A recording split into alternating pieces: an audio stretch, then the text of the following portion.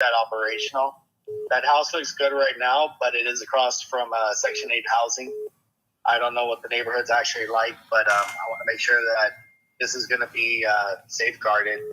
Yeah, So that's fine. go ahead, send them whatever amount you need to keep that operational, please. Okay, we'll do. We'll figure that out. Jeff, if you touch bases with them, I need to go in. My meeting's going to start right now. All right, Jeff, guys, I will it's great loop in with talking to you. y'all. Let me talk to everyone that needs to be talked to, and then I'll loop us all in once that's been done. All right, guys. All right, thank you. I'm going to let you go for now. All right, Great bye-bye. talking with you again. Bye.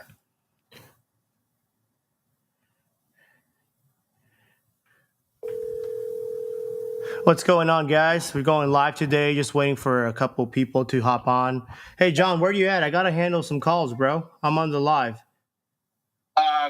I just tried to do the deal. Bro, hold on a second. No, bro, I can't hold on. I got to handle it. I got a call on the other line. I'll see you in the live. All right, bye. I'm on the live.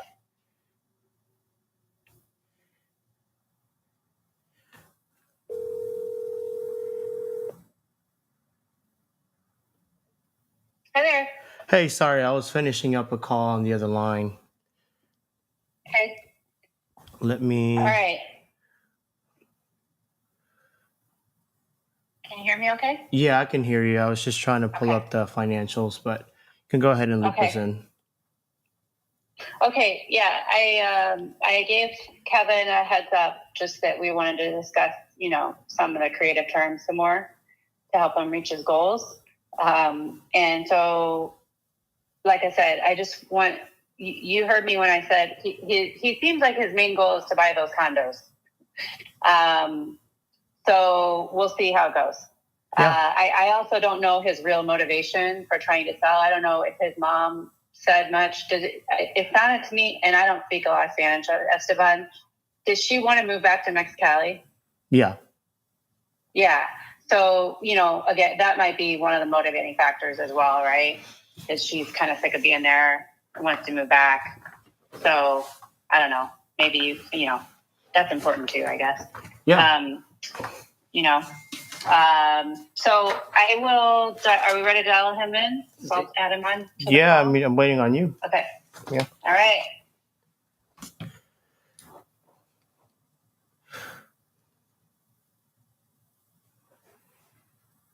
What's going on, Mo? What's going on, guys? I'm negotiating a deal here live. I just negotiated in hospice care, no money down, no monthly payments until I get the property up and running. Wholesaler who brought me the deal, including one of my partners, is going to get paid on the deal. So I'm trying to lock up another one of those deals here on the live. This one's a 1.7 million purchase price in Oceanside, California. All right. All right. Esteban, are you there? I'm here. All right. Kevin, are you there? I'm here. Hi, Esteban. All right. How's it going, Kevin? Hi, Esteban. Good. How you doing? Pretty good, pretty good. I met your stepmom the other day. She's a very nice lady. Oh, thank you. And did you meet Nina too?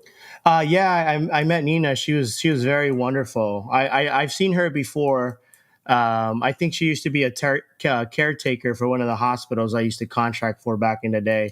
She looked very familiar. Oh, wow. Yeah. How cool. Yeah, they're wonderful. They're a blessing to my residents and to me and my family. Mm-hmm. Yeah. So, I had a couple questions from you. I really want to structure everything in a way where, it pencils out for you. Now, I know when we talked about your biggest concern is you want to move your assets to America, right?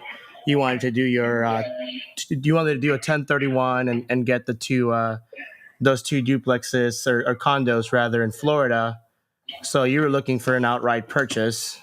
And then that's when I introduced you carrying the note. So you had mentioned that we got to just kind of figure out the terms and see what makes sense for both of us. So I walked the property, very nice area. I got some quotes from my contractors to build out the ADU. And then I would like to add another ADU in the back, and I'd probably turn that into an assisted living as well. And then the other back ADU, I might keep it as a midterm rental, and then just keep the nurses in there, nurses, or maybe even give a room to one of the caretakers so that they don't have to pay rent and I can take care of them. Now, I mean, I'm looking at an initial investment just with the ADU alone. It's going to cost me about $350,000. And then on top of that, I mean, the property is very well taken care of. It could use some lipstick here and there. So I'm saying maybe about 10 grand in cosmetic, and then I'm looking about another 50,000 to finish out the restroom, the kitchen, and all that on the back ADU. I also noticed the recess lighting was a little dark. Not sure what happened there, but that's a simple fix. But we'd have to do that, and then basically, get all the furniture in place. So just right off the bat, I'm looking at probably close to $500,000, like all in costs. So what I wanted to run by you to see is, what we can negotiate in terms of the down payment, so I can give you just that, and then we can structure out the deal where you're just getting unlimited cash flow, on the property. I know you mentioned that you had a lot of sentimental value with the property. You want to take care of the tenants, and I also have a medical background. I've been in the medical field for 10 years. I've been the one to take care of the people, clean them up, feed them. I've worked assisted livings and all that stuff. So not only would it be in good hands, but we could also structure it where you get cash flow. But I need to be a little lower on the down payment so that I can make financial sense of getting everything up and running, and then also coming up with money out of pocket so that you can get your condo in Florida. So, what are you thinking? Okay. No, that all sounds good. I think my biggest concern is if I was to carry the note, then I wouldn't be able to do a straight 1031 exchange. Well, I'm not sure. So if you've done a 1031, I've done a handful, but with a 1031, you can't 1031 to something you're going to live in. And then I know, like, once you start getting to the annual income you're bringing in, then you got to worry about tax plays. So if you were to proceed with a conventional loan on that condo, you get to write off that interest, plus you have residual income coming from the assisted living that I would be running. I have the experience. I already have the medical, well, just the company, the staffing agency and everything in place. I can bring in some benefits as well to some of these providers. I know typically they get paid cash, but I really want to take care of them, so I really want to make this, this work out. And then what would happen with you carrying the note is we would be taking over the current loan subject to, right? And then basically the bank has the first lien, and then you would have a second lien. You would be seller financing your equity over time to us. So you're deferring your capital gains on that. You're also getting passive income from that, right? And then you get to write off the interest that you're paying on the loan on the conventional. But if you just do an all outright cash, right, it's not going to make sense. You're still going to have to pay taxes. Then you can't 1031 into something you're going to live in. And if you end up selling this thing, I mean, you're in a good position. You don't want to just sell it to anyone. If you sell this thing to some kind of hedge fund or anything like that, they're going to boot everyone out and then just turn it into an Airbnb, right? And that's a very nice area, quiet area. I want to kind of maintain that legacy and, keep it running. So that's my intentions with the property. And that's why I need to be at, where I need to be. Okay. And I want to interject something, Kevin, if you are concerned around the 1031 exchange. So I wanted to just give you an insight. So my boss, who is a broker here, he's been in the business over 30 years, done hundreds of exchanges. And he actually sold me a property on seller finance, one of his properties, and he took the down payment and he did do a 1031 exchange with that down payment into another propery, and then seller financed the rest. He seller carried the rest. So I know it is possible, and we can ask him, like who he used, even to do that if you're concerned about that part. So you can exchange the down payment into another property. Okay. If you're interested, Okay. like, and what you do with, if you're going to live there or you're not going to, I mean, you're technically not supposed to live there, but that's not really that's not our business. Yeah, and Right. I mean, we can get very creative. Like I literally just did this on this property in San Antonio that I'm turning into a hospice. The seller, similar situation like yourself, and he just wanted some just monthly revenue, some cash flow, and so I brought him in as a partnership, and he's getting like $150,000 over his asking price, and we structured the deal where there'll be no monthly payments on the equity until I get everything up and running, bring in the staff, do the renovations. And if you even be open to idea of something like that, I can give you more of a monthly payment because that allows me to have a lower entry price into the property, get the permits, put the assisted living tenants in place, make sure that I hire the right caretaker, get the property up and running, and then you're just getting cash flow while you're living the dream over there in America, right by the ocean, and then I'd be over here just handling everything, the logistics, and I think it would be a really easy transition opposed to just doing a traditional sell and just dealing with all those headaches. Okay. Okay. Now, Esteban, I did over here. You say that I would be taking a second position. Yeah. So basically, the bank owns, right. The bank is what owns the property, right. And the way you're protected is you and I would do a promissory note, right. And you're also holding the deed, not me, right. So you're controlling the asset. So I can't just, go behind your back and, take ownership of the property. I have to pay off the bank and then I would have to pay you off. So there's a lot of security in this kind of, transaction. And especially it's in a trust, right? In a land trust. That's what we do here in California so that your interests are still protected in the property. Uh-huh. In my experience, so what if, let's say, for example, you began to fall behind on your payments with the bank? That's a good question, right? So there's a couple ways to answer that, but I mean, first and foremost, I would be running this thing as an assisted living, and as you can tell, I mean, that is just guaranteed income, coming in. Number two is I'm also coming up with a down payment out of pocket, right, to get everything up and running. So it would not make any sense for me to put a huge amount of money on an investment and then not be able to pay. And then number three, right, once I get everything up and running and put the money in your pocket, if I do fail to make payments, and that is stated on the paperwork that in the case of you say alien abduction, I stop making payments, the property goes right back to you. And in that case, that'd probably be best case scenario because I came in there, I finished the ADU, I staffed it, put everything in place, and now I'm out of money and all the sweat ethic I did went to waste for nothing. So that wouldn't make sense for me, but that'd be the best case scenario for you. Right, but actually the bank would have the first position. So if you fell behind on, let's say, 4, 5, 6 months of monthly payments with the bank would be the one that actually comes in and forecloses and would take the property. I actually saw this happen back in 2008 with the property right on the other block on Alvarado Street. They took $150,000 down, took a second position. So the person actually put $150,000 down, but then after about 6-8 months, stopped making the payment to the bank. Oh, wow. And then all of a sudden, the person who sold the property was in that second position. It was either, pay off the bank and refinance the loan, but unfortunately, they weren't in a financial position to do it, and they wound up losing the property.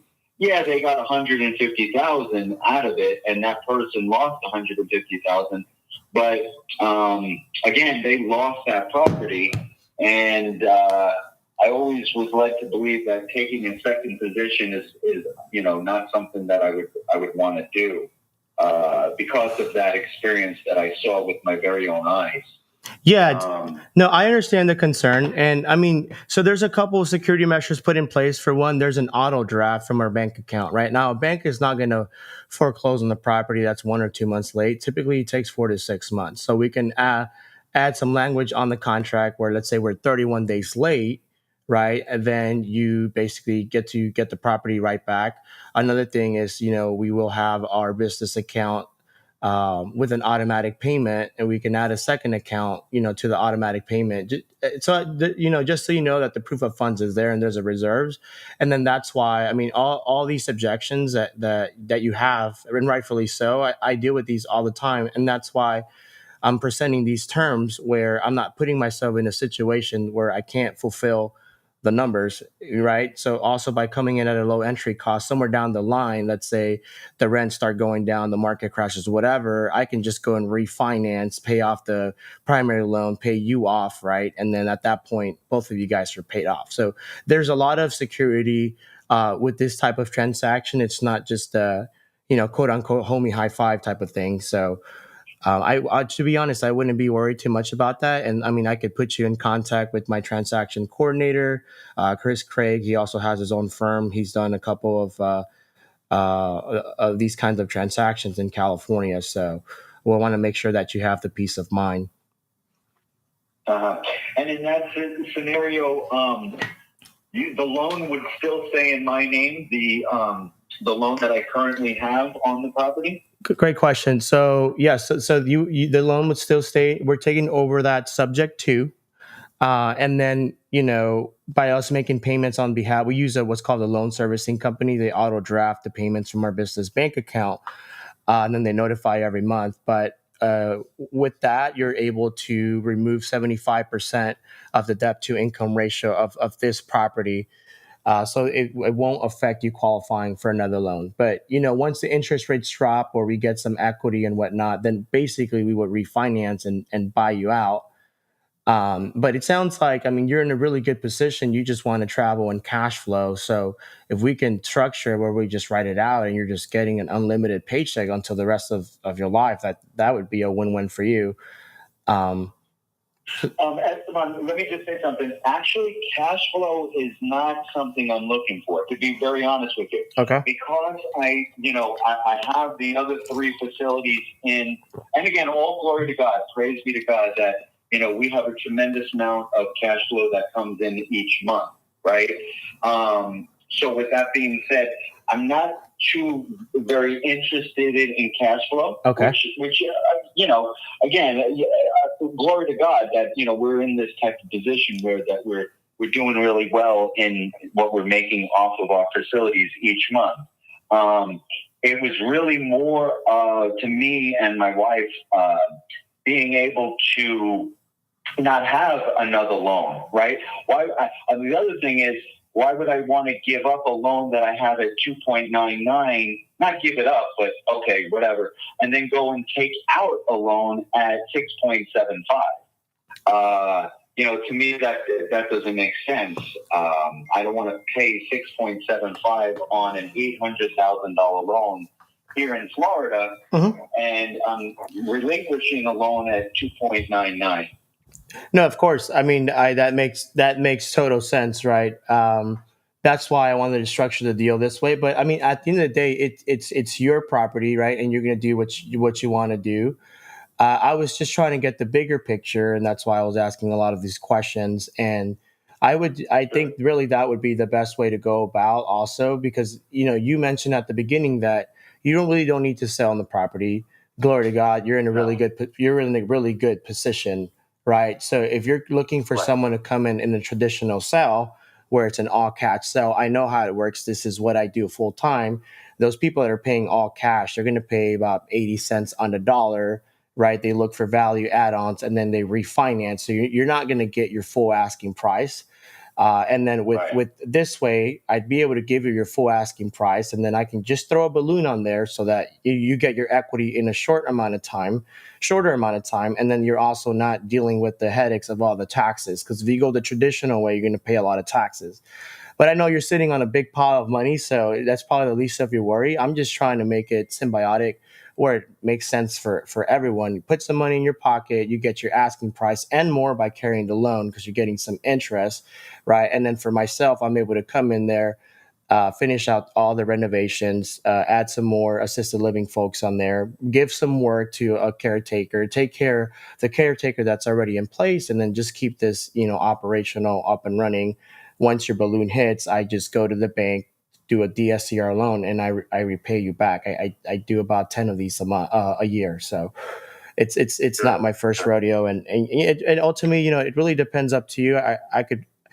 I really promise you, and I could bet you this is the most stress-free transaction. But if you just want to in and out, and you want some kind of investor to go in there and just kick all these old people, out, and that's what they're going to do, Right. So I'm not just like you in it to make money. I want to make sure that I take care of the older folks and also give work to others. Sure. Yeah, I would Oh, by the agree. way- I mean, a lot of other buyers are going to want to do short-term rental in that because there's just not a ton of people that want to handle the residential assisted living, Right. I agree. You're going to have a much agree. smaller buyer pool that'll keep the residents in place. So, Right. By the way, guys, I didn't share this with you last time, but so I don't know if you got to meet my 3 residents.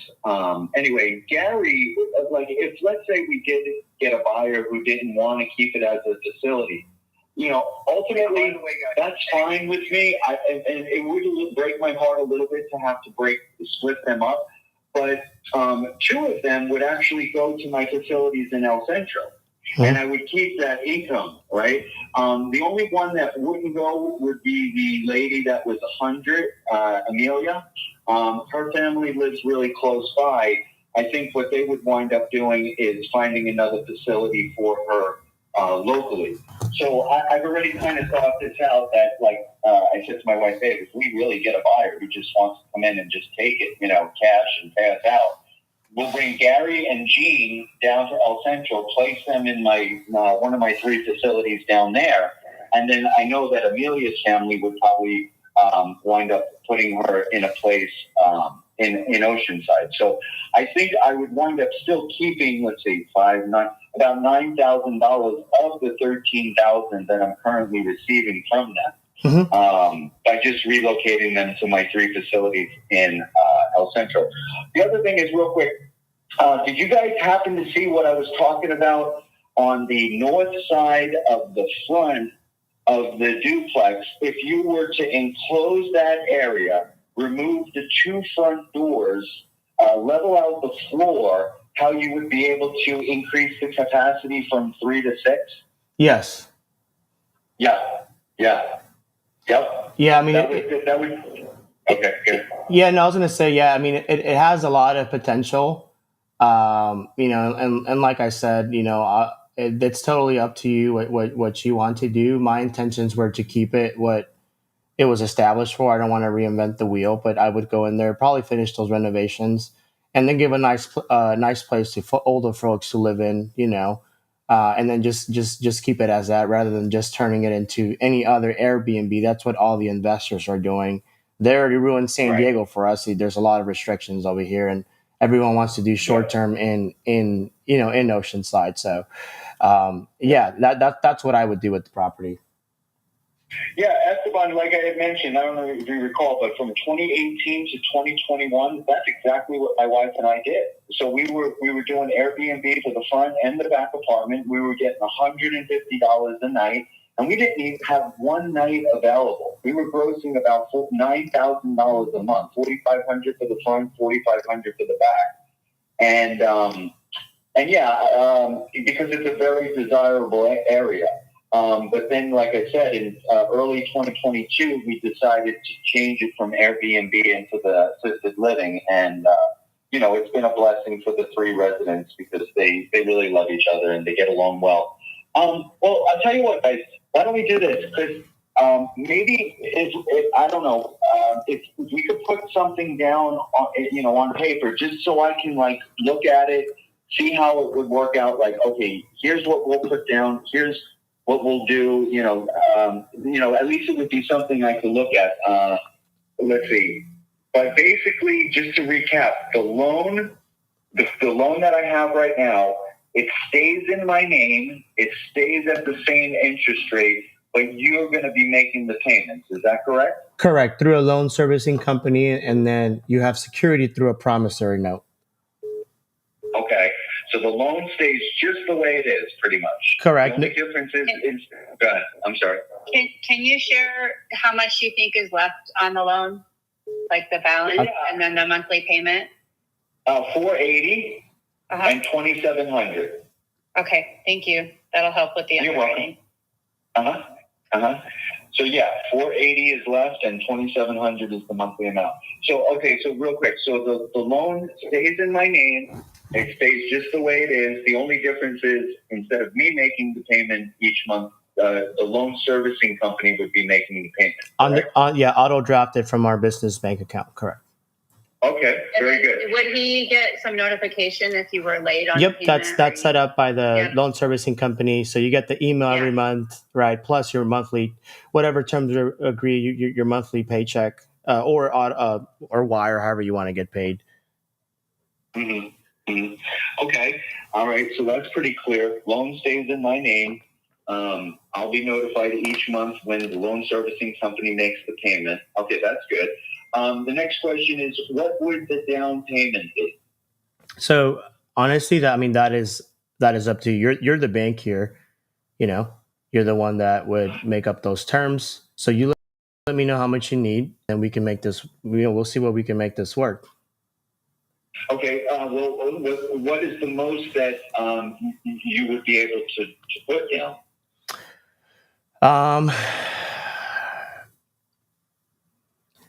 I mean that's a good question. There's a difference between the most and what would I like to be in, right? I would like to ideally be in at a 10% because I still have to put in about $350,000 to $500,000 of my capital.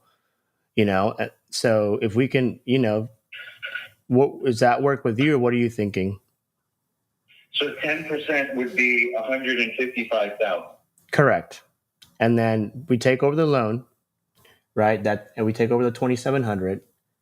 And then we basically give you equity payments on the remaining amount. We could do like a 4 or 5% interest rate, add a balloon on there, a balloon clause, so you don't have to wait forever to get your money. Once the balloon hits, we just refinance, right? And then you get paid out. Okay. Real quick, I was doing a little research, and right now, if a interest rate is lower than 5.62, it's considered a gift. So, according to the IRS guidelines, there's actually. So if you want to break it down, if you look at publication 107, and I could send you the link to the IRS that talks about this what's called an installment sale. I don't know what I don't know, but I have a ton of properties where we have a lower interest rate than the prime rates. I also have an attorney who practices firm who can explain everything if you want to talk about it at a high level. But this will not interfere with your taxes in any way. It's only going to help out with your tax breaks. Okay, so what was that I read about the 5.62? Like, not be if I went below that, then it would be considered a gift. So explain that again, please. So what I said is, if you look at the publication, I think it's 537 by the IRS. It talks about the installment sale. I think you're confusing it with another article on there. What I know for a fact is that you can seller finance it at a lower interest rate than the prime rate. That's not going to interfere with your taxes. Now, what I was saying is if you want me to explain it at a higher level, then I can bring in, an attorney that I've dealt with that deals with my transactions so he can explain to you that in detail. 'Cause that's not my expertise. I'm just the one with the capital, that comes in, buys the properties and runs them. I see. So you're saying that there is a way to get around that 5.62. Correct. And okay. All right. So just to recap, so then you guys would take over my loan. Loan would still stay in my name. you guys would make the payment through the loan servicing company. I would be notified each time a loan payment was made. You'd like to come in at 10%, which is 155, and then you would make, not in addition to the loan payment each month of 2,700, you'd also be making a payment to me as well, correct? Correct. And then that can vary. And now that you know my intentions with the property, right, which is to come in there, put the ADU, all that stuff, if you'd be open to negotiating some kind of deferred payments to where I can get everything up and running, then I can give you a bigger monthly payment, every month. So that is something, totally up to you. You're going to be my bank here. So I don't go to the Bank of America and make the terms, So that's up to you what you want to do. Okay. So what would that monthly payment look like, Esteban? So approximately, or ballpark? That's a good question. So for me, I mean, I want to be able to cash flow $100 for every $10,000 that I'm in. So in this property, I'm going to be, as long as I can get about a 12%, 15 cash on cash return, then I can give you monthly payments. I still have to do the overhead expenses if I'm going to run the other properties and whatnot, if I'm going to, finish them out and staff it. But I could probably make sense of giving an extra like $3,500 a month, maybe even more. This is just some dirty napkin math. Okay. All right. So let's just say for easy numbers, $4,000 a month. So, all right. So you guys would take over the loan. Loan would stay in my name. The auto servicing company would make the payments each month. I would get notification. I would then also receive about $155,000, which is 10% down, and I would receive approximately $4,000 per month. About $4,000. I have to double check the numbers, but yeah, around $4,000. And then if you'd be open to, and I could guarantee those $4,000, if you'd be open to me coming in with the capital, get everything set up, hold off on the equity payments until I get everything, or maybe give me 3 months to reduce my all-in holding costs, then I can guarantee you the $4,000 a month. Okay. And then how long would the balloon payment be for? So ideally, right, we want to write it out as soon as possible. We know that's not going to work out with you. So we typically like to do a minimum of 5 years with an extension clause that as long as the property appraises for what it's owed, so we can refinance. Because the last thing I want to do is, let's say Joe Biden gets reelected, and the housing market crashes, the property goes down in value, and I owe you more than what it's worth. Then I just put myself in a bad situation. So 5-year minimum with an extension clause. That way, we're both protected, and I'm not shooting myself in the foot. Okay, so 5 years with an extension of how long? 6 months. 6 months after the 5 years? If the property doesn't appraise. If it didn't appraise at the end of the 5 years. Which I wouldn't see an issue being, especially being by the coast, the appreciation has been steadily going up. I don't foresee that being an issue. It's just like a security clause. Right. And when you do appraise for the purchase price, right? Excuse me? The appraisal value would be the purchase price that you're paying now, right? Yeah, no, but basically whatever's left. 1.55. So we give them the 1.55 minus what we give them the 1.55 minus what is worth on the property. So that's the equity. So as long as it reappraises for what we owe, then it won't be an issue. For the balloon. Correct. The balloon payment. Okay. And you're adding value, your intent to add value by building out the ADU. So, Correct. Right. You're forcing appreciation. So. Yeah. All right. Now let me just think out loud for a second. So how would this help me? So I now have $155,000 tax free. And then I'm getting $4,000 a month without any headaches. To what and then I'm taking out a loan. So let's say I took that $155 that you gave me and I put it towards the $800,000 that I want to buy. So now I'm taking out a loan at 6.75 on basically $645,000. So you get to write off that interest rate on that loan, and then probably the $4,000 would cover your monthly payment. So you're living in that property for free, and you use the down payment from my initial investment on this Oceanside property to fund the property. So really, you're getting it with no money out of pocket.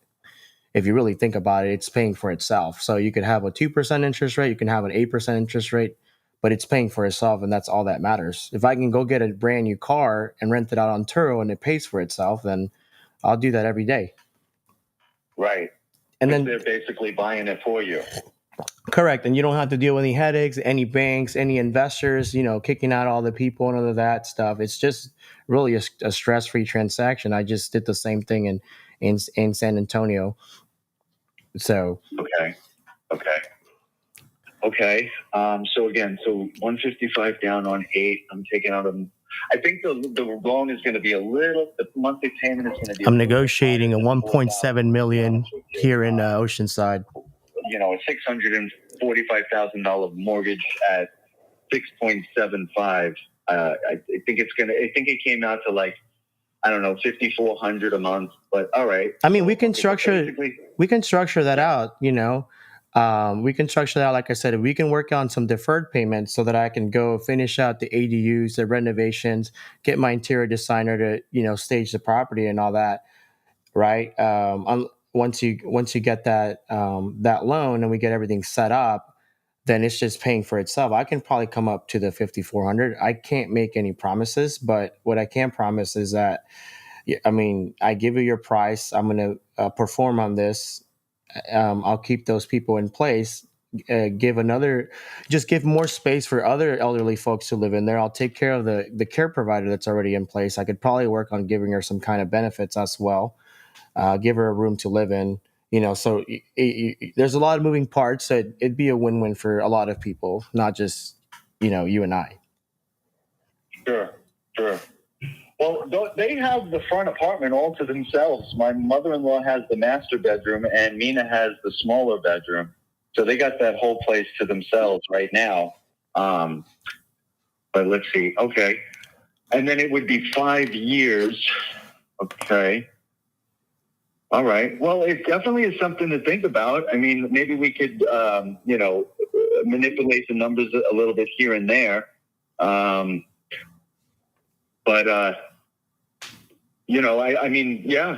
It sounds like, something definitely to consider and, think it over. By the way, did you guys, I know, Carrie, you received it, but Esteban, did you have a chance to look over my monthly costs?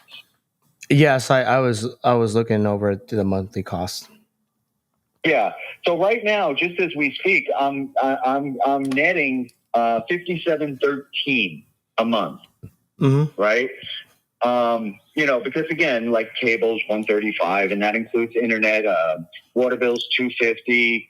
The food for those 3 folks is only like about $400 a month.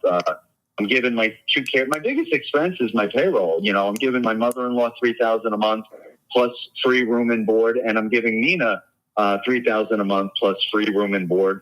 So that came out to $6,000. So,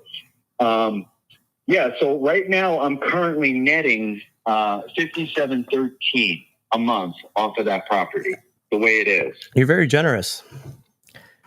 Oh, thank you, brother. You're helping a lot of people. That. Yeah. It's definitely a nice area. I'm kind of jealous of your stepmom living 3 blocks from the ocean. By the way, you guys have to check out Casa de Mondini if you're ever in Carlsbad. We were speaking about that. But yeah, no, she mentioned she wants to move to Mexicali. I'll drive her there myself. Well, I think I shared this with you guys. So I got the call January 23rd that my mom was very ill here in Florida. And I had to wait for my mother-in-law to get back. She had taken her first vacation. This was an off market. It was brought to me, someone by the live. So working on assisted living here, getting this thing locked up for $150 all in. No monthly payments till I get the property up and running. But then when I got the call that my mom was very ill in Florida, that's when we pulled my mom from El Centro, my mother-in-law from El Centro, and stuck her in the front apartment with Mina, and then went to Florida to go, be with my mom. And then after, of course, my mom passed away, we decided we didn't want to return back to California after like you said, Esteban, living in America again. And so I used John's line right I there. guess Credit my to point is John. that she is longing to be back in Mexicali, El Centro area. She wants to go back to one of my other facilities over there eventually. But she's very happy. Like you said, we were just there for the month of November, from November 3rd until November 28th. We were there for a month, and we had taken her to the Hunter Steakhouse.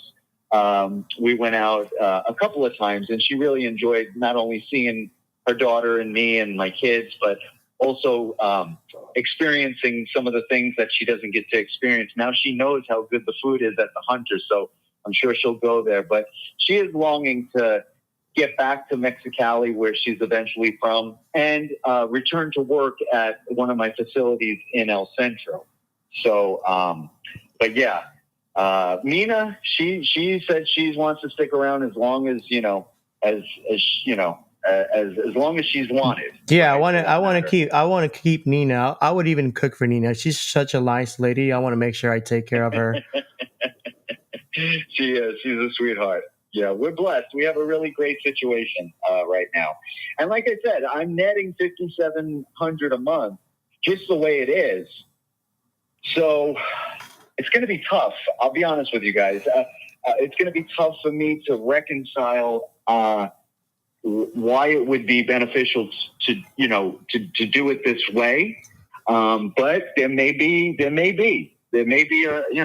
benefit to it. So I'm just going to have to really think about it, pray on it, and just figure out. And oh, by the way, don't let me discount the fact that Esteban, the fact that you're going to willing to come in and continue to care for the 3 residents that we currently have, and possibly constructed to be able to accommodate more. By the way, I just got a call 2 days ago from a placement agency, and this happens all the time, Esteban. You're going to fill that place up. Once you get it ready for 6, you're going to fill those 3 empty beds very easily.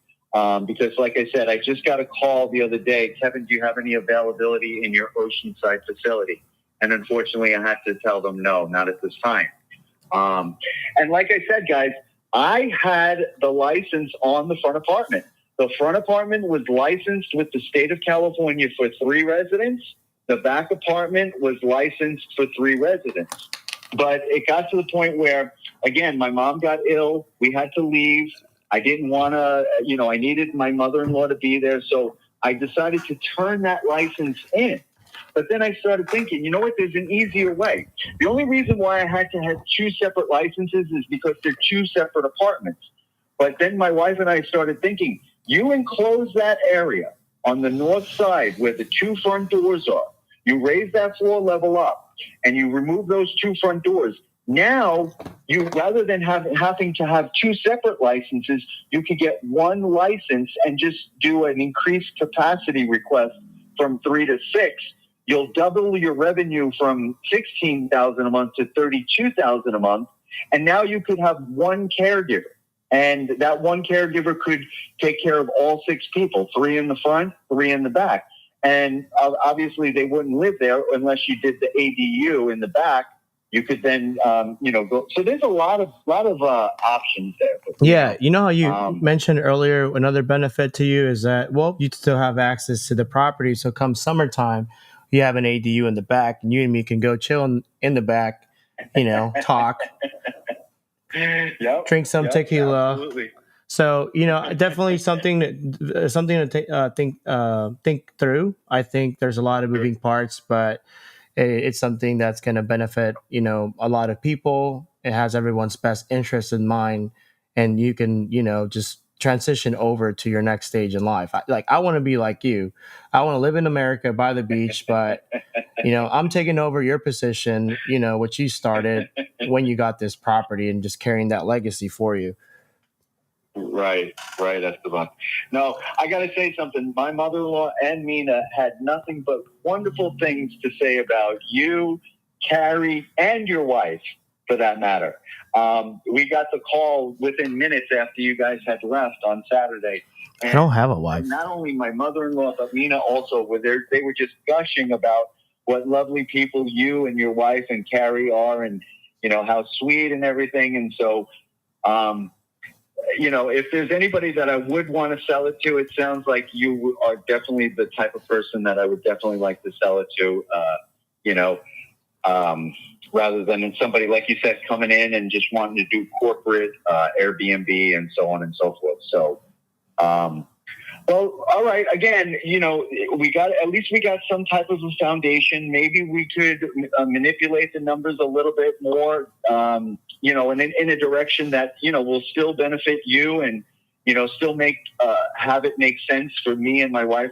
Because, like I said, cash flow is not an issue. Praise be to God. I mean, yeah, we do enjoy that $5,700 a month that we're receiving from this property, but we're also receiving, cash flow from the 3 that are in El Centro. And you live in America. Now you're just rubbing it in my face at this point.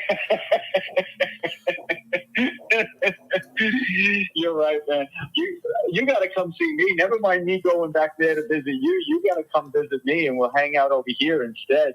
Yeah, definitely. I'm actually closing on a property down in Ruskin that we're going to be turning into midterm. So I'll be down there sometime in January. Maybe you'll find a way to loop in with you over there. Yeah. Now Ruskin is on the West Coast. No, it's in Florida, but it's on the Panhandle. I think it's by Tampa, but I'm going to be making my way down with my RV, through Florida, so I can make a pit stop. Nice.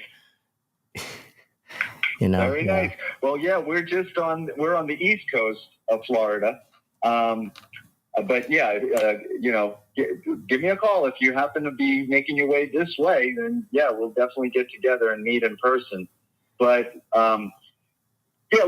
let's continue to stay in touch, and let me propose what we just talked about with my wife, and see how that might make sense. And the wife's in charge, huh? No, I just consult with her. We run our marriage, the way God intended it to be, which. Of course, I'm the one, but I do like to consult with her, of course. Yeah. God has given us, different roles. There's no difference. The Bible says that we're all created in His image, male and female. Mm-hmm. But God did give different assignments to men and women, of course, and we stick to that biblical principle in our marriage. And but no, I think she's more curious than anything else. Of course. Well, maybe that's why you have a wife and I'm single. I need to be like you. Oh, okay. So who was that was with you? Carrie. She's one of my. Me. Yeah, she's a broker. One of my friends. Yeah. Oh, okay. My mother-in-law and me. Yeah. Yeah, they might have thought I was his wife, but no, I'm just a realtor. Friend, realtor, broker. An investor. Okay. Oh, they I guess they thought that was your wife. But now I got to go find a wife. So when we meet and we close on this property, you can meet her. And you know what else they said? I'm American. I'm not American. I'm Italian and Irish. I was born in New York. My wife was born in Mexicali. So I'm a white. New York. She's a Mexican, and they said, "Well, Esteban is a Mexican, and his wife is a whitey." Well, so my husband is actually Mexican. He's from Morelia, but it's not. His name's Roberto. Oh wow! So I think I had told them that. I had told your mother-in-law that I speak a little Spanish because my husband's from Mexico. But my Spanish is really bad, Kevin. Oh, and when you said that, she automatically assumed that Esteban was your husband. Right. Yeah, I think that's now I get it. I see. Oh, my wife's name is Quetzali. Oh, nice. That's a pretty name. It's a very unique name. And my wife speaks, when I met my wife, she didn't speak English. Now she speaks fluent English. But her mom still has yet to embrace the English language. And my 5-year-old, when he was born, my wife spoke English and Spanish to him. He was picking up Spanish very good, and then all of a sudden he just said, "Mom, I don't want to speak Spanish anymore. Talk to me in English only." Yeah, that's how my son is too. He's 6. So he only went English. Yeah. Our newborn is 7 months, and she speaks with him also in Spanish. And do you want me to cut this guy off, John, so you can run the live? I got like 3 more I need to lock up. So, but all right, guys. Well, I think we both kind of have an idea. I see where you're at, Esteban. I think you kind of see where I'm at right now also. And if we could, design this so that it's beneficial for both of us, then yeah, I think that maybe we could put something together and, Yeah. Well, yes, sir. I think we'll work it out. I know the holidays are coming up, so I think maybe we should retouch space after the holidays. And I think we really can make all this work out, get everything signed over before I don't want Joe Biden to get reelected and then mess everything up for us. I know. It's horrible. I have a feeling that the Lord is going to return before all this. I don't know. I'm looking around and seeing everything that's going on, and then this is exactly what the Bible said would be happening right before his return. So who knows? All this conversation might be futile because I really do believe we're in the end of the age. I really do. I really believe it. So right there with you. All right. Right. Yeah. All right. Well, great, guys. Do you want us to try to send something in writing, Kevin? I think that would be helpful. I mean, Okay. you probably heard me repeat myself 10 times, and so to see it on paper would be nice. And this way, I could sit down and just kind of show it to my wife and see how that would work out. But yeah, that would be nice. I think I kind of have a really good grasp of what it would look like, at least at what we talked about now. But maybe seeing it on paper, Carrie, would then give my wife and I the opportunity to pencil a little bit, right. And maybe hey, look, like I said, we're generating 5,700. I mean, I think that might be a point where we could say, okay, you know what? If I can continue to still receive that amount, or if there's a way to I can match that, maybe with a like I said, I can match that as long as now that you know my intentions with the property and what I got built. If you'd be open to just deferred payments while I get everything up and running, then I can guarantee you that cash flow and then do the 10% down and Yeah. Okay. All right. That sounds good, Esteban. I mean, in that scenario, then really the only homework I need to do is say, okay, I'm going to buy this condo for $800K. I'm going to put $155,000 down. Well, actually, let's see, 8 times 2 is 16. So let's say I did 20%, so I have no mortgage insurance. So 160, which is close to what I'm receiving. So this could, like you said earlier, this could be like an even swap out. You take over that, and that'll get me into this, and your monthly payment that you're making to me is paying for this. The money that you're giving me in my down payment is the down payment I'm paying for this. So that could work out, brother. Let's see. Yeah, maybe if it all works out, maybe I get a free night there in America, right by the beach. You sure can. Yeah, It's a beautiful condo. It's 3 bedrooms, 3 bathrooms, 2,100 square feet, 12th floor, corner unit, top of there's nobody above us. Atlantic Ocean directly straight out front. Turn to the left, you see the intercoastal, which we're basically living on a peninsula. And by the way, like I had mentioned last time, Daytona Beach Shores is the newer part of Daytona Beach. So old Daytona Beach is kind of like I had mentioned last time, it's a difference between Oceanside and Carlsbad, with Daytona Beach being Oceanside and Daytona Beach Shores being Carlsbad. So sounds amazing. It is. It's beautiful, Carrie. It truly is. I'm blessed to have found it. The circumstances that, we came here accidentally a year before my mom passed away. And I always said to my wife, I want to go back there, babe. I want to go back there. And who knew that it was going to take the passing of my mom to actually get us to come out here and stay? So God works in amazing ways. And I'm blessed to have Mina and my mother-in-law running my facility in Oceanside. And then, of course, my other staff that works for me in El Centro. So it really is a blessing. And it's great to, be talking with you guys. I really enjoy our conversations a lot. And I think that we will be able to eventually get this worked out. And hopefully shortly after the new year, we can come to an agreement and get this taken care of. Okay? Of course. Sounds like a plan. All right. Wonderful, guys. What do you think? Shoot for maybe like January 3rd, 4th, somewhere around then to touch base again? Yeah, we can do that. Yeah. Okay. I'll And Carrie, organize with you guys.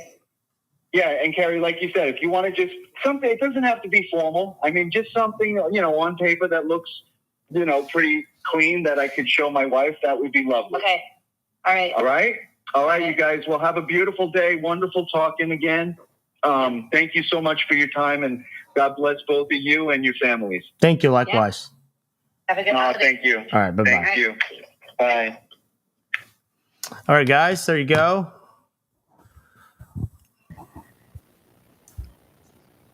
So this lead was brought to me by somebody on the live, another broker here in San Diego. So working on that one, getting it at 10% in, take over the mortgage payment is $2,700. It's got a 2.8% interest rate, deferred payments. So I get the place up and running. It's got a couple ADU plays. So I'm going to finish building those out, turn it into an assisted living for some appreciation, probably put a total of 6 more tenants at $4,500 each. So if you do the math, 4,500 times 6 is 27,000.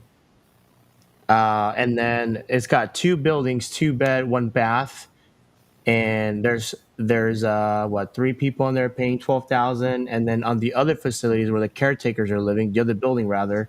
So if I let them stay in one of the rooms and rent both rooms out, I can do probably like $9,000 each. So that's an extra $18,000. So I'm looking at gross revenue roughly $50,000 on this property with a 10% in. So pretty good.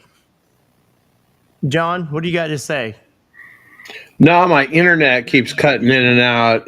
I don't have enough hamsters on the hamster wheel, apparently. Let me tell everyone what I did with that. So John, this wholesaler brought John this property in San Antonio, and the guy who brought it's gonna get his assignment fee as well as John. And I'm gonna be buying this thing. I went to go renegotiate with the seller to no money out of pocket, deferred monthly payments until I get the property up and running. So I'll get it up and running by March. It's going to get $3,000 a month, but I'm going to make close to $30,000 a month gross. So John and I and my team were looking and buying assisted livings, midterm rentals, and stuff like that. So if you guys have any properties in Texas, San Antonio area, Houston, Kyle, all the big areas that are minimum 4 bed, 2 baths, send those over my way. I can outbid anybody in sub 2, anybody. I'll buy them. I'll double pay. I'll overpay.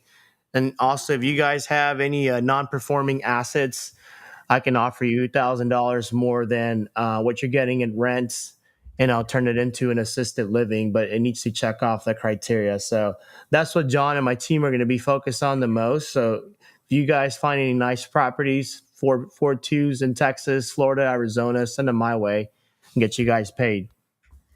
Anyway, what do you got to say, John? Who else should we call? We've got a couple to call. So basically, my internet's cutting in and out. We got locked out. I don't know what happened there when we were all trying to get in. Matt and I were live, then we couldn't go live, and then Instagram wanted another format, and we couldn't get out of that for a minute either. But that sounded like a good call. I would just be curious, because where I got cut off was he was like, "Hey, I can match the $5,700 a month." I don't know if I would have done that and still given him the 10%. I'm gonna bring him down. I'm just building some rapport, and then that's when I hit him. Hey, I reran my numbers. That's what I did with Jeff. I got him down to $0 down. No monthly payments till March. What, 32? Where were we? From $32,800. Yeah. So I mean, I got to call Johnson actually. Okay. I've got to call that Ogden, Utah one I sent you last night. 11 doors. 11 bedrooms, 12 bathrooms. Each room has its own bathroom. And that's the one that Ken brought us. You know what we should do? We should probably do some syndication, right? I'll get Chris Craig to draw up all the paperwork, and we can do some syndications to take down these assisted livings and offer a percentage to people. I think that'd be great. Okay, yeah. If you want to, We'll talk about that some other time. I'm looking yeah. through the leads. But wait a I minute. have What too about many leads. Saturday? Don't you Huh? have a big thing on Saturday? Yeah, so we're going to be doing an underwriting free session Saturday, Pacific Standard Time at 9 to 11 a.m., showing you guys how to underwrite at a high level. With your Uh, calculator? yeah, with the calculator that Michael Mutskanyan and I built out. The calculator is free. There's some paid version of it coming out in the near future. But I definitely signed up for the Zoom. It's completely free. You just got to sign up to get the link. Last time I posted the public link, I had a bunch of trolls just dropping the N bomb. So the way around it is you guys will have to fill out the link, the form to get the Do we email have sent. that link? Yeah, Do it we have should a be QR code? if you can get Eric, I think he should be on here or one of the VAs to post the Free link. calculator. It's right here. Oh no, you want the other link. Yes. So maybe you can get Elizabeth. I don't know. Everybody's blowing up my phone. I'm trying to Mine lock up too. Yeah, some my deals shit's for. blowing up too. Okay, so hold on. Let me handle that. We got to get with Ken, John. So Ken's on here. He sent us some leads. We got some numbers for him. Yeah, Ken is the one that brought us that one in Odin, Utah as well. Okay, give me 1 second. And you keep hanging out with us, Ken, you're going to see that we're going to have the same haircut as you here shortly with all of this shit that we've got going on the back end. I'll still have a cowboy hat, so you guys won't really be able to notice And then much the of that. title company is calling me for Smarty Jones. I'll probably just turn that into a midterm rental as well. Hello? Okay. Can you get us the link for the Zoom? Anybody have any questions? You want me to call up your seller, talk them down? Give us the address, submit the lead. We'll call. If you guys have any questions about anything, you need help underwriting, we got you guys.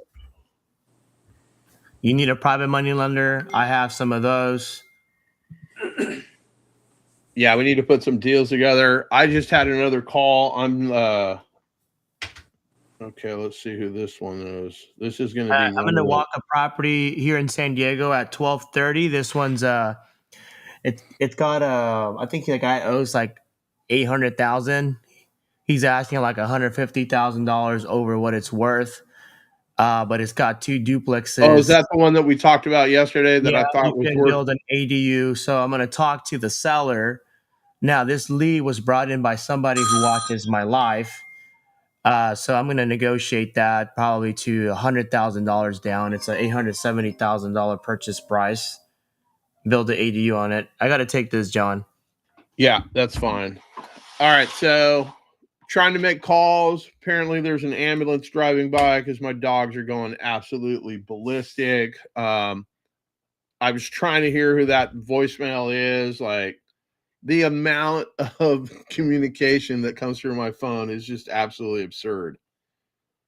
So for some reason, I cannot get this. Let me try to do that. Somebody, I think it's going to be that agent with that one house that's. Hold on.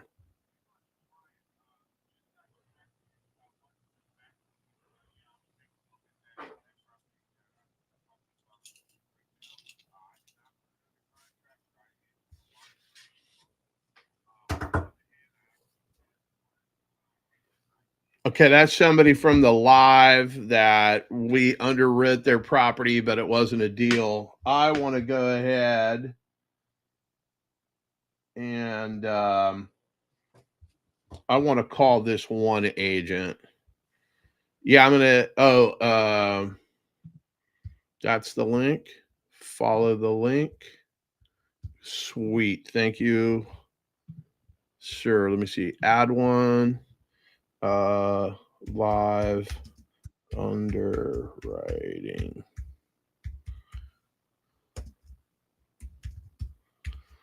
All right, hang on. Live underwriting Zoom. Why won't it? Too many things here. Hold on. I'm going to put that. I'm going to show that one. I don't know who.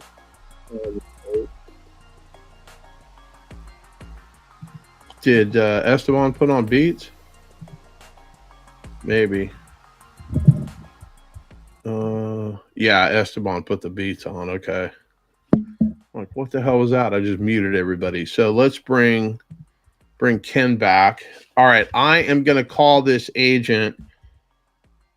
I mean, this is a tough deal. I don't know how to make heads or tails of this deal, but I'm going to call this agent. Where is my phone?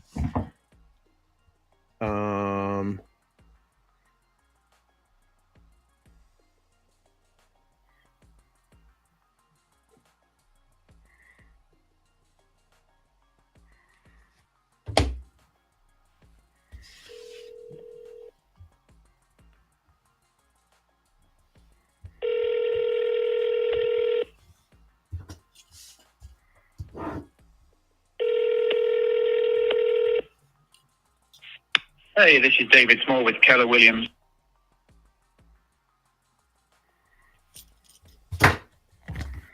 I got you, Alex. I'm gonna call your seller right now too for that Garland property. Give me a sec.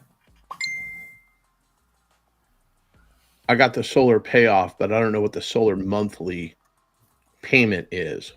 Was it 190? Question mark. I'm trying to put this on paper. Okay. I am trying to reach out to that Abbott one that we were underwriting this morning. All right. There's another one here. Oh, you're going to have that link for me. Let me see. Esteban.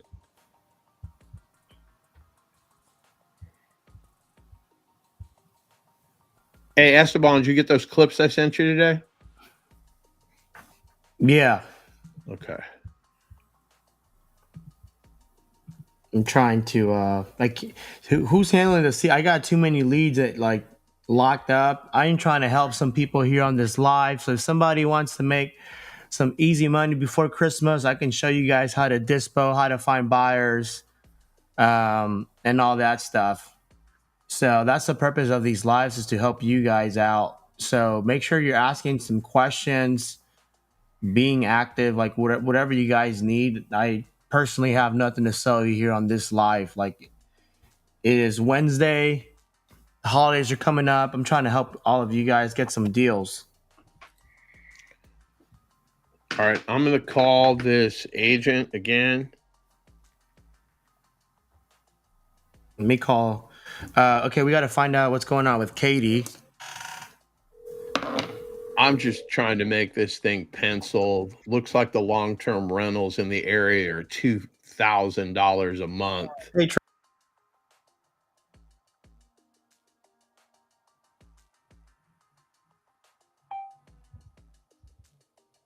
I am trying to work this agent at the same time, Esteban, in Florida. I'm going to call this one in Utah right now. Let's call from the burner number.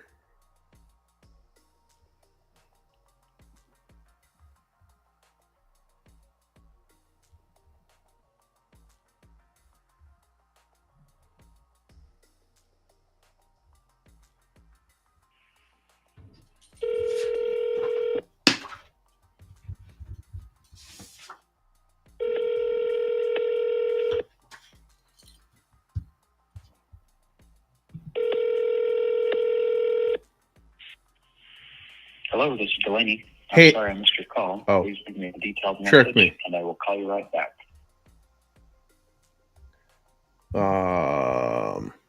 Was that him that just texted me? Okay, he just texted me back that he's in a meeting.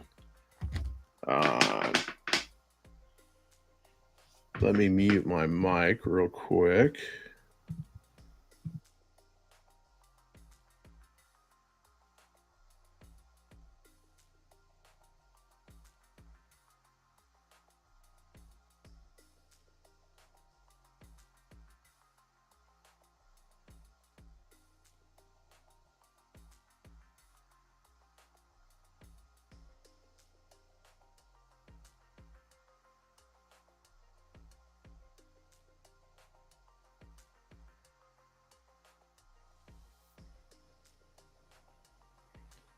just give me a call. I want to make sure that I've got all the terms that your seller wants.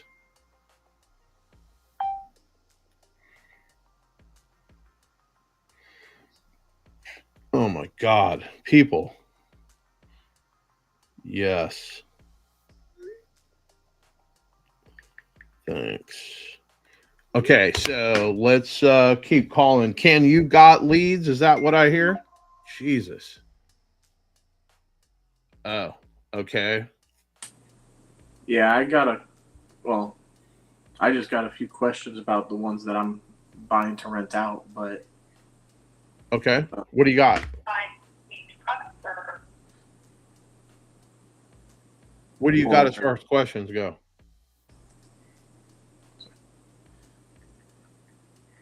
hey guys, give me 2 minutes. I'm on the phone real quick. Yep.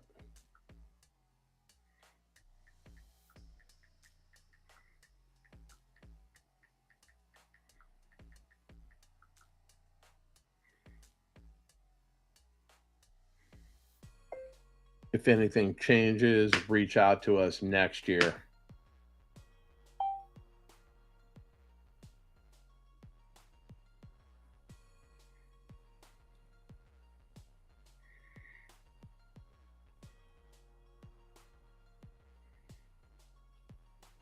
All right. If you've got leads, put them in the private chat. I'm trying. None of these agents want to answer the phone, so I'm doing what I can. Let me call this other guy.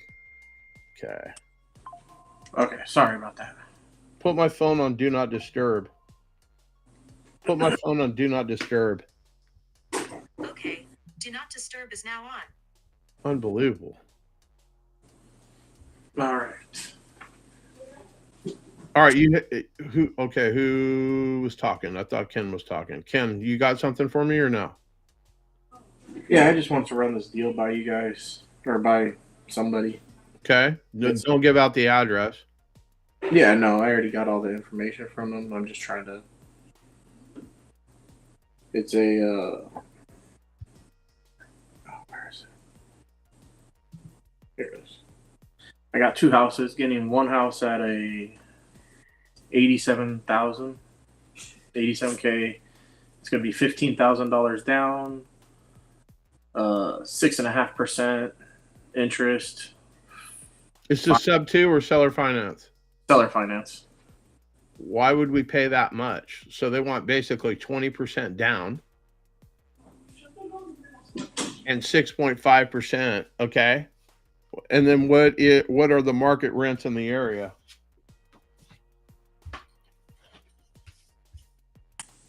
Right now, it's rented out for 18, or it's rented out for 1,080. Okay. But it caps out at around 12 to 1,300. How much repairs need to happen? It's already rented out. So nothing has to happen.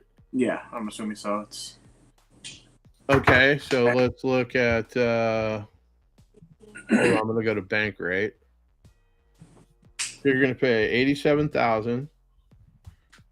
You're gonna put. What'd you say? $16,000 down. 15. 15,000. 1, 2, 3. 30-year term at 6.5. Update. I'm not even putting in the taxes and the insurance because I don't know. I mean, yeah, if you can make that thing cash flow.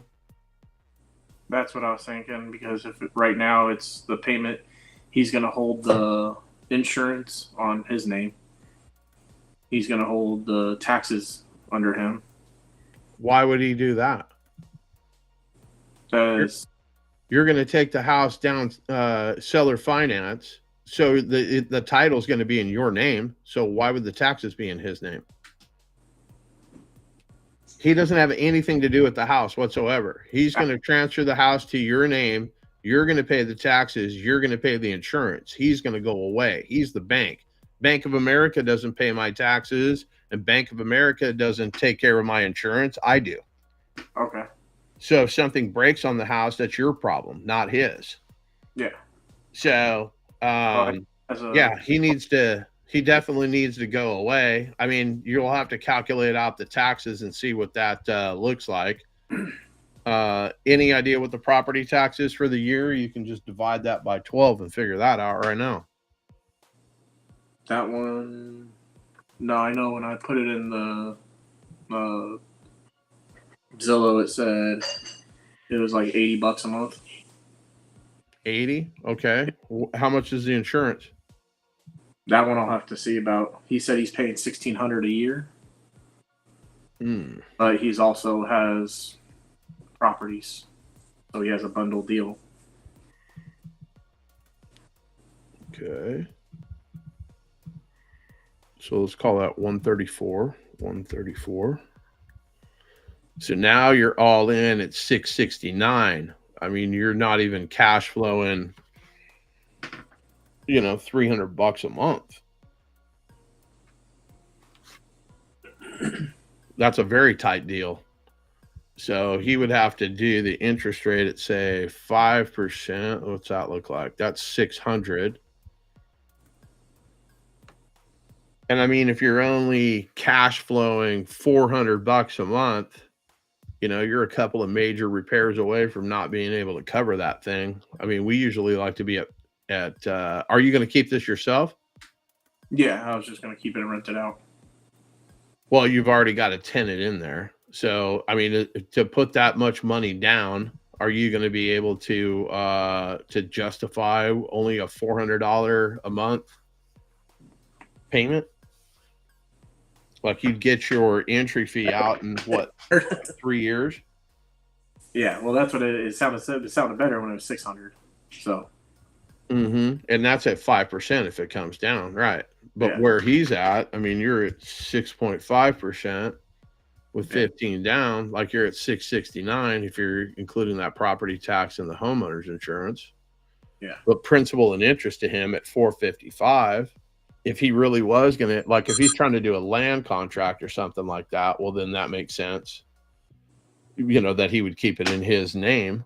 The house would stay in his name, and you would make payments on it until you paid it off and put it in your name. Okay. But you're not going to get the tax. You can't get depreciation and all of that unless it's in your name. Okay. Is it a mobile? It looks like a modular, yeah. Well, yeah, if it's a mobile home with an axis, an axle and whatnot, like, that's not something that's going to appreciate in value unless you own the land. The whole advantage to buying a mobile home is it's not attached to the land, so you don't have to pay property taxes on something. Whoever owns the land pays the property tax. When you permanently affix that mobile home to the dirt, well, then, it becomes it's not personal property. It's more like a car. How many cars have you bought that have appreciated in value? Yeah, it's affixed. It's a raised foundation, but it's not like just on the wheels and everything. Mm-hmm. Okay. Well, I mean, if you can make financial sense of it, I don't know if there's enough spread in there. How much is a water heater to put in that thing? $1,500? Yeah. So, water heater goes out, like, it's going to take you a couple of months to recover from that just based on your cash flow. Okay. So, I mean, you're putting away $80 a month for your war chest on $400, then your cash flow is basically, $320 a month. But I mean, it's sushi money. I mean, it's a start. You do that, 10, 20 times, then you got something going, but I wouldn't make a habit of that. What else you got? There's one other one I got. It is same guy, 155,000, 30K down, 6.5%, 5-year balloon. Okay. And why doesn't he have these on the market? One's on the market. And then the other one, I called him when I talked to him. He just gave it to me, and he was like, "I'm selling." He's selling all his properties in Florida. Where's he going? Why is he selling all his properties? Did you ask any of those questions? He's selling all of his single family homes and moving to apartment complexes. Okay, so he's trying to. It doesn't even seem like he's got enough money to do that if he's only taking X amount of dollars down. Okay, I think 6.5% is pretty extreme. Okay. I wouldn't do that. Like he can have. I mean, here's the deal: it's either your price and my terms, or my terms and your price, but we can't do both. He's basically pulling all the levers his way. Yeah. So, I mean, he wants 20% down essentially. Mm-hmm. I can go get a better rate at the bank. Why would I fuck with you? And the bank's not going to let me. The bank is not going to loan more money than the property is worth. What are the rents on the 155? That one was 1780 max. Okay. So I mean, let's see what this looks like. What'd you tell me? 155. 155. Yeah. 30 racks down. Mm-hmm. 30. 1, 2, 3. 30 years at 6.5. I'm going to take the. So basically, without any taxes and insurance, he's looking at $790 a month. Yeah. So basically, now you got $900 in cash flow, but you're not paying the taxes. You know what the taxes are on that one? About 100, 110, 120. 120. Okay. What do you think the homeowners is? That it's Florida. It's crazy right now. So I have no clue. Okay. Let's call it $200 a month for shits and grins. I mean, that one makes more financial sense if those are the real numbers. You're at 1110 right there. And Saturday, what you should do is you should come in here and bust out the calculator and see if you can make financial sense of whatever it is. But the entry fees, everything's high about that. I don't know about the value of the property because I'm not pulling comps, but I mean, I can go to a bank and get a better rate technically. I don't know. Let's look up FHA right now. FHA. And you may not even be able to get an FHA loan on those. Mm-hmm. Let's see. Right now, a 30-year fixed FHA with a credit score of 700 to 719 with 20% down. I don't know why you would do 20% down. Doesn't make any sense. Anyway, 6.682%. So it's a little bit higher. Let's see what my credit score would do. It doesn't change it much. 6.627. Yeah. Well, they're saying a mortgage rate right here on this one. A 30-year fit 5.125 at Oceanside Mortgage, allegedly. So the purchase price at $155 with $31,000 down. Let's say your credit score is 700. What's that look like? 5.3%. So, I mean, you can get a better rate at the bank. His terms aren't favorable. Okay. But, I mean, that's all a negotiation. Hey, I'm willing to give you 10% down, Yeah. at 5% interest. And if you can get better than that, then you should probably go do that, Okay. But, yeah, I mean, that's where I'd be at those. Okay. All right, let me try to pull this other one up. I think it's, yeah. Let me try to get a hold of this guy. So they got a price cut. I mean, this house is a mess. I don't know why it's only been on the market 9 days, but allegedly this thing's been on and off the market. So let's see here. Inbox.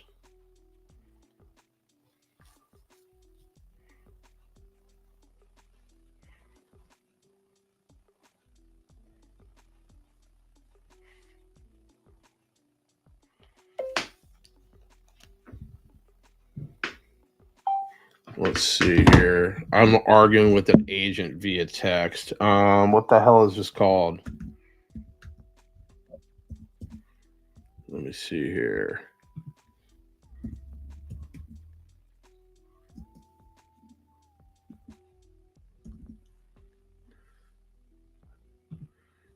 Would get paid up front. Hey, John, can you get with my buddy? Have you gotten with Alexis yet? You were okay with Negative, Ranger. He brings me a lot of good leads. We gotta call up his seller. I haven't been able to take a look at it. I know him. Alexis brought me a lot of good leads. I'm handling Amber. Put this one on contract, and I got to wire EMD. So give me about 20. I'm gonna handle this back end stuff. Yeah, that's fine. Where am I getting the lead from? No, handle that. That's fine. I'm gonna send here. Camera.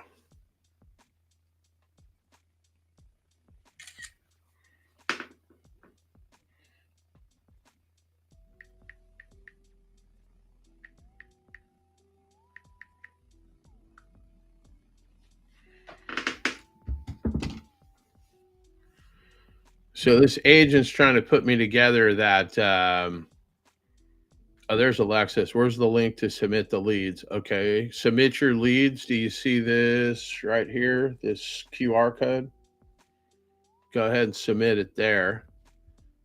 And then I will I don't have any control over the backside. What's his face does Esteban. So it looks like we've got some here new ones. What is this one? Who brought us this one?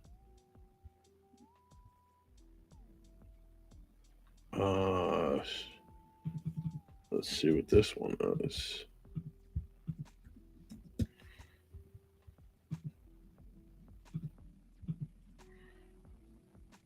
Oh, this is a lot or land. Like, I don't even know what we would do with this. This is not a so somebody sent us a lead that is a vacant piece of dirt, and I mean, I'm not interested in doing that. It's only been on the market 13 days allegedly. Like, no, that's not a lead. Let me see if there's any sales. Have they?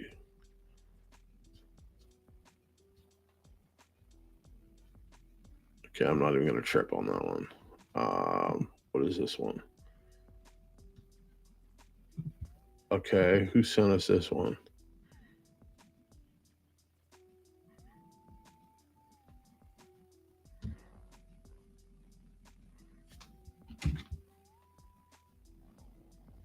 I'm getting sidetracked with all these leads here. Let me just make a phone call so I can fucking gain some clarity on what the fuck is going on here.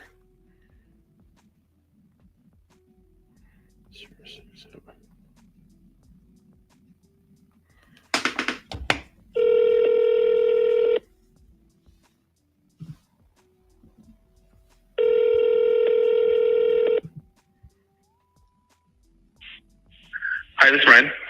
Hey, it's John Motzenbacher. How you doing today, my man? Good, man. How are you? I am good. I was calling about road. You got a second to chit chat? Yeah, man. Okay, so what is going on with this thing? I mean, you've had it on the market 9 days, but I mean, they've been trying to sell this for a minute. Like, what's going on? Have they had any offers whatsoever? Like, it's crazy. We had a few people come in and offer, but it was back when he was still trying to get $250 for it. And of course, we went back to him when he lowered it to $200, which is what the initial offers were, and they had already moved on to other stuff. And now they're trying to get rid of it before the bank takes it. They did get a modification on it for a short term, but the owner, he wants to get out from under it. They got a loan modification on this? Yeah. How? The bank just proved it.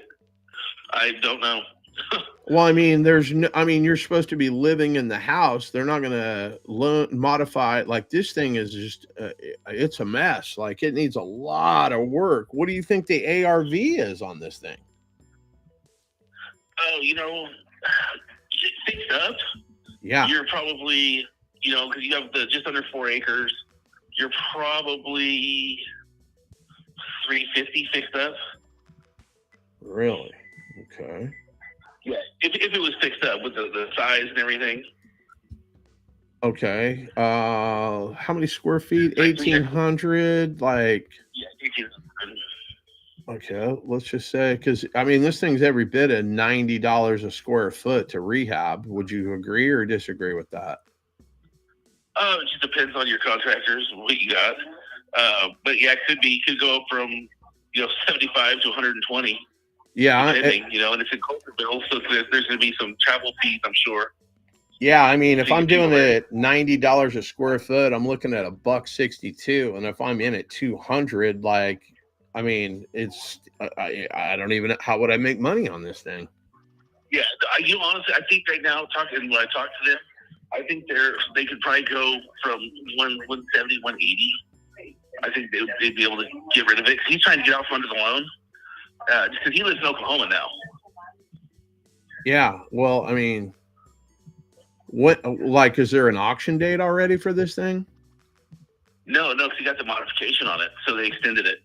But he's got to make the payment on it for 3 months, right? Yeah. Okay. Correct. Yeah, I mean, even if I bought this thing at 180, if I'm using my numbers, 162, I'm in at 342. I sell it for 350. I lose money. Yeah. No, I get that. I mean, and it's about everybody making money, right? Well, I mean, that's what we're here to do. Like, I mean, that's why you got your real estate license. I mean, right? Yeah. I'm a broker, so I know exactly what you're talking about. Yeah, I'm a broker as well, so I'm just trying to get paid. I got you. I can call the seller, negotiator, and see just where they're at. How much in arrears are they, or they're not at all, and somebody could step in and take this? Yeah, they're not at all now. Okay. So, I mean, would they be interested in possibly doing something creative where I come in, I give them some money, and then I take over the payments? Like, I don't even know what their interest rate is. Do you know what their modified interest rate is? No, he's supposed to send me all those documents, but I can find all that out for you. Yeah, because I mean, they're open to creative financing and everything right now, and the owner's son is a lender down in Orange County, and so he's willing to do whatever he's got to, also because he was making the payments for his dad, and so he's the one that wants out of it. Okay, yeah. I mean, it's got to make financial sense for everybody involved. I mean, I could come in and, with my team and pour our dollars into this thing and, get it up to speed. But I mean, I've got to make something on this. And I mean, why don't we do this? What I can do is I can have Brian, the son, I can even have him reach out to you. And if you guys want to just kind of come up with something, because he's making the big decisions now. However you want to purport that we do this, but the son's not on title, right? No, his dad is. Okay. Well, his dad's the one. I mean, I'll have the conversation. Like, I'm not shy, but I mean, it would be like you talking to him about buying my car, and I got the final say. Like, that guy should be in the building on the call too, right? He could, yeah. It just depends. The dad's kind of squirrely. So that's why Brian's been basically running the show. That's fine. We can basically have a conversation with Brian. If Brian and I can get on the same page with the understanding that, hey, we got to get your dad on the same page. Like, I don't know what your other solution is. Like, nobody in their right mind is going to come in and pay $200,000 for that. They can't make any money. I mean, you can correct me if I'm wrong. I don't want to tell you, your neck of the woods, but. Hey, no, I'm no dummy either, so I know that. So. Okay. Yeah, I don't want to come in and pee in your cornflakes like some agents get upset. Tom speaks highly of you, so I have no problem just telling you, straight up what's going on. Okay, cool. So, what's our next step? You're gonna go get me. Well, I can call him right now and try to buzz him in if you. Yeah, let's go. Okay, hold on.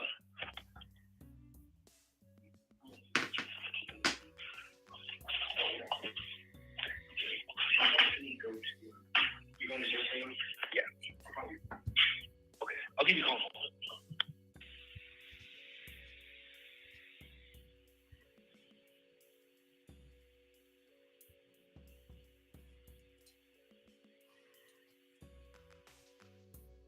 Okay, he didn't answer. Okay, that's not a problem. I'll try little later. You I'll go shoot you a ahead. text and- Yeah, you go ahead and do what you got to do. I'll be available. If I don't answer the call, it's just because I'm on the other line, but I'll call you back. If you can get us a mortgage statement, is there a lockbox? Do I just kick in one of these plywood windows and check? How do I check this thing out? There's a neighbor down the street got the key. Of course there is. On it that someone stole. That is awesome. I love that. A live lockbox.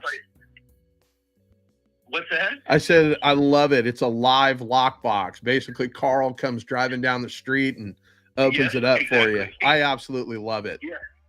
So, well, because I had a lockbox on there, but someone cut it off and took it. I had a sign someone stole too. Wow. But I mean, if you look at the house, I mean, you can see that people think it's just abandoned. So, Right. which it has been. But the neighbor goes and checks all the time. If you look on the photos, I know Jerry, the owner, he just went and fixed the back patio.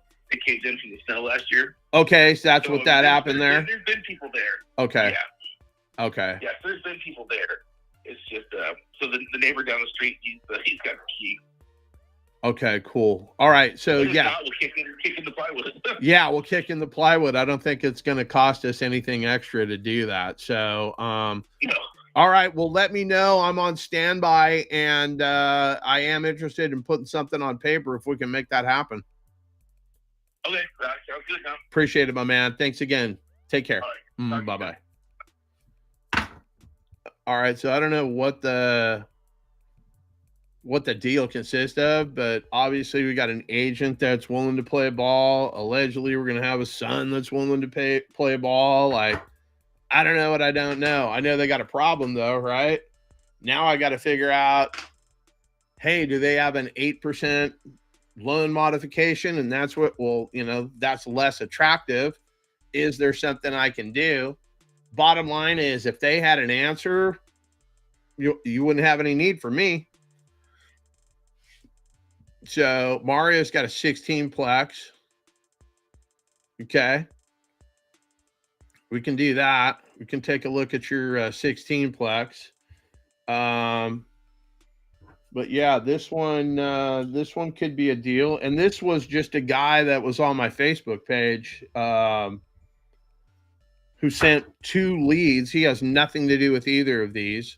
One was that I called yesterday, I think. That was in Dos Palace. I don't know if that's going to be something that financially pencils. But Esteban has a medical background. So we're trying to pivot into something where you've got something that doesn't financially pencil. Well, we've got a way that we can potentially make that thing financially pencil as a hospice, assisted living. Really sober living could work. And it would be a lot easier to have a sober living facility than it would be to anything medical, cost wise. So I've got to lean on Esteban's experience as far as his medical background and doing that. But I'm definitely intrigued by that. Yeah, we saw that, Esteban. I definitely want to see this 16-plex. But if you guys got leads, scan them over here, and I will take a look at them. So there's one right here. I'm going to figure out what this one's about. But somebody is sending us deals, and I am trying to look this up. So this one is already sold. They want 160 for this bad boy. They want to invest in other deals. Let's have does this form work? No, this does not. So that might be a permission that Esteban, old Trey Poindexter. Let's give him a call. See what we can do here.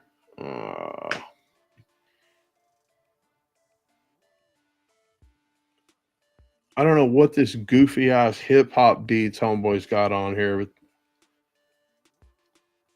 they make me chuckle like a name buckle.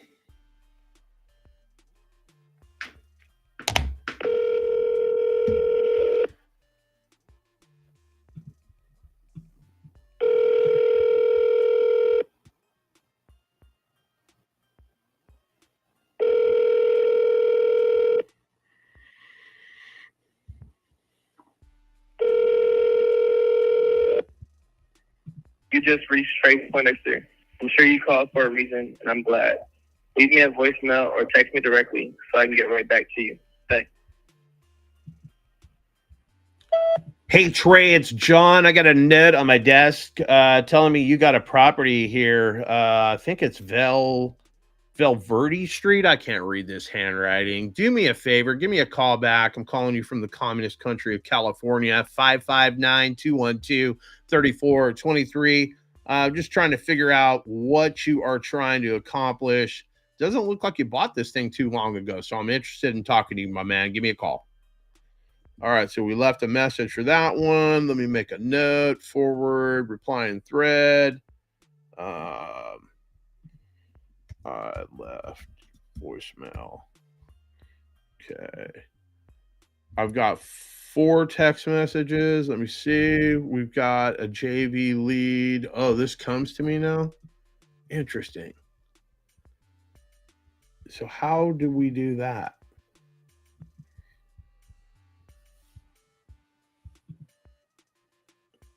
So I've got a JV lead somehow. I don't know. Esteban switched all this shit around. And I'm trying to answer everybody's shit. Okay, so my nonprofit is situated. Holding on. Perfect. Merry Christmas. All right, so I've got a nonprofit that a lady runs for me, and I got some, I don't know, tax information. So we sent that over to our accountant, and all that shit has been rectified. So let me see if I can get Ray's Esteban here. Let me see, Esteban. Where do my leads go now? I got a notification. Mario, you can't scan it because it only works for iPhones, not Androids. What are you talking about? Mario, he says he can't scan the QR code. Oh, damn Pixel 9 again. Yeah. Mario is that guy, right? The package where it comes with the SIM card, that's what he got. Bro, he's got a Chrome laptop too. Like, what the fuck, bro? Chromebook. Here, let me give you just go to myleadcentral.com, click on the submit lead. Hey, and I got a lead somebody sent me in the new thing that you set up for me, but I don't know where to go get those at. It goes straight to the CRM. Give me a sec. Okay. I'm ordering some pizza. I haven't eaten all day. What's going on with Ken? Did we already check out his properties? Yeah, he's got a couple. The guy wants basically 20% down at 6.5% interest. One might be a mobile home, like it's debatable. So I don't know how much value there is in that, but I was telling him he could probably get better terms from the bank. I would have to go back and renegotiate with that guy, find out what the bunnies are. Allegedly, this guy's trying to take, all in, if I did the math, $45,000 to go get into some multifamily. Okay. So there wasn't a lot of cash flow there. It was a little light on the cash flow. We were guesstimating what the taxes and the insurance were. But basically the first deal, it was going to cash flow around $300 a month, which makes it pretty tight. Would you agree with that? What was the all-in entry cost? Well, that's another thing. He just wanted 20% down. So call that $15,000. And then what's the purchase price? Cost. Yeah, the purchase price was $87,000.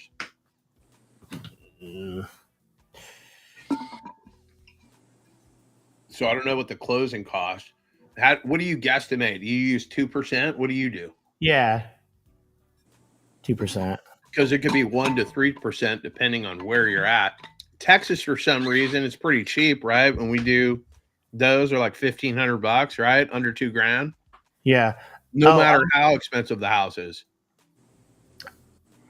But out here in California, it's considerably more. Yes. Yeah. So I'm going to need you to create me an invoice for the assignment fees. We'll take care of this after so I can get that other guy. Is he on the live? Don't want to be intrusive. No, but I can make that happen. We can make that for him too. So old Dom Rocha. And I don't know how he connected with me, but somehow he did. And he's just been sending us leads, but he's actually making the phone call, right? Getting a minimum of the 4 pillars, but basically getting the backstory. And I've got a couple of his leads that I'm chasing that are both in pre-foreclosure. We already know how that goes, right? Hey, but if you're not locking up deals right now, then why are we mentally masturbating here on the live? I've already made a phone call to a property that is completely boarded up. It's a complete gut. It's in something called Coulterville, California.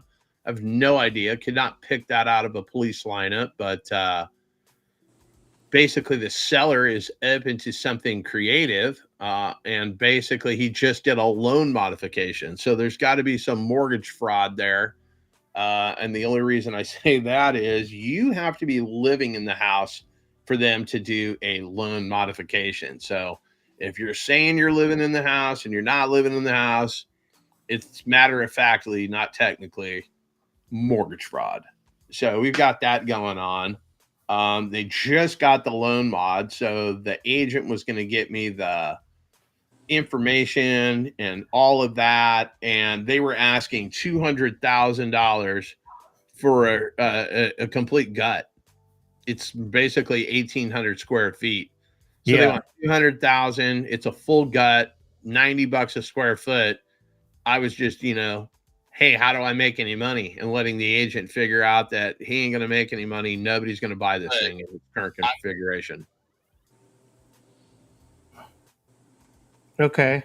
And then people are saying they like to see that the mic is fixed. Like, I think it was my internet connection. I kept dropping internet today too. So I don't know. I didn't do anything different.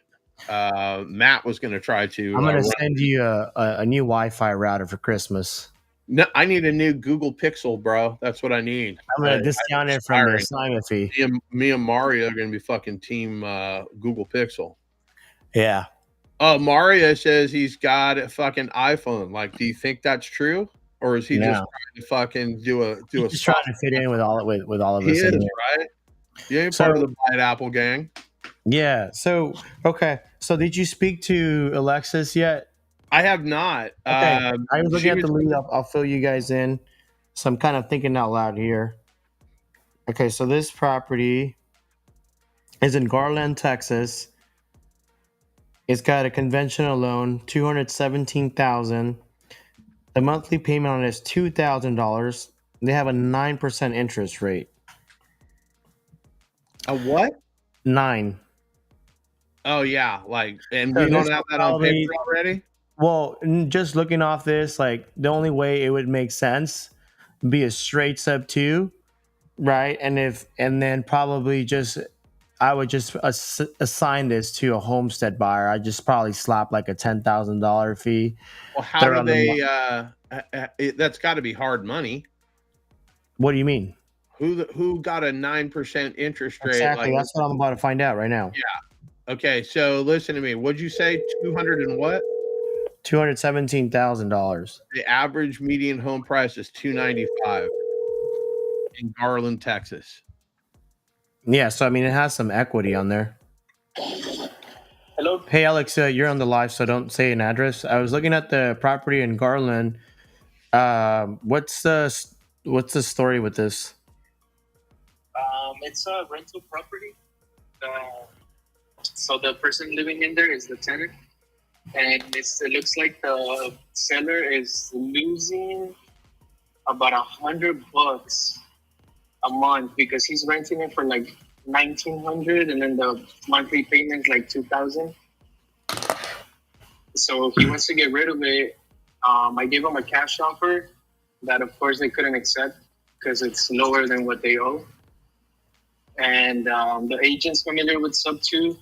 She says she's done it in the past, and she spoke to the seller about it, and he gave him some money up front. I mean, the only thing. So, wait. Actually, let me retrace it. Why does it have a 9% interest rate? Do you know if there's a hard money loan or something?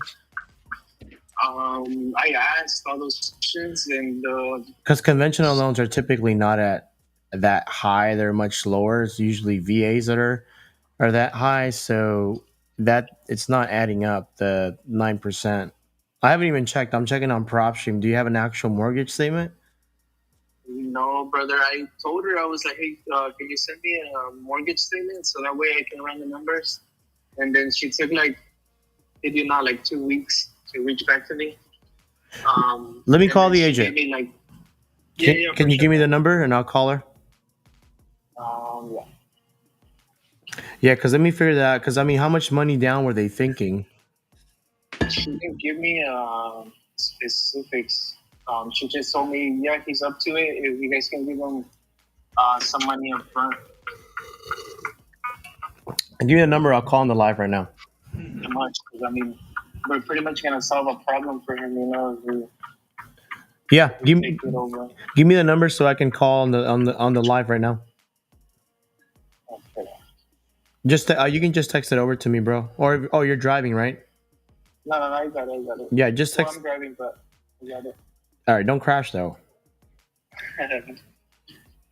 So yeah, send it over. I'll give it a call. All right, bro. All right, bye. Erica. Let's call Erica.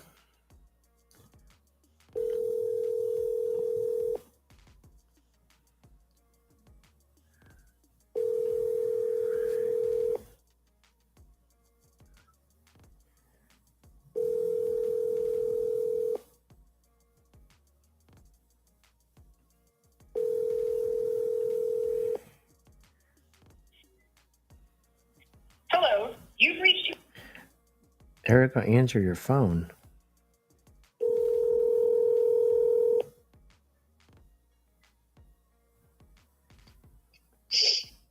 This is Erica. Hey, Erica, this is Esteban calling regards to the listing on Branch Oaks Drive. Let's see, on Branch Oaks. It's an off. So you were in contact with one of my acquisitions guys, Alexis. Yes. Okay. Yes, you have a couple of minutes. Yes, absolutely. Okay, so I had a couple questions. I'm looking at the pictures on Zillow. It's an off market, so there's not much. Would you mind kind of giving me like a rundown just in the general condition of like the inside and the outside? So I sent a link with all of the photos to Alex. I'm pretty sure. Oh, but you're right. I have them here. Never mind. Let me look at these. Okay. Yeah, because he sent this over to me a couple of days ago, but I've been a little busy. I was actually interested in turning this probably into a midterm rental, and I also do a hospice and assisted living. Okay. So okay. And then my understanding that the owner is losing about $100 or so a month because he's renting it out. Yeah. Yeah, and I can't remember what the rent is, but it's well below market rent, and yeah, he's losing money each month. Got you. I'm just curious, was he some kind of investor and decided to sell it? Because the interest rate's like a little high. So it was a situation, so that loan is relatively new. It was a situation where the previous owner was going into foreclosure. My client, yes, is an investor. He stopped the foreclosure and was able to help protect some of her equity, and basically kept her from going into foreclosure and allowed her to stay in the home as a tenant. My client initially paid cash for the house, and then recently turned around and got a loan. However long ago he got the loan, which is why the interest rate is so high, because it's an investment loan. Okay. I'm wondering if he bought cash. I wonder why he just didn't refi through a DSCR. And then, I mean, okay. Well, and I think there was a combination of things that were happening at the time with him, and he actually doesn't hold a lot of properties. So I think that was also the reason that he didn't go DSCR, because the other reason, I'm sorry, that he did not go DSCR is because her rent was so low. Gotcha. So he was trying to accommodate her financially, because she was in a situation where she was unemployed, and he was like, well, what can you afford? Like, I don't want to put you out on the street, but in the same breath, you know what I mean? Yeah. So I think he was trying to do his best and just accommodate her as best he could. There were some foundation issues with the property, and he went in and he did the foundation repair. Some of the drywall work has been done on the interior of the property, but not a lot. There's still some major cracks, like in the kitchen. I'm sure you can see that. And I think there was a decent sized crack on the dining room. Mm-hmm. There's some on the exterior. There's definitely some rotting wood and some things like that need to be taken care of on the exterior. But for the most part, he went in, and I think off the top of my head, there were 32 or 34 piers that were done to that property for the foundation repair. Gotcha. So it sounds like it was a bad investment on his end. He was trying to help out the seller and also make some kind of gain off of it. Yeah, that was, and that's kind of what he does. Typically, what he does is he does not take all of someone's equity when he protects them from foreclosure. He actually gives them a large part of their profits from their equity. But he does, he does make money off of it. But it's, like a lot of people just take all the equity. He just doesn't do that. Yeah, no, I mean, it's interesting. There's a lot of ways people structure their deals. So my question here is, what is he looking to get out of it? I mean, it's off market. He probably doesn't want to deal with any headaches, and he's losing money every month. Like, what is his true intention with this property? Just wants to move on to the next project? Yeah, so he has several other things that he's working on right now that and I help him pretty much with everything here in Texas. Mm-hmm. So he's got several things in Texas that he's working on for sure, and then I know he has some things going on in Colorado as well. So I think from his perspective right now, what he wanted to do was just sell it. So we had talked about putting it on the market and doing some additional repairs, with him putting more money into it and then getting it on the market was a conversation. And then he just mentioned, he was like, hey, you have an extensive network of people that see if you could just sell it off market so that we don't have to disrupt her. So the lady that's living there is really weird about like showings and just different things like that. And so we just felt like it would just be a lot easier to sell it if we just sold it to an investor instead of trying to facilitate all of that other. The other side of the coin was, he could move her out and then try to do everything, which was what the plan was that we're, instead of messing with her, we were just going to like move her out, and he was going to help her with deposits and stuff to move her out and then do all of the repairs. But I think right now, if he can, he would prefer someone just go ahead and do a straight deal. And I think Alex had mentioned something about, well, what if we did kind of like a subject to type deal? And he, my guy was like, I'm open to it as long as I got some cash up front and it just made sense. So what he told me was, hey, have them put together kind of what they have in mind. I'll review it and then I can give you an answer. And that's where we left it. Got you. Okay.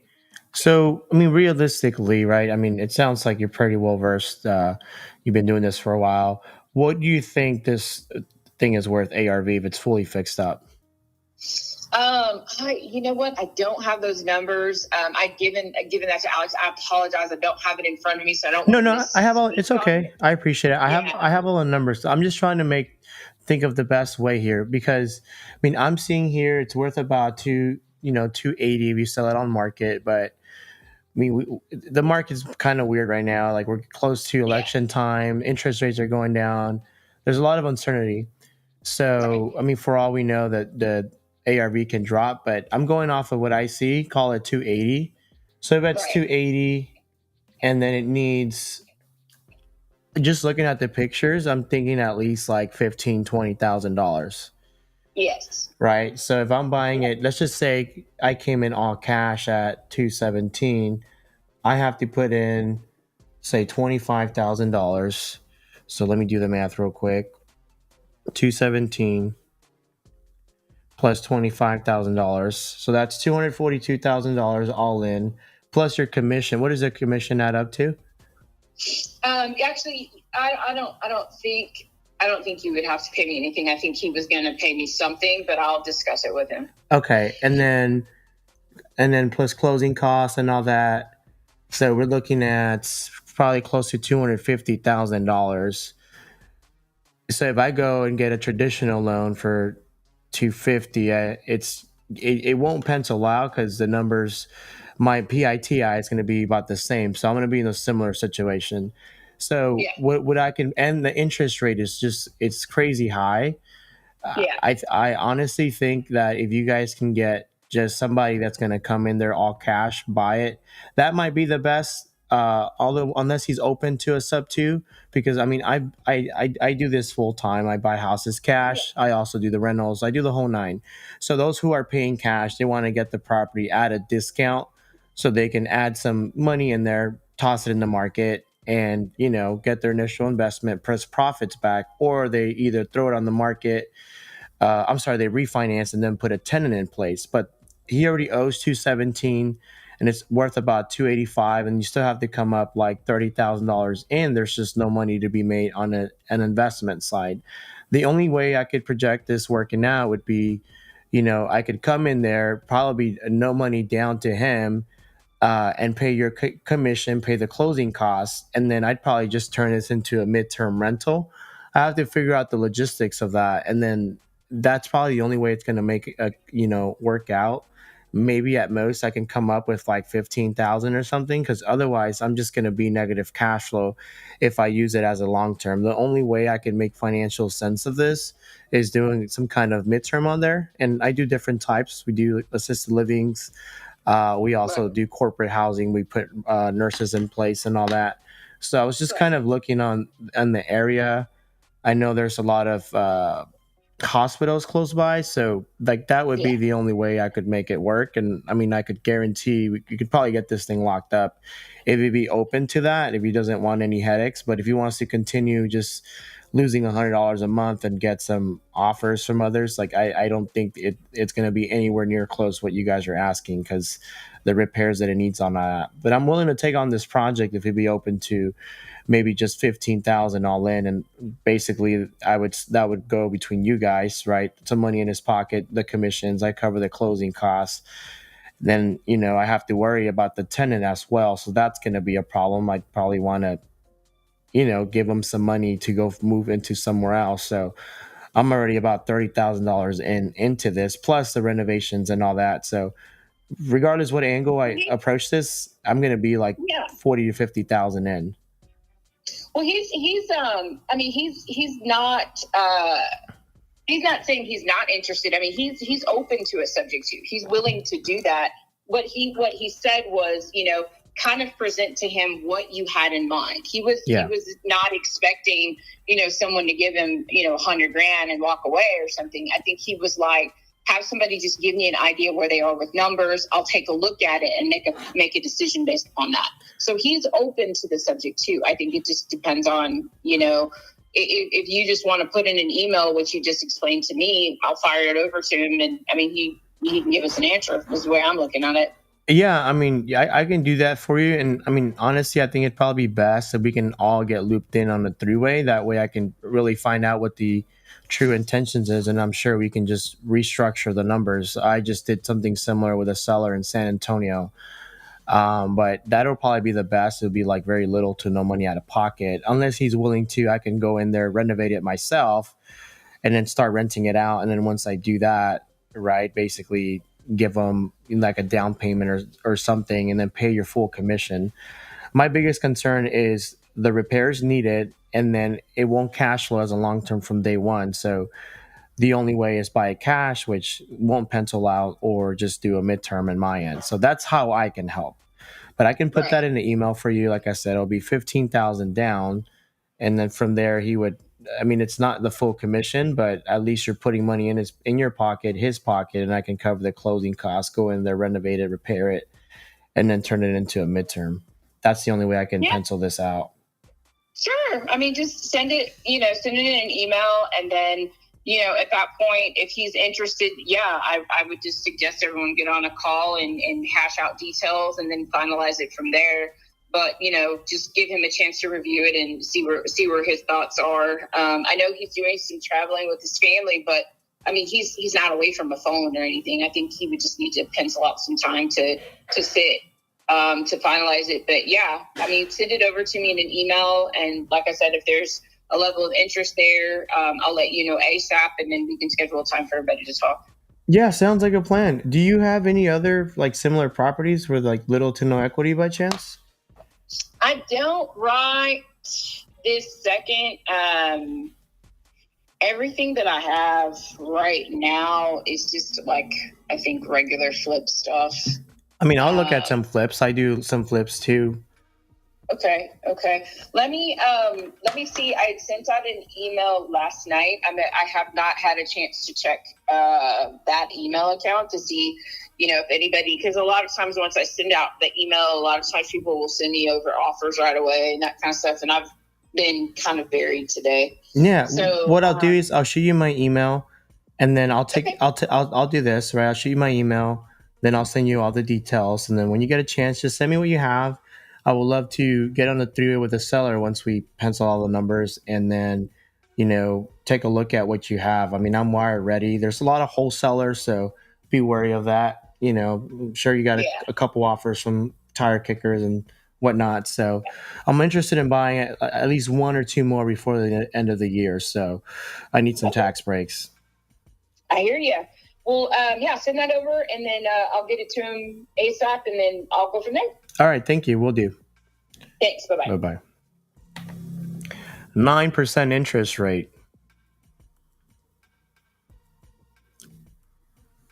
Can you hear me, John? Why are you on mute? Market as a point of interest, but the market's going the right way, and that's why, I mean, I was really hoping to sell it when we first put it on for something decent, and it's just you have to be a gentleman like yourself where you're educated in the market. You probably have the crew that's there and the capability of buying the products that you need to repair the home at a proper price, right? So I mean, I'm gonna wait until I get the balance of the current loan, but I think we're kind of just with fees and closing, unless there's something there you want to work out. The payoff on the house being so tight, I mean, we're probably gonna push it to the. I mean, I could probably go down to 175, maybe. I really want to look at the numbers, because if it's gone, John, to be honest with you, it's gone. My dad gets a few bucks. I'm happy. I'm not looking to drag you through the coals, but if you want to wait till I get that balance and then I follow up with you, because I can sit and do the math. I can get fees from title, all those things, and be like, okay, that pans out. Like, I'm at the point where honestly, I just want to wipe my hands of it. So it's a good situation for you. But the thing is that at the same time, I don't want to leave my dad in the lurch where it pisses him off or something like that. He'll listen to me in the end, right? He's pretty much gave me full autonomy to make it work. And again, if there's something that I can do to sweeten the pot, financing wise or anything like that, I don't know if you're just looking to scratch a check. I'm here to help in that aspect. So, and I'm happy to do so.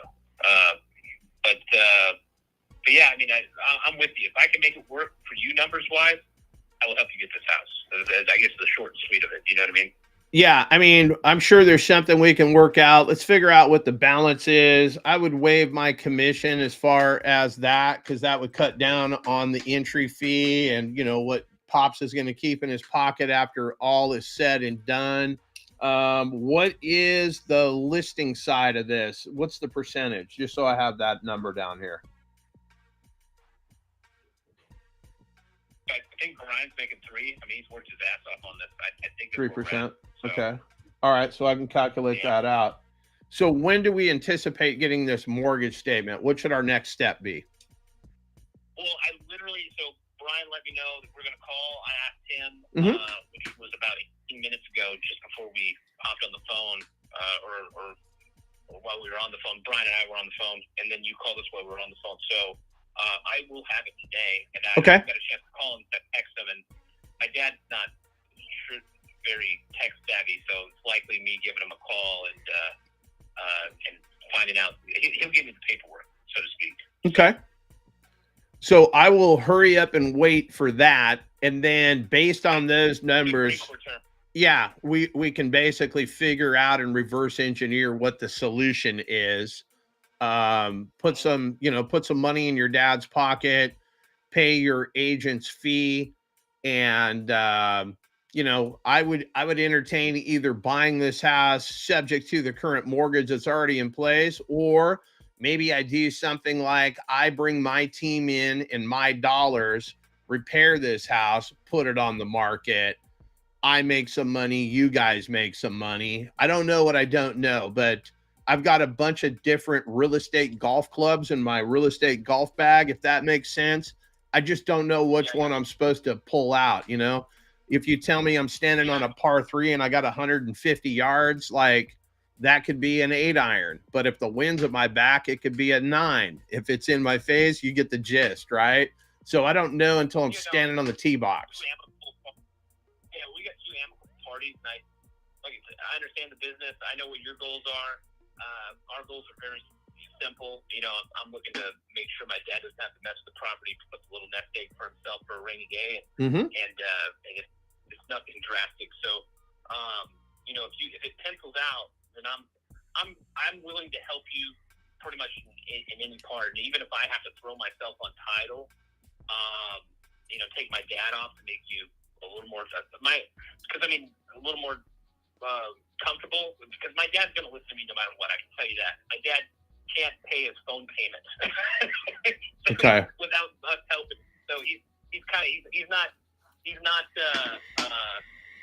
an invalid or anything. He's just a good old boy that likes working on cars and doesn't really pay attention to anything else. You know what I mean? Yeah. So, and I definitely want to relinquish him in this and give him a little cushion. But other than that, that's honestly my only goal. And if we can make the numbers work, I'm happy to spend the time with you and figure it out. All right, phenomenal. So I will wait to hear from you as far as the mortgage statement. Then we can get down to putting something on paper and see what makes the most financial sense to everybody involved. I'm just trying to provide a solution, because in its current condition, like, nobody's going to loan money on that house. It's going to have to be somebody that's a fix and flipper that's going to come in with a hard money loan, cash of their own, something to repair that thing, and then put it back on the market. And like you said, the interest rates are coming down. So, we're going to be able to attract more buyers. Correct. Yeah, very much so. And I considered just doing the fix and flip myself, but man, I've got employees, and I'm dealing in a mortgage industry that's a lot of work right now. Oh yeah. I can't go chase. And for me, it's not my profession. I've flipped a few houses every now and then, but I don't. As you know, if you don't have it down with the system, it's a little extra work, and I just don't have the time for it. And I think my business partner would punch me in the face if I picked up another thing like that right now. Right. So, but yeah. So let's circle back. I appreciate your time. Appreciate your candor. I'll get those numbers so that way we can build some realistic situation and come away with what would function. Because I understand. You think it's $90 out of your pocket square foot to fix up, though, huh? Yeah, that's usually about what a gut is going to take here in California. So I'm in Fresno, California. It used to be 20, 40, 60 bucks a square foot. Then the pandemic hit. A simple cosmetic lipstick flip, as we call them, they're costing us about 47 bucks a square foot. So I don't think 90 is egregious by any stretch. There's a lot of money that's gonna, because do we even have an air conditioning unit or anything? It's probably defunct. No, there's no air conditioning unit. Right. they've never had one because they said the elevation didn't get hot enough. Yes. That's what Brian's dad and Okay. his wife said. Okay. So yeah, There was a electric heater they were using, and that was about it. I gotcha. Okay. So yeah, I mean, we can. You're right. You're gonna have to plan. You're gonna have to plan for a particular bump. Like even Brian and I, he did one for me, and then sure enough, even after like gutting and remodeling the house, we had a couple of support beams that suddenly were just a little bit of wood rot. It cost me an extra $8,000. Yep. So it just things happen. So Yep. I understand planning for it. So yeah, I let me get those numbers. We'll definitely circle back. I'll try to get him today. I'll call my father when I get off the phone here. The good news is his dad is at my house for Christmas. So Oh, perfect. I get him to kick him in the ass, and that's the one person he always listens to. So Nice. All right, that's good stuff. yeah, so I appreciate your time. Thanks for calling back. You called back pretty promptly, so I can tell you're on it. So let's circle back. It might even be today. Today's my kid's birthday. So like I was telling, normally I'm kind of a 9 to 9 guy. I gotcha. Today, about 5, I'm tapping out. No, that's fine. Spend time with family. And tomorrow, I don't want you to take away from your kid's birthday. So tomorrow is totally fine, just as long as we get something in our hands before, this damn Christmas holiday rolls up on us and everybody shuts it down. And the closer to Friday we get, right, that's what's going to happen. So we can re-engage tomorrow. That works perfectly for me as well. Roger that. I'm fine to do that. I'll get that information. I'll pass it to Brian and take it back to you. And if you want to take the time to, go through the details and the numbers, and we circle back tomorrow. Perfect. I'm up. Good to go. Yeah, absolutely. All right, we'll touch base tomorrow. Enjoy your birthday party, and we will re-engage tomorrow. I appreciate the time, gentlemen. Roger that. All right, take care. Bye-bye.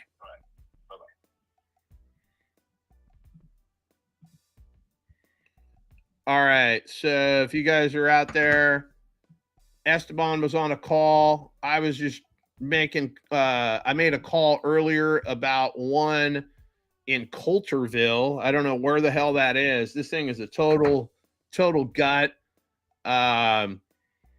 Been playing phone tag a little bit with the agent.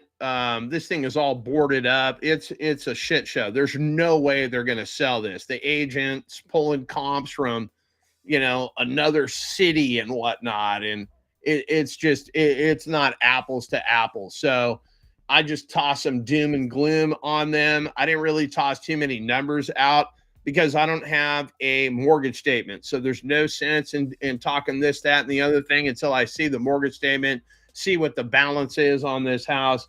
Allegedly, it's a 4.25% interest. Phenomenal? No, but definitely something that we can make work. And the PITI is only $860 a month on this thing. They want $200,000. The agent's trying to tell me that the ARV is like $350. I mean, maybe it is, but if I've got to go $90 a square foot at 1,800 square feet, that's $162,000. The math ain't mathin'. So this guy's like, hey, I think the lowest that we can go is 175. Well, you can think all you want. I'm willing to pay. This guy's a lender, so he's talking about assumptions and he's overcomplicating this thing, and I'm not looking to do any of that stuff. I'm just looking to come in sub 2, maybe do a straight innovation, have some, I don't even know where this thing is in California. They were talking about snow earlier that crushed the back porch, and there's going to be some stuff like weather, for instance, that's going to prohibit a quick flip. And then if I did get it up on the market, like how much of a market is there? So allegedly 326,000 is the median home price. So even at 350, I'm going to be a little bit above the median home price. It's got according to one of them, it's 3 acres. To the other one, it's 4 acres. I mean, I've done absolutely zero research on this thing. Let's see if I can pull that up. Let's see if I can pull up. It's a 5-bedroom, 2-bath, and it says on the tax records that it's 1,380 square feet on 3.3 acres. And this guy has it advertised as a 4-bedroom, 2-bath, 1,800 square feet. So there's another discrepancy right there, which just gives me more ammunition to try to grind the price. And I don't even have to try to grind the price. Whatever they owe on the property is what I'm going to take over that balance. I'm going to pay the agent's fee. And then he said he wanted to get his dad $10,000 or $20,000 in their pocket. Well, basically 10 is probably where I need to be at best. I called base and everything, but I don't know. Esteban clicked in there for a second, but I recorded that entire conversation. And I don't know if that's even something that would warrant listening. I let the guy just talk and talk and talk and talk and talk, and basically he wanted to tell me how smart he was. He's been doing this, loans for 26 years or something, and I don't think he really understands that I don't really need you. But he was like, "Oh, I can get you money to do the fix and flip." And I mean, maybe he can, but I mean, we've got private money lenders on the backside. We can go get hard money. That's not hard. It's basically, can we get the crews in there to do what needs to be done, put this thing back together, and turn a profit? So basically, I would get them to agree that, we make a 15% return. So, if I sell this thing for $300,000, I'm guaranteed $45,000 after I put, whatever I put into it. So if I put $100,000 into this house, and I've got to get $145,000 back, and they can keep everything after that. So there's all different kinds of ways to structure it. That guy's totally open to it, allegedly, but they really have no other options. There are no other options. This house is just going to sit on the market because it's a total, I'm not going to say it's a tear down, but it needs absolutely everything. How's it going, John? Looks like Esteban's taking a break there, or what? I have no idea. That guy he's got a banker schedule. he basically does whatever, he's fake busy right now. He's probably just Grubhubbing and eating right now. That's why he's got his camera, so you can't see that he's not even in the chair listening to me talk shit to him.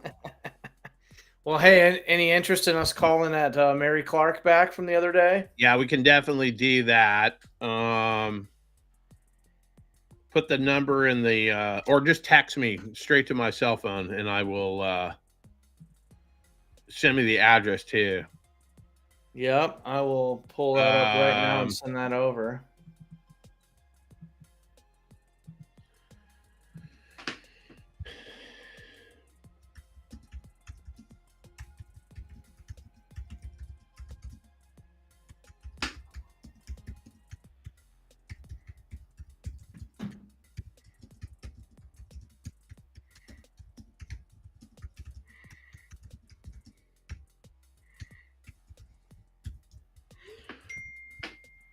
Okay, I got that. And then I could have just put it in one. Sorry.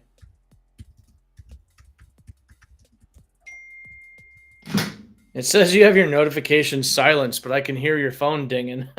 Yeah, I don't know. Let me see here. Oh, it could be from my computer though.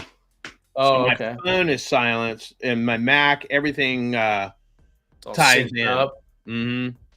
So I can send text messages from my iPad or AirPad, whatever the hell this thing is. This is an iPad. I had an AirPad.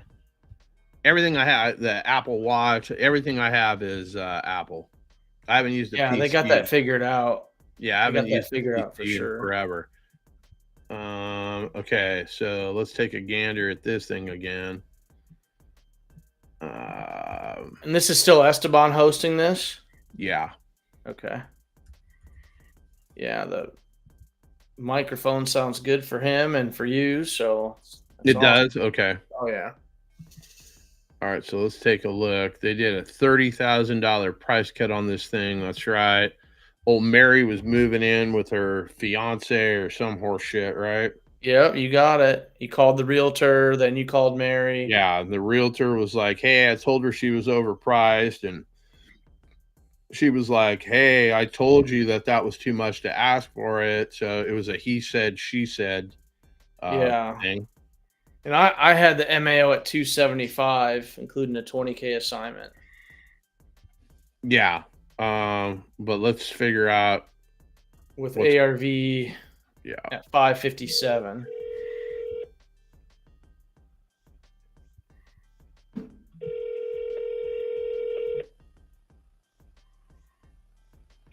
Hello? Hey, Mary, it's John. Did I catch you at work again, or you got a minute to talk? I sure hope to help. Well, actually, I'm out at a social gathering. Oh, even better. Even better. Well, then I'll just give me a call back when you've got a few minutes to chat about your property, and we'll take it from there. Fair enough? Okay. Have a great day. Sounds good. Bye-bye. Okay, Matt, so you can see not super motivated to sell her house. Last time she was at work, she didn't call me back. This time she's at a social gathering. Hang on to that one. We'll try her again tomorrow. Maybe I'll shoot her a text. Sounds good. Sounds good. You got let's see here. Oh, just mailed Jaylene's attorney. Okay, let's see what that looks like. Just left a message. I'm working with John Mossenbacher, blah, blah, blah.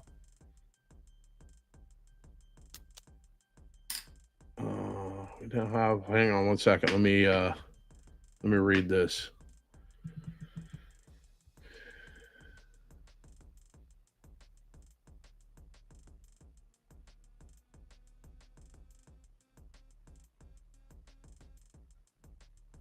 Okay. All right, good stuff. I got it. Thanks. All right, so I will tell you the story of that one real quick. So I was calling pre-foreclosures, found one here in Fresno, called the person, left them a voicemail. They ended up calling me back. They were about 5 months behind on their payments. Again, if you've been with us for any amount of time, you do not call pre-foreclosures and say, "Hey, I'm a realtor. I can sell your house for top dollar. Hey, I'm a knucklehead wholesaler. I can buy your house, all cash and close within 10 days. Neither of those are the solution that they want to hear, right? They want to keep their house and stay in their house, if not forever, for a longer amount of time. And the clock's ticking. So basically, I went through all of the steps and whatnot.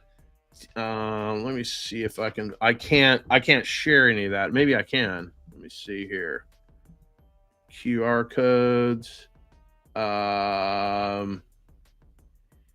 Where was that? Submit leads. Join my. No, that's the comp cheat sheet. I had it in here, but I don't think Esteban has it set up. But anyway, I have a spreadsheet. I'll get that figured out when he comes back. Not a spreadsheet, a list of stuff that you can do. Basically, hey, you can get a loan mod. You can do this, that, and the other thing. So I went through all of the steps. So when I hit the loan mod, the guy, I talked to the husband. The guy says that he had a loan mod all set up, and then his wife basically refused to sign it. She filed for divorce, and then she dipped off to Oregon. So he's still here. He's in the house. She would not, he gave me her phone number. I skip traced her. I tried to chase her down. She would not respond to any calls. The husband gave me the stepdad's contact information. That dude would not respond to me. And I basically tried to, help them. I mean, I would have bought the house, but the next step was, they're 5-6 months behind. Had to put on my realtor hat and basically decided to do a short sale. So basically, I got the short sale set up. The bank doesn't have like a short sale department. It's a bank that I've never even heard of. I don't recall, EPS or some shit. Who knows? Anyway, this little tiny bank, they basically had a little package that they sent to us, the loss mitigation package. So we were figuring this house needed to be on the market. They bought it last year before, something like that, for $390,000. I say it was about a year ago, $390,000. And then basically the ass end of the market has fallen out. Stuff selling in that area for about $200 to $260 a square foot, which put a retail price on that thing at roughly $340,000. So they're already taking a bath at bought it at $390,000, $50,000 bath. So then we purported, hey, let's do a short sale. We'll put it on at market value. This is when interest rates, right, were up a little bit higher a couple of months ago. And then I found out that the ex-wife had a attorney. And that attorney, I left a voicemail. Attorney has never called me back. She sent her little minion to come and to argue with me about, whatever we're doing. And then I just kept following up because I'd never hear back from them. So I just kept following up. Hey, what's going on? Hey, what's going on? And then, I don't know, maybe a month ago, the little assistant or whatever is like, hey, we think your evaluation, we sent comps and everything. Me and my partner sent her all comps and everything. We think your evaluation is low. We reached out to another realtor and they say that they can get us more money. Well, here's the deal. Even if they got the $390, like there's still realtor fees and closing costs. It's just not going to make financial sense. So this divorce attorney doesn't think that, what I'm doing is the best thing and blah, blah, blah, blah, blah. Well, here's the deal. I don't walk up to fat people. I swear to God, I said this to the agent, not the agent, the assistant. I said, hey, I don't walk up to fat people and ask them for diet advice. So why am I going to walk up to a divorce attorney and get real estate advice? You could have heard a pin hit the ground. It was just super awkward. And I was just quiet. And basically he's like, look, man, I just started at this firm. Ella's the one that makes the final call. But basically I just broke him on that little blast right there. And he gave me the attorney's direct line. She's never returned a phone call. So basically, when they told me that they were reaching out to another realtor, I told my partner, hey, let's get this thing on paper. Let's do this thing now. So we had our client sign a listing agreement. There's 2 people on title. I only need one of them to sign a listing agreement in order to put that thing on the market. So that's exactly what we did. And then we disclosed that in the MLS. Hey, this is a short sale. The number has not been approved. And we have an ex-wife that may or may not sign the contract. So basically, we'll let everybody know. Put that thing on the market, took some photos. I've never been to this house, seen this house. I was running out to another deal. My partner went over, shot the entire thing, did the 3D model, the whole 9, drone photos, everything. And then basically, this guy's got a bunch of cats. Okay. So I guess the house just smells of cat piss and it's just not a great smell. So my partner put that also in the notes. Hey, strong animal odor when you show up, just so you know. All right. So this house is, it went live last Thursday. We had 8 showings the first day, like 10 the second day. There were probably like 15 over the weekend. We had, I don't know, 4 or 5 on Monday. And basically we cut it off. And the long story short is we got 6 offers, one of which was $371,000. So basically we took the highest offer. We got everything signed, et cetera, and so forth. And then my partner just sent an email and let the attorneys know. Not only did we list the house, we got 5 offers. This is the strongest offer. And this isn't going to cost your client a nickel to pay any of the closing costs. They're not going to have to come out of pocket. And we'll get this thing approved with the bank. So now we're going to see whether or not the attorney is going to decide, hey, that's not something we're going to have our client sign, which obviously would be a dumb thing to do because they're never going to get what they paid for it, plus the closing costs that they'd have to put out, plus having to pay the realtors. So it's a win-win for everybody involved. And again, why am I listening to a divorce attorney tell me what a house is worth? So let me put this address on this recording.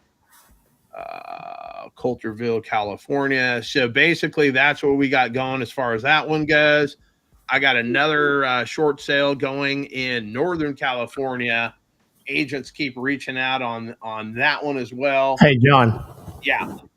So I got to go walk this property in San Diego. I'm going to see if I can stream it. I was under the impression that I was going to do a 3-way with the seller here on the live.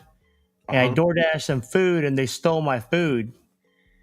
So now I gotta go. Yeah, bro, where do you live, bro? Like, you live in the ghetto? What do you mean they stole your food? I live in the nicest area in San Diego.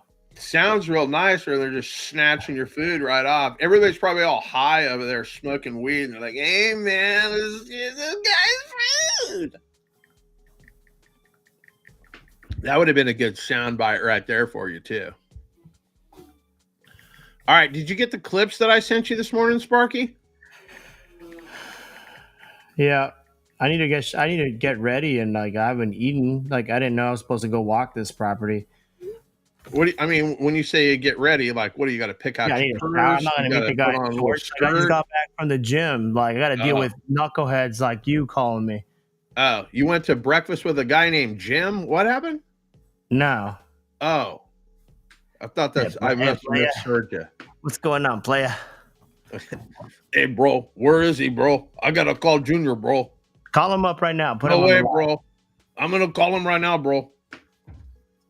I'm not really gonna call him. What are you out of your fucking mind? He's probably listening anyway. I'll probably get a text message here, bro. Where is Junior, bro?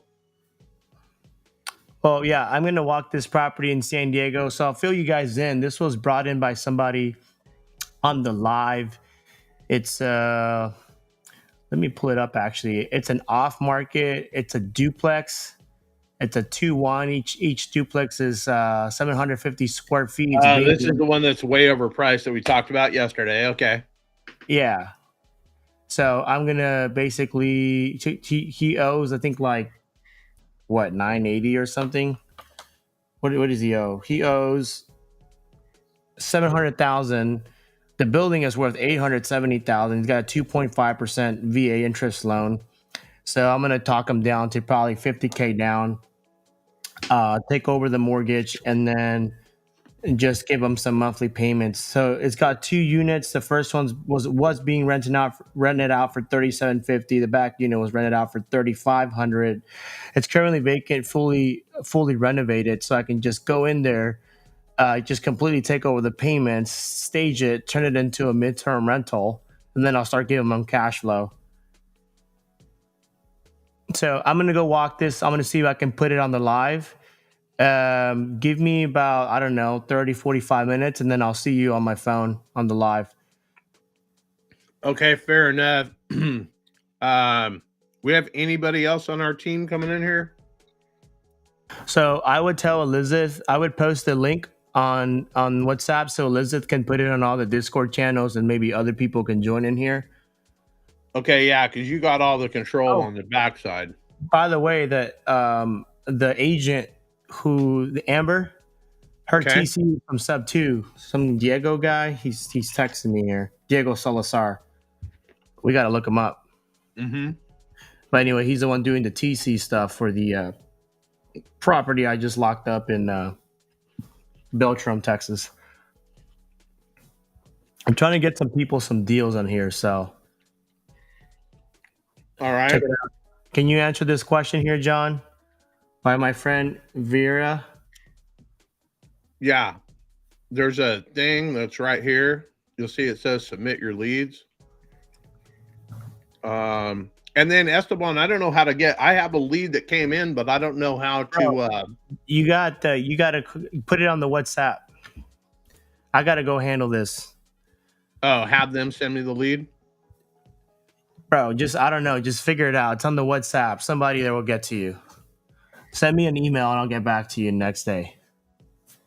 That's where I'm at now. All right, get out of here. You're not even, no one's even tuning in for you. They're here for me. You get Vera's leads.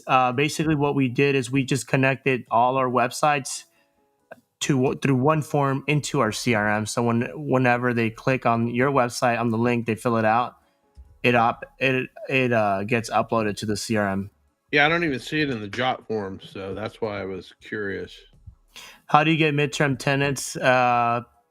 Staffing agencies, Indeed, LinkedIn, hospital HR departments, just being connected in the medical space, Facebook groups, probably like 100 different ways. All right, I'll be back. Good luck. Oops. All right, I'm sending a... what the hell? Okay.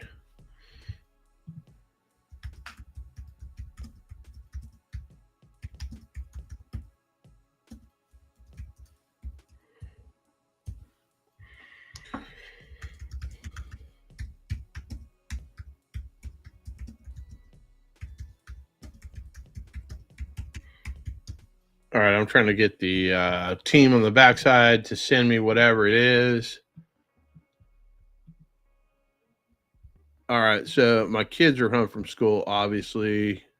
Yeah,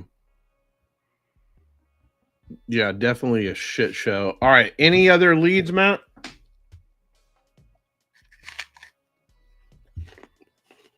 He's not paying attention.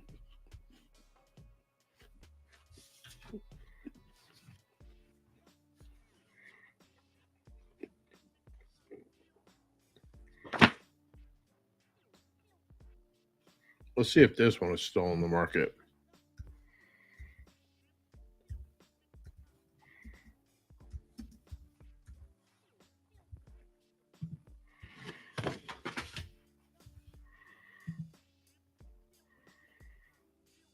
Okay, they just cut this on 12/7. What's this one look like? This one was a 2-1. 38 days ago. Let's just call this agent. I don't know what the hell the story is with this, nor do I care. Let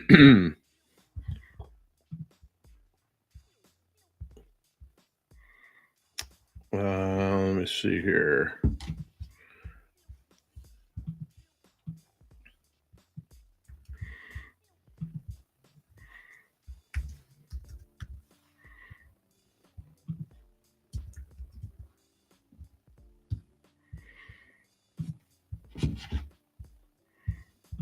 Let me call old Alex here.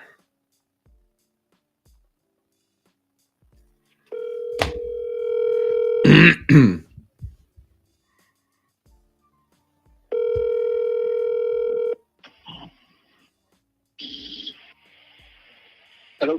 Alex, it's Mott's from the live. I don't know. I didn't get your lead, but I saw you left your whatchamacallit, your contact information. Did you submit a property address to me? What's it called? Actually, Esteban called it right when you were on the. Oh, okay.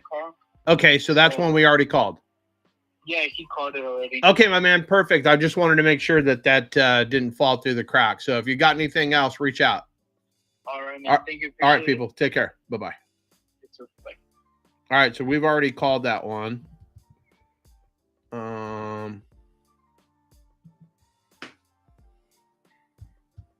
Okay, so that's that. We'll get that. I'm gonna call this agent right now, see what the story is with this one. Let's see where we're gonna call with the old burner number. Which one is it? Florida? Is this Florida? Okay, we're gonna use the Florida burner number. See if we can figure this out. Call this knucklehead. 813. Let's see what this is.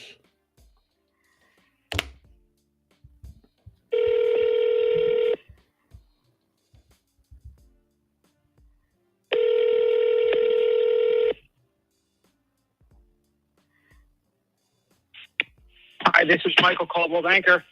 Hey, Michael, I was calling about a property. Chat with me. Sure. I'm actually out of the office, but I have a second for you. What can I do for you? Yeah, I was just trying to figure out if you got any offers on this property. I'm just trying to make sense if I can put something together to make this deal work for everybody involved. So what's going on as far as offers? You got anything on this thing yet? No, we've gotten some low offers that the sellers haven't accepted. We're getting ready to. They are getting ready to put a brand new roof on the house. There's been a new hot water heater installed, new lighting in the house, LED puck lights throughout the kitchen and the hallway, and we've updated a lot of the plumbing fixtures, and the on-off valves in the bathroom all have been replaced, and the main drain from the sink to the water main's been replaced. So the house is pretty much maintenance free. 2-bedroom, 1 bath. It's a large home. I believe at one point it was probably a 3-bedroom. The 3rd bedroom was on the small side, and they opened that up and kind of incorporated it into the kitchen if you look at the photos. So I call it a kitchenette, but it could double as an office or a craft room or man cave or whatever you wanted to call it, Okay. So it is a 2-in-1. It's no longer a 3-in-1. Is that what I just heard? It is a 2-1 for listing purposes, Okay. but there is that other bedroom which was turned into part of the kitchen, which Gotcha. I call the kitchenette. Yeah. Look at the photos, you'll see it. Okay, I see what you're saying there. Okay. 1,200 and I'm on memory right now. I think it's 1,200 and something square feet. It's a 7,000 square foot lot, fenced in yard. There's a large shed in the back with power in it. I believe there's a shingle roof on that shed too. Okay. It's a fairly good size home. I know it's only a 2-1, but it's fairly good size for that neighborhood. And the lot is obviously Guernsey Estates.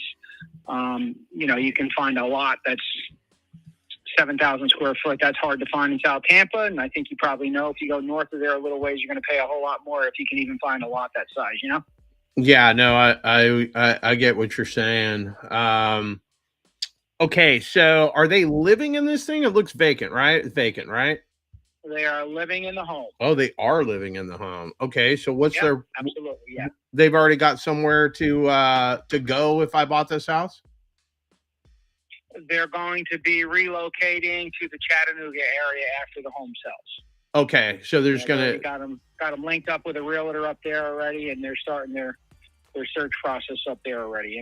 Gotcha. So they're gonna need a loan to go buy another house. So we got to time this thing up. Is that what I'm hearing? I don't know what their plans are in Nashville, depending on what they find and how they do. I know they're going to pursue buying another home up there, but I've got them with another Coldwell Banker agent up there who's pretty good, and so I haven't really paid much attention to that. But I know the intention is for them to move up there and buy a home in the Chattanooga area. Gotcha. So Whether or not that'll be right away, I guess that'll have a lot to do with the market and them getting, qualified up there and whatever happens in that area, Right. So do they have a mortgage on this thing, or is this thing owned free and clear? he does have a mortgage on it. I don't have the information in front of me. There were some repairs done to the home, along with, like I said, the new hot water heater, plumbing repairs, the main drain from the sink. Those were all done, including the lighting, with a program that Coldwell Banker offers called Real Vitalize. Basically, Coldwell Banker takes care of the repairs, and then when the house closes, that will be deducted from their settlement. Gotcha. So you guys have some money invested in this thing too. Okay. Yeah, they put some money into it, and like I said, that program we offer, it's called Real Vitalize. It's a good program because it allows a seller to take care of things that need to be taken care of, so that they can present the home in a very good condition to a buyer.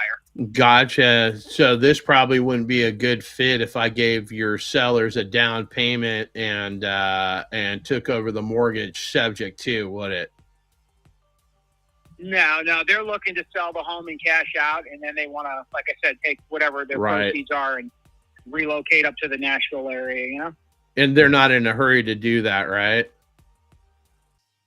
They want to get the home sold. They're not, they're not urgent in the sense that they're willing to give the home away, because I've received probably 3 or 4, maybe 5 offers from investors that are, typically undervaluing the home, and they're not in a rush to sell it and give it away. I mean, obviously they want to get the home sold, but we're just going to have to let the market do what the market does, and when it sells, it sells. You know what I mean? Yeah, no, absolutely.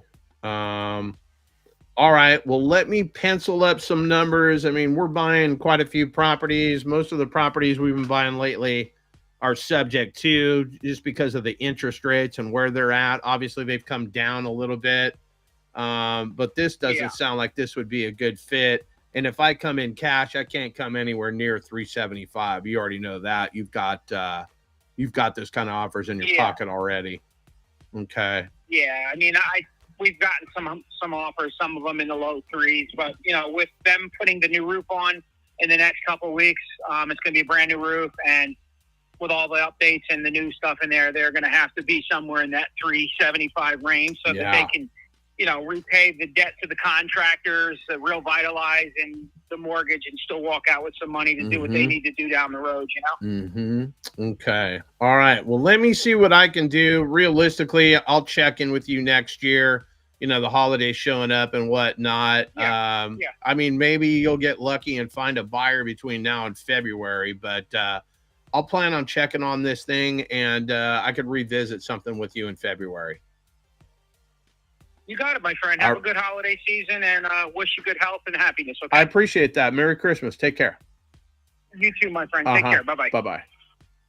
Okay, so there's no deal to be made there, especially if the brokerage is coming out of pocket to make repairs. I don't even know where. That's just a lead that I had written down. I got like all these index cards and whatnot that I've got, scribble with this address and that address, and I mean there's a ton right here. Let's see what this one is. Let's see if this one is still on the market. 44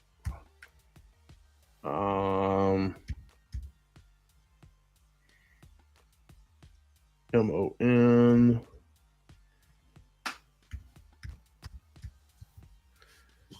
Let's see what this one is. Oh, this was that one. Let's see. This one. This one has not traded hands. I feel like going after this one. Let's see if we can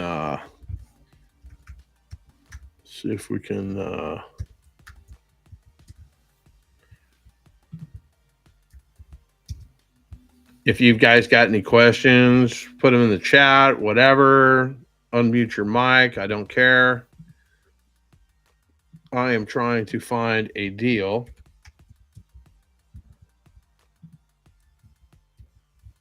We've got one potentially out. I've got another one. I'm still waiting on the agent. Let me see if that ever came in.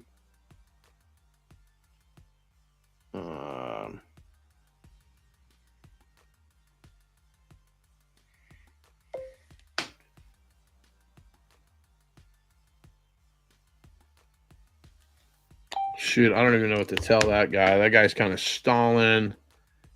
This guy wants, this guy's going to, I think this is the guy that wanted 1.4 for this house. 2-bedroom, 1 bath in Sparky's neck of the woods. Let's, the owner's name is Philip. Let's see here. There it is right there.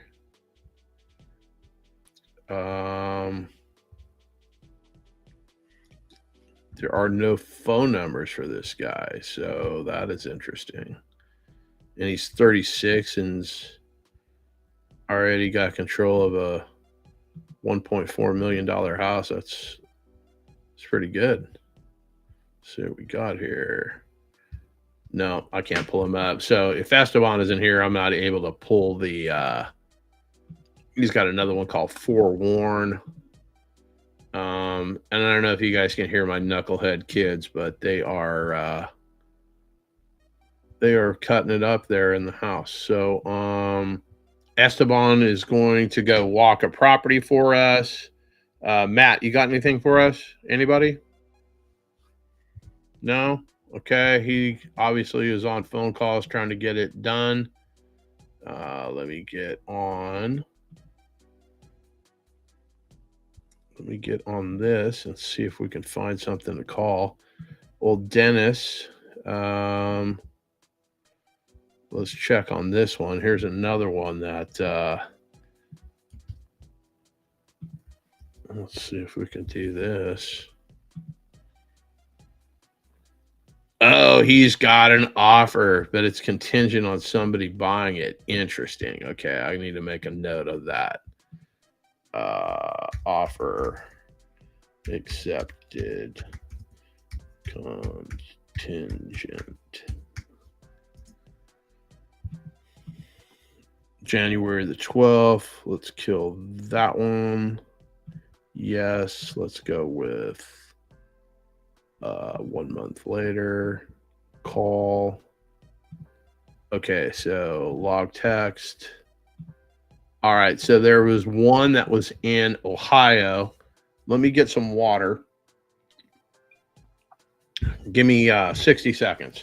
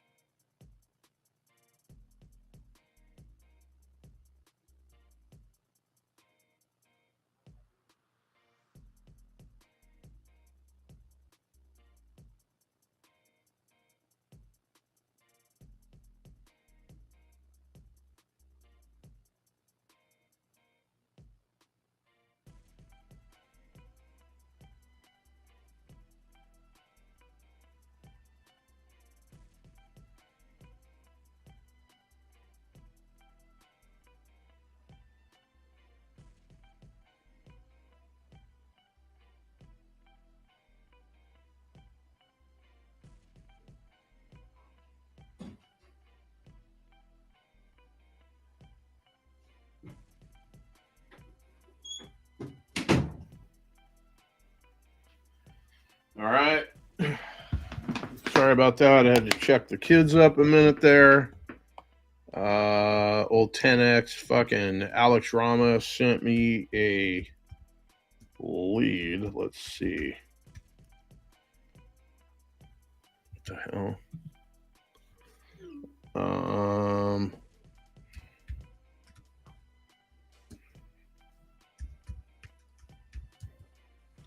Let's see what this one is.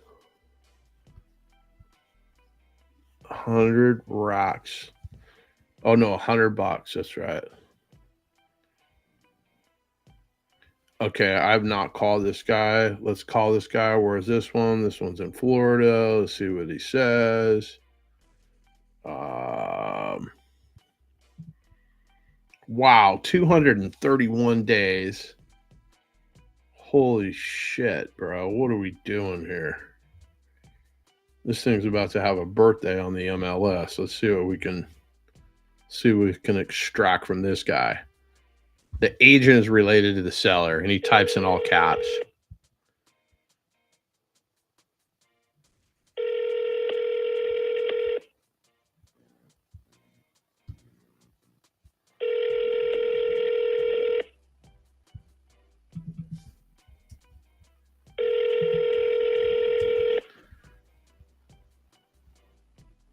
Your call has been forwarded to voicemail. The person you're trying to reach is not available. At the tone.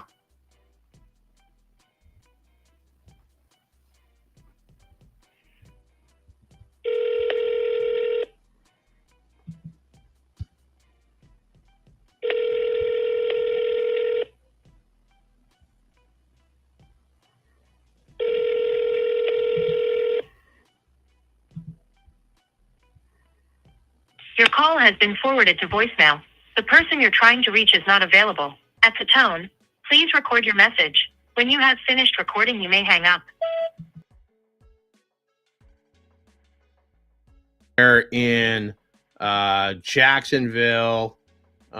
Just taking a look at this house. Been on the market for quite some time. Just trying to figure out if there's something wrong with it, something I'm missing. Hello. Hey, how you doing? It's John. How are you? Yeah, good.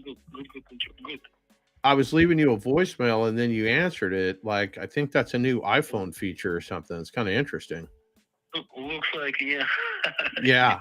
I this is the second time this has happened to me this week. So interesting. Yeah. Well, sorry to bother you, my man. I was just calling about that property on Regera Road there. Looks like you're related to whoever it is that owns it. What's going on with that thing? Why has it been on the market for so long?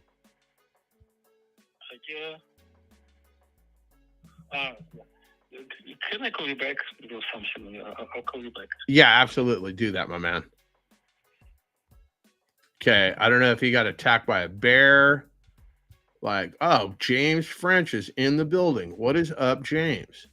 So we're just calling leads. James, you got any red sellers and whatnot? We can definitely call those for you. Esteban is usually here. And this right here is where you can submit any leads. I don't have any control over the, let's see, maybe I can do that. You can submit your leads right there. I am going to go with the Esteban has the news one, or the holiday one that's got all script and whatnot. It's not for me. Yeah, so you guys can send leads right there. I am trying to respond to every single message. There's no NorCal Zoom this week. People are trying to text me about another short sale I got in Northern California. I need to start hiring somebody to be my Ed McMahon. All you have to do, I'll just tell the jokes and be funny and dominate. And you can just sit there like Ed McMahon and go, ho, ho, ho, ho, ho.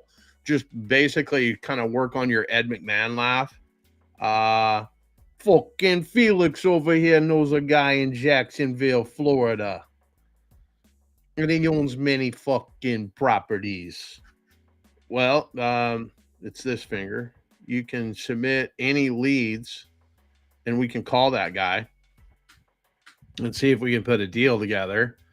I am going to hop on Zillow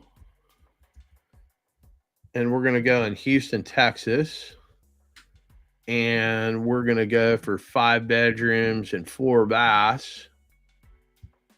And we're going to see if we can find something. This one's 5 bedrooms, 4 baths.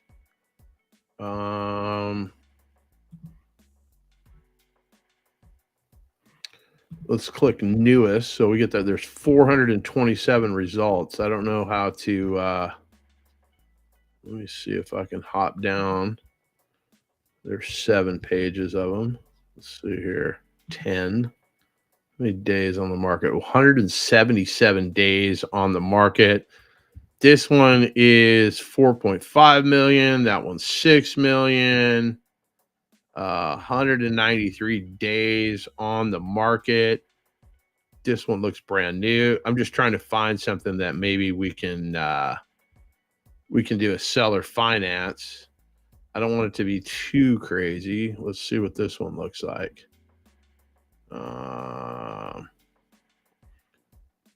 We can call old Cindy here and see what's going on with this one. Is there a HOA? There's no HOA. Like, let's see if we can figure out a deal with old Cindy here. I don't know anything about this house. I just saw that it's on the market 211 days. And we are looking for stuff that we could use as hospice, something like that.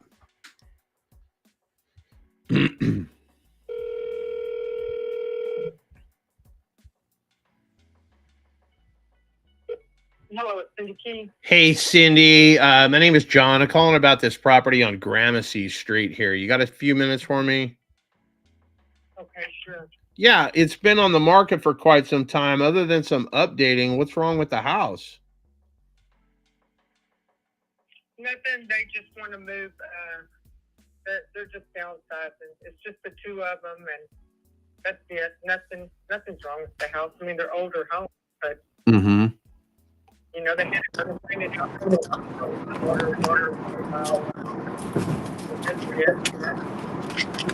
And what kind of rent are homes in this area pulling? What were they getting?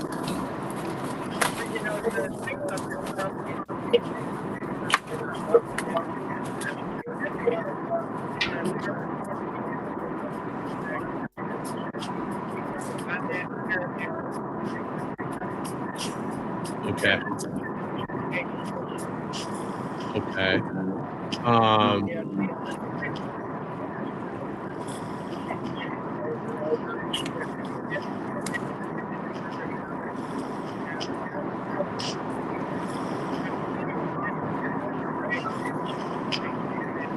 Mm-hmm. You haven't had any offers on it?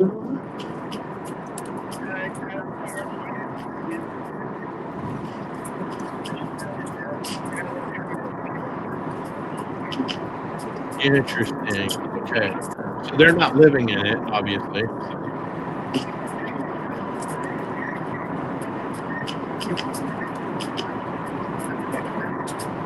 Okay. Okay. All right. So the makeup is what? Like it's a 6 bedrooms, 4 bath. That's not in the main house. It is.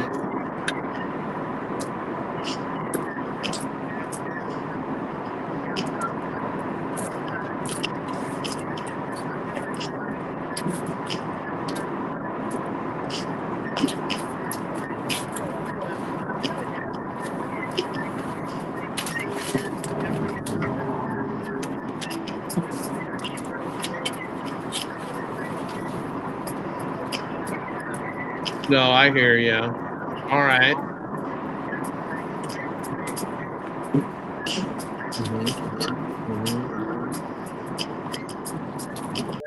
But you think the highest and best use is just to level this house and build something new on it, huh?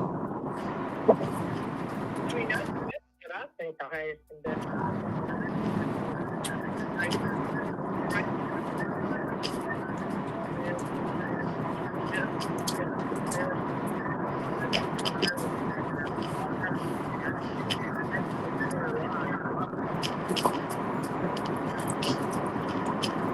Okay.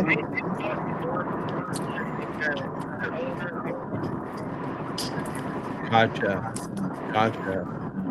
Well, I mean, I will have to run some numbers. I don't know. I mean, it doesn't sound like they're too motivated to sell this thing at a quick discount. But obviously, if I bought this cash, you know, I'm going to have to pour some money into this thing. And then obviously, if you think knocking this thing down and building another house, that's going to take even more cash. You think that lot would, I don't know. You think, and I mean, this is, yeah. I mean, this is crazy. We do this sometimes. And I don't know if this even works for you guys, but you think they would be open to me giving them a down payment and making payments on this thing every month? Yeah, something like that. Something like that. I mean,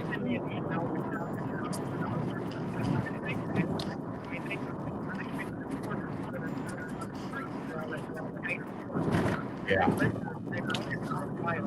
Okay. Would you do me a favor and text me your email address, and I will. Yeah, when I get back to my office, I can send you over kind of a breakdown of what terms look like and whatnot. I mean, they need to tell me, how much they want down. Excuse me, what they're looking to get per month. Like, I don't walk into the bank and tell the bank what my terms are. So it's probably a conversation we need to have with them. And if you wanted to do like a three-way call so they can ask whatever questions, but she's a realtor. I'm sure she's done some seller financing in her time. Yeah, she probably has. I mean, I've done that a lot with my sister. My sister's owner finance a bunch of homes. I'm familiar with this. Yeah, I mean, the house that I'm in right now, I bought it subject to the current mortgage because I couldn't get an interest rate, sub 3. So it just made financial sense for me. But yeah, I mean, I can definitely give them a down payment. I won't even argue about the asking price. I can give them full asking price, give them a down payment, and take care of. I mean, if you're not getting a fee, like we can pay you something, so you're not working for free. Well, I mean, she said if they moved, she was looking for room. I see. Okay. And where would they be moving to? Where would they be moving to? Somewhere there in Houston, or? Yeah, somewhere in Houston. Okay.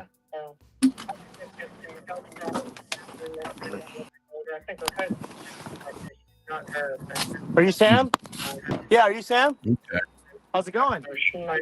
Pretty good. Nice to meet you. Nice to meet you. Yeah, I mean, obviously it's sitting on the market for a while. I mean, I can come in and, like I said, put some money in their pocket, money in your pocket.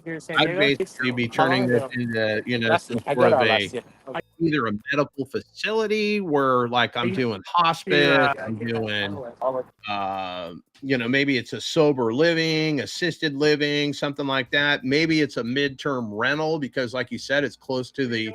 That's actually a real good idea for that property because you're right there by the medical center. Correct. It's actually a really good idea for all that because, absolutely, it sure is. Okay, so let's do this. Let's have you shoot me your email address, and then I can put together some talking points to send to you. And then what should we do? Should we follow up with one another tomorrow? Yeah, that sounds good. Okay. Okay, yeah. Shoot me your email, and then I'll shoot you an email, and then we'll circle back with one another tomorrow. Fair enough? Okay. All right. Would you tell me your name again? I'm sorry. I'll text that all to you. It's John Motzenbacher, but I'll text that all to you too. Okay. That sounds good, John. All right. Cindy, you have a great day. Thanks for taking my call. My email as soon as we hang up. All right. Thank you. Thank you. Bye-bye. All right. So I don't know. Esteban, he went away. Hey, what's going on, Nate? Nate, let me tell you right now, it's Raider motherfucking Nation over here. I don't appreciate that fucking Niner bullshit that you're throwing up at all. Not even a little fucking bit.com. Don't come at me with no Dodger bullshit. It's Giants over here. And don't be coming with that bullshit San Francisco. It's Raider motherfucking Nation all day, every single fucking day. Next. Because that's how I roll. All right, so we are just making calls. Let me check the old jot form here. We're going to quit that one. We're going to pop this. Yeah, absolutely. San Francisco Giants all day, every day. And I mean, that's been my ball team since I was a kid. But, you know, before they had the designated hitter, like National League was the only real baseball. I do like the San Francisco Giants. Yes, absolutely. Absolutely. Like, see if we can grab this right here. Got old fucking, it's not really coming out. Old Baroid himself, Barry Bonds. No. We got our Buster Posey, right? Timmy Lincecum. We got the Bonds 700 home runs. So yeah. Before 2010, I just listened to a bunch of fucking Dodger fans talk shit to me my entire life. That's what's up, Mo. Fucking Giants, baby. So anyway, I was trying to get new leads here. We're waiting for Esteban. I think he was getting a manicure or a pedicure, and then he was going to go walk something. I don't know exactly what's going on. He's got two different things here. Let me open up this. We're going to silence that. I don't know how to kill the music. Matt had a call that he had to be on. So let me hide this one.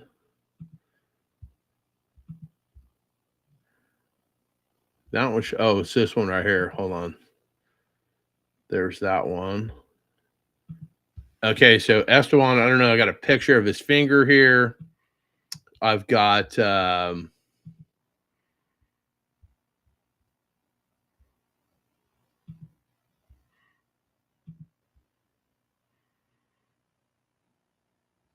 Esteban, I'm trying to get him on Instagram. We'll see that.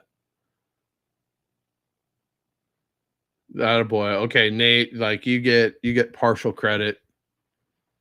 You at least keep it real in baseball, but yeah, everybody loves a winner, and the Niners are definitely looking good this year, which does not make me happy.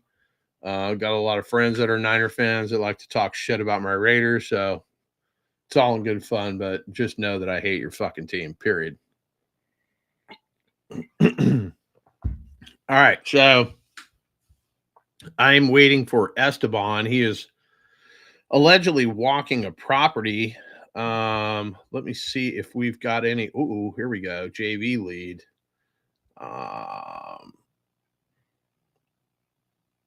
Here's the 16 plex.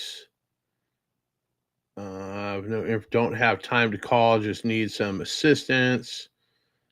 Okay. I do not know how to get the address. Is this the one right here? Did Mario send this one? So let's have Eric. Okay, hold on. I can't pull that up. PITI. I'm trying to pull these up, see what these are here.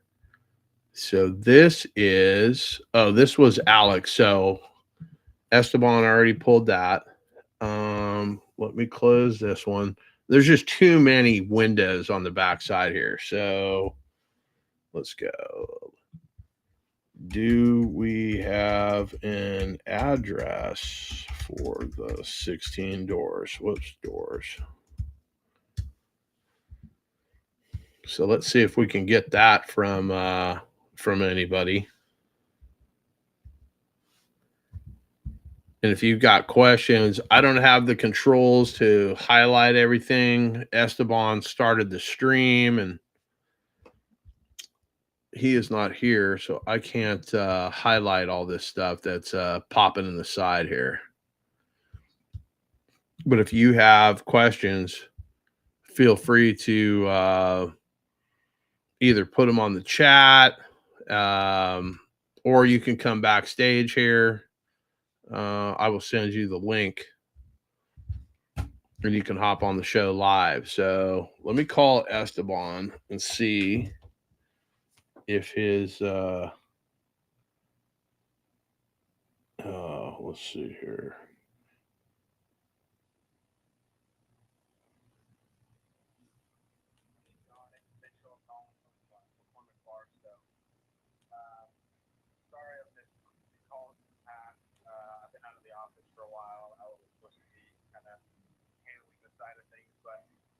She let me know that she got an email about a potential offer that came in on the house.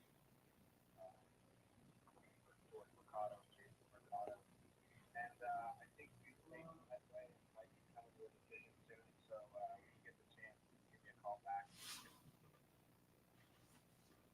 All right, I've got on market. Let me call Esteban because I can't run my day job and do his. 106. I don't even know what that is.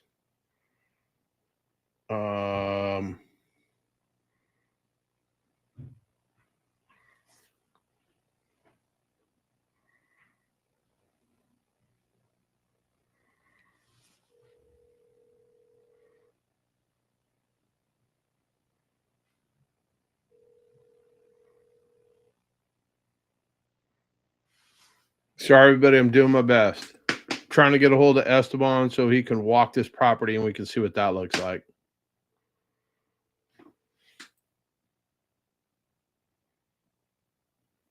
Your call has been forwarded to voice.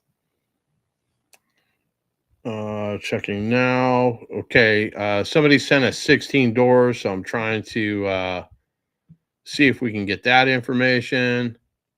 Appreciate it, Nate. Let's see here. I've got to call this agent back. I don't like, do you have PropStream? Let's see if we have, I'm sure there's filters.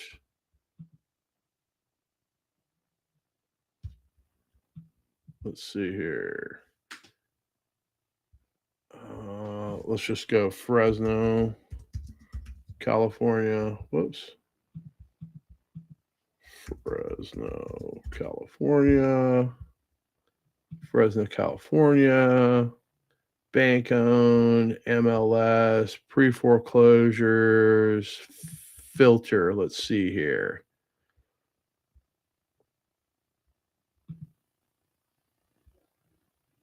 It may not pull expireds for you guys. Maybe MLS status. Let me see here. For rent, for anything. MLS status. Failed. Yeah, there's failed. Yep, absolutely. On PropStream, you can pull them.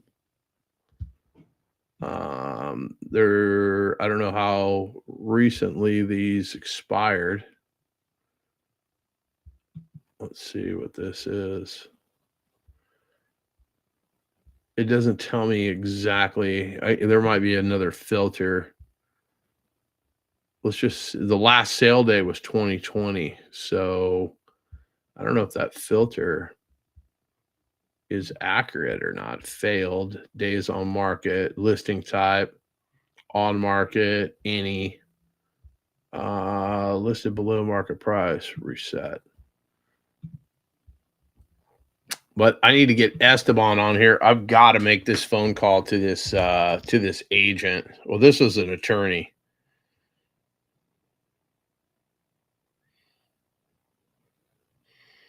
All right, so let me see. Junior sent me one.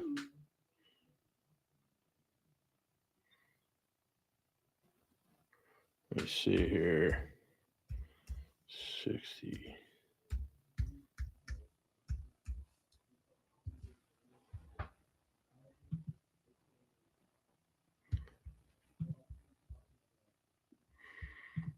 This one's on Citrus. This is in Florida. No.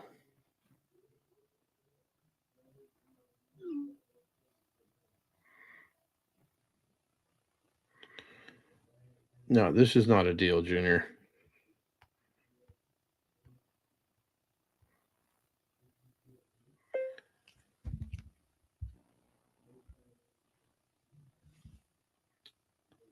Fuck, Junior. I wish you would quit sending me bullshit, but let's call this guy just so I can figure out what the fuck and why we're calling this. So this is another wild goose chase for Junior. Call that. Let me see here. I've got a list. No, that's not it. I've got a little list that I've started. Let's see. Maybe open to sub to.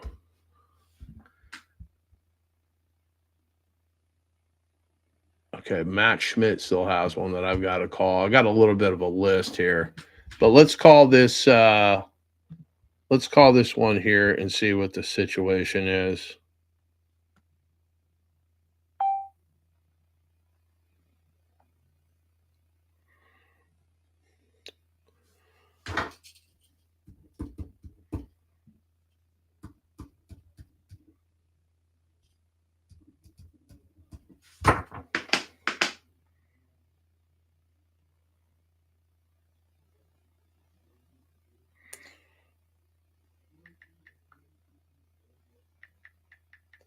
Hang on, I got to respond to this last agent.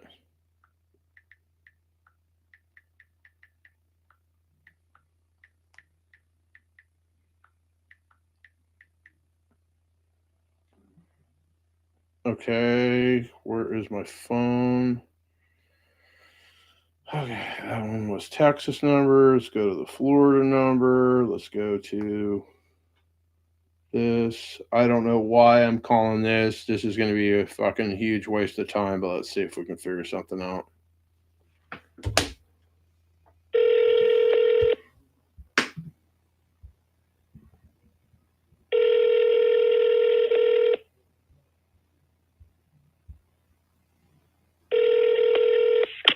Hello? There's a property Boulevard. You got a second to chat about that? Yeah. I got a note on my desk that said you guys would entertain an offer that you'd be willing to sell this, but I see it for rent. Am I missing something? But I can rent it or sell it. It doesn't matter.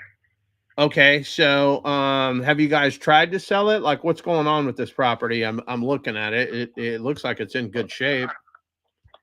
I mean, it's just the interest rate. Nobody wants to buy a house. So it's really hard to buy, you know. We started at 345. We that's what the new home sell for, 345. And then we went down to it was like 330, 3. At the end, I think we did 325. And then he was like, well, I'm not going to go lower than 325. So just rent it. Okay. Have you been getting any interest in that? Well, we just started renting, I think it was like last week. And then he started at 20 to 50, I think it was. But I told him the problem is if you want to rent it fast enough, you got to go down. Yeah, what do you think the rents are? Huh? What do you think I mean, the normal rent is $2,300, but there's a lot of that. Nobody's gonna rent the house. So he wants to rent it fast. I know, if you want to go fast, you gotta go low for now. So he went down. So he said, okay, let's do it for $2,100, and then I'll raise the rent down. I said, just raise the rent up the next year, and that's it. Okay. Yeah, I'm looking at Renometer right now. Yeah, I'm sorry. I'm looking at Renometer right now. It looks like 2,168 is where this property will probably trade at. Okay. Yeah, it's kind of tough. I'm trying to see if I can figure out how to get this thing. Is there a HOA on this thing? Trying to. I don't. Yeah, there's an HOA. There is. How much is the HOA? The HOA is nothing. It's like $200 a year, but they have a CBD there too. Okay. Now, is this And I something? think the CBD is like $2,300 a year or something like that. Okay. Now, is this something that they've got a mortgage on this thing, or they own this thing free and clear? They got a mortgage, but he put like $100,000 down payment. Oh So he man. just, Okay. So is this something that he would entertain me giving him a down payment and taking over the payments on that stroke? he would entertain that, but the problem is that we had a whole bunch of offers like that. Uh-huh. People just offered $10,000, and I mean, $10,000 is nothing. Well, I mean, even if, for most people, $10,000 is nothing. And this guy's a contractor. He's like, dude, I got like contracts for like $30,000, $40,000. That's nothing to me. So I'm like, you know, if you use the common sense, there's no 10 grand. The last guy we asked him for $50,000. He's like, well, $50,000 doesn't work for me. I'm like, well, dude, I don't. See, you know, they're assuming the mortgage and all that stuff is really hard. Unless, because you guys are not willing to put money on it and lose, and he's not willing to, you know, take less than like a certain amount. You know, the lowest he went was $50,000 because he was like, you know, what's the difference between them renting and I'm renting? It's the same thing for me. I don't really care. Which is, you know. Okay, really, so I mean, but the last guy we entertained for like $50,000 when he wrote the offer, it was $10,000, a couple of payments for like 7 years, and a balloon payment would come in. Then another guy just talked about it, and he was like, well, we more like 10 years, and this guy's like, well, what the hell am I going to do in 10 years? Like, I don't know. Like, in 10 years when I get that money, what the hell? Like, so it's very hard. I mean, unless he get like $50,000, maybe $40,000, I like as a lump sum payment, and then I guess the balloon payment whenever the heck you guys want to do it. But he's not going to go for the 10 grand. okay. So we'll figure out the down payment part of it. I can figure out the down payment. How much does he owe? Because it's hard to make money of it. Huh? How much does he owe on this thing? Like, do you have a mortgage statement? He owes like 225. 225. Okay. Do you know what interest rate he's at? I think he has like a 5.5 interest rate. Oh, wow. So it's a high interest rate. Yeah. Okay. Well, he only pays $1,800 a month. I don't know. 1,800. Okay. Okay. And that's including the taxes and the insurance? Yeah, that's including everything. Because he put $100,000 there. Okay. So it sounds like, I mean, we would have to put together some sort of a hybrid deal, right? So we'd be paying $1,800 to the bank. And then what do you think he'd want in his pocket on top of that 50 grand? I mean, how much money do you think he wants per month? Because I got to make sure this thing pencils for me. I mean, I don't know how much he wants per month. He just wants money up front. Okay. That makes sense. You know what I mean? He just, you know, the monthly payment doesn't matter to him because he's, you know, you're going to give him about $200 a month or whatever it is. But, you know, the balloon payment or the lump sum after that has to be within 7 years, not 10 years, obviously. I don't know, like, you know, he's more worried about how much money am I going to get now. Okay. So if he was willing to do that, the last time he was willing to do the $50,000 and I think the payment was like $200 or something like that. And then in 7 years he would get a balloon payment. But when the guy wrote the offer, all of that went out the window, and it was $10,000. And then he like, whatever, in 7 years he would get like $75,000 or something like that. Oh wow. Sounds like that investor was kind of a knucklehead, huh?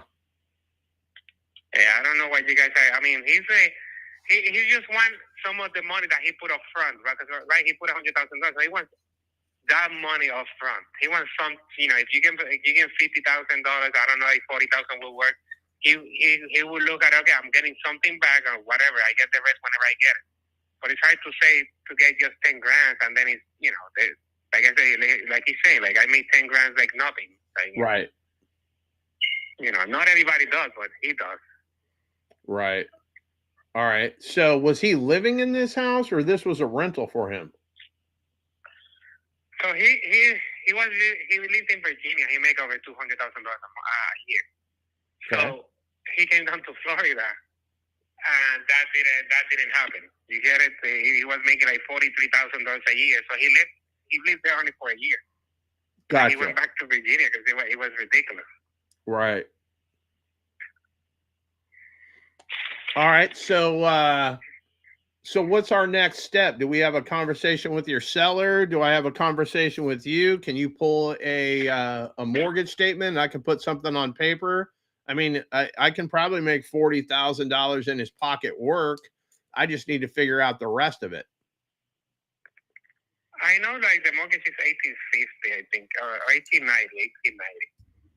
Okay, so we're at 1900. Okay. And that's going to taxes and insurance, and then another, let's say 200. So now we're at like 2100, which is basically the rents in the area. For you guys, it's going to be for tax purposes, pretty much. Yeah, I mean,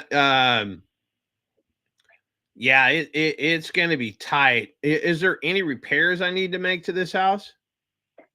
No, it's just one door and like two curtains, but we could fix it. I mean, we haven't fixed it because nobody has rented, nobody has bought it. But I mean, he lives in Virginia. It's just he said I'll go down there and I'll fix whatever I have to fix as long as as soon as somebody puts the offer. But he's not gonna come down here for no reason.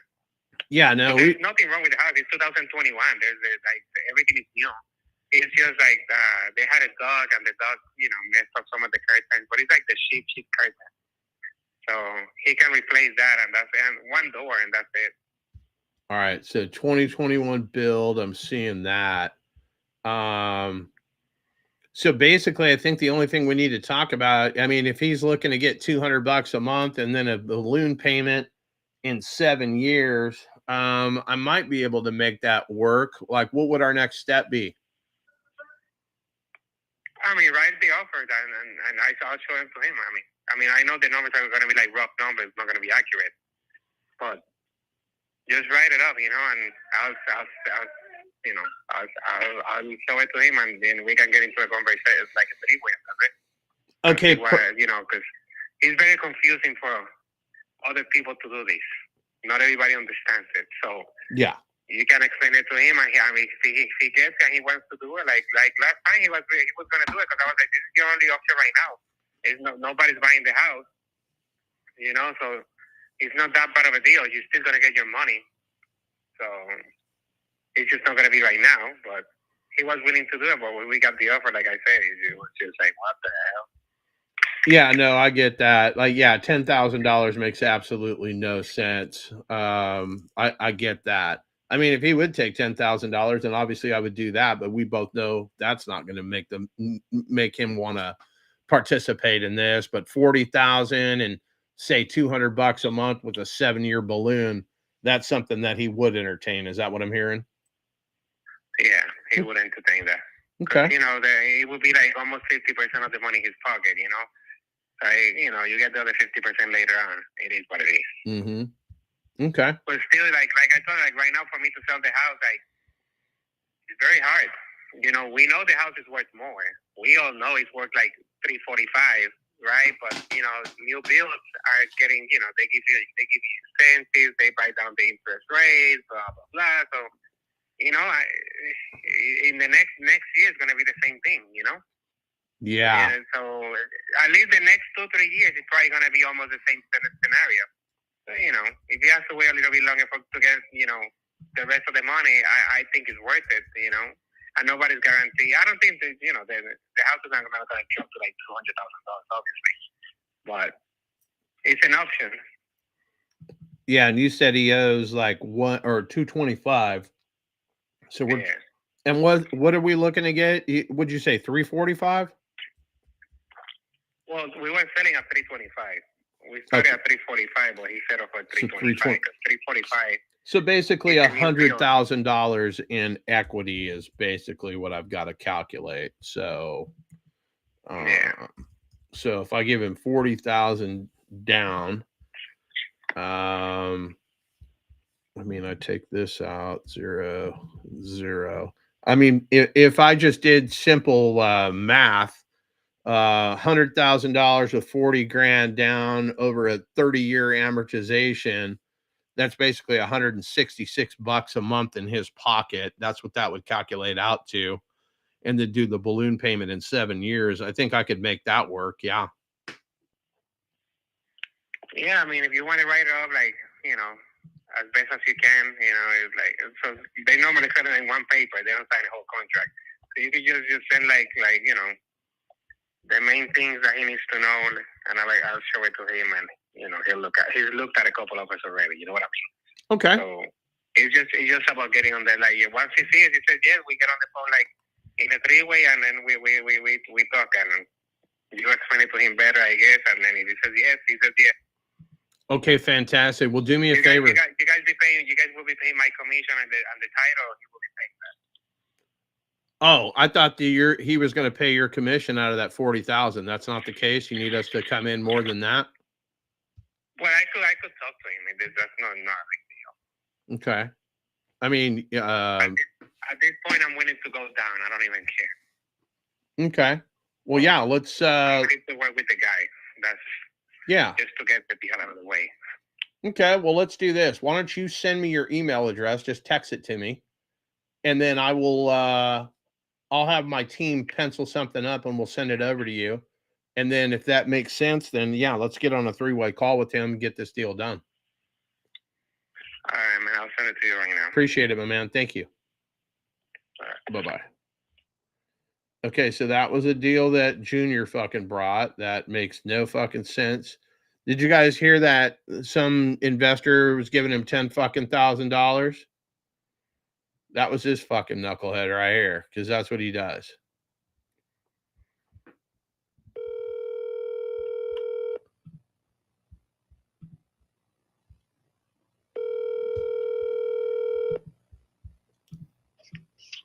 What up, John? Okay, so you're on the live. I just called What's that up? guy. Did you hear my call?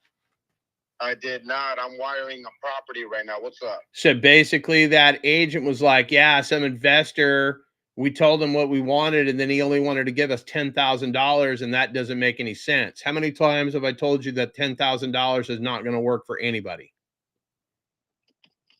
Yeah, I hear you. Okay, so this guy needs $40,000 in his pocket. And then he said, well, who's paying my commission and the closing costs? I said, oh, that isn't coming out of your $40,000 that we're giving the seller? He goes, yeah, I could work that out with him. So I'm not even paying the agent's commission. You basically show up and start throwing up on whoever it is. Show up and throw up. You got to let them talk. You have to let them give you the terms. And dude, I don't know where this $10,000, like why that's on every single one of your offers. You got to stop that. You're basically turning everybody off with your ridiculous lowball offer. What is it? What is this property worth? Well, what is it? What's it on the market for? It's rented. They're trying to rent it. They don't even have it on the market. Exactly. They just took it out the market. But what was it? 345. All right, now do 345 times 10%. Okay, maybe you're not listening. Okay, let's start again. The guy wants a minimum of $40,000 down. If that's what he wants, that's what you have to give him. That's where you're missing. Hear me, bro? What? Can you hear me? Unfortunately, I can. You can't hear me? No, I hear you now. The guy wants a minimum of $40,000 down. So why are you going to continue to argue with him about what you're going to give him down? He wanted 60. Okay, I just got him at 40. No, he wanted 60. This is a lead we've been working for a while, bro. You know what I'm saying?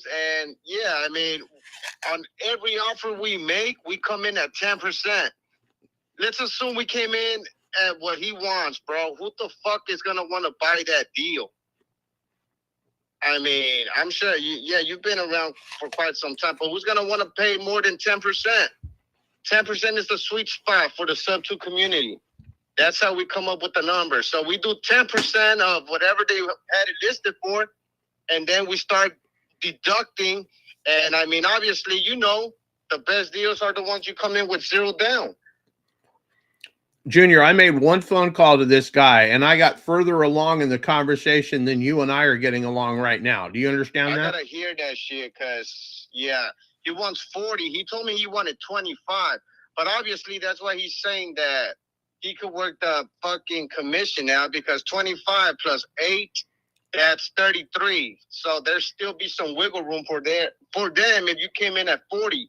But yeah, it sounds like the same numbers we crunched up. Just they're formatted a little different.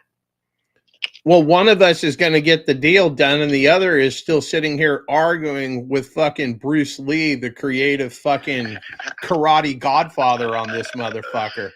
Bro, I'm trying to teach you.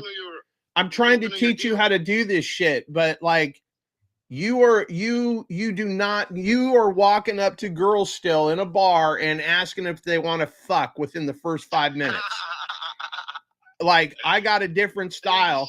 I can put this shit on paper.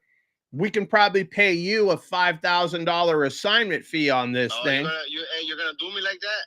Well, if I'm gonna take it down myself, like it would normally be a $10,000. Do me like that, bro? What, you don't do me like that, bro? Well, what do you want to do? Yeah, fucking with you.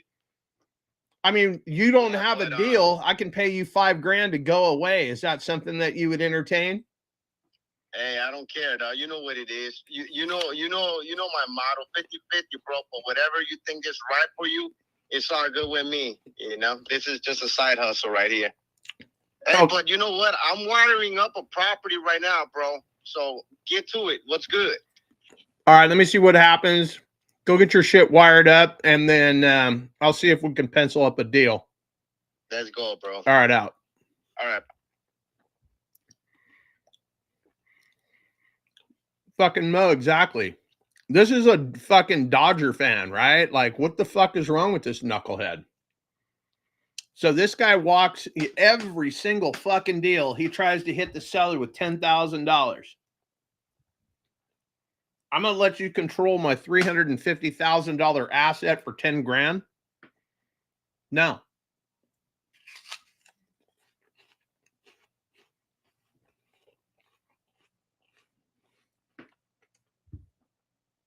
So yeah. Now, is this the best deal? No. And the guy's interest rate is a little high. Like, we would have to figure out how this thing makes financial sense on paper. So I've already got the guy's email right here. And then somebody else called me. Let me see here. So hold on. Let me grab this.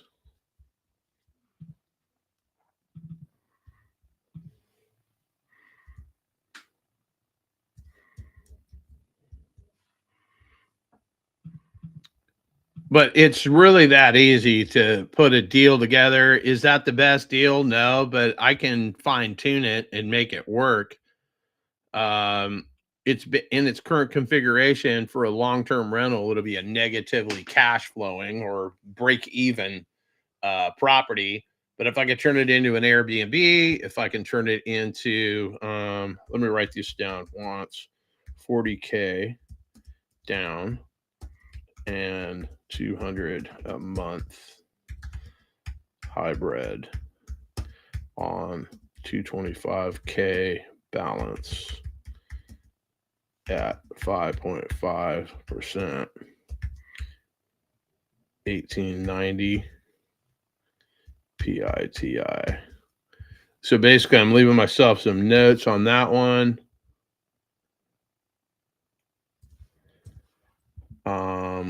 And we're going to pay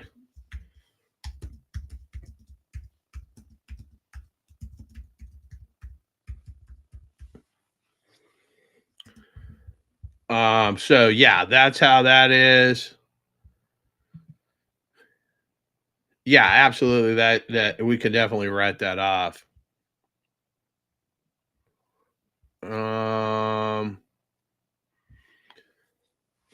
Well, yeah, Mo, what you don't realize is you have to deal with a bunch of knuckleheads on market, and it's a lot of work. So, napping sloth. Um, yeah, Mo, he doesn't give the agent an opportunity. He basically, and I'm sure that he's like, hey, what if we gave your seller a down payment and we took care of your commission and covered all the closing costs? Did you hear me say anything about closing costs or covering the agent's commission? I basically got the terms from this guy. And just because I got the terms from this guy doesn't mean that I'm going to agree. Like, I'll send him something. I just want to have a conversation. So let me write this down. This is the agent's.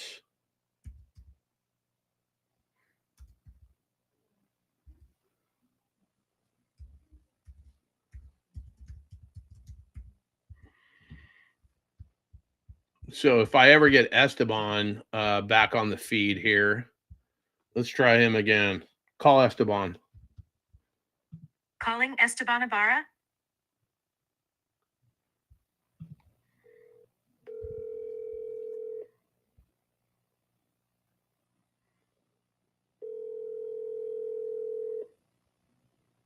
Your call has been forwarded to.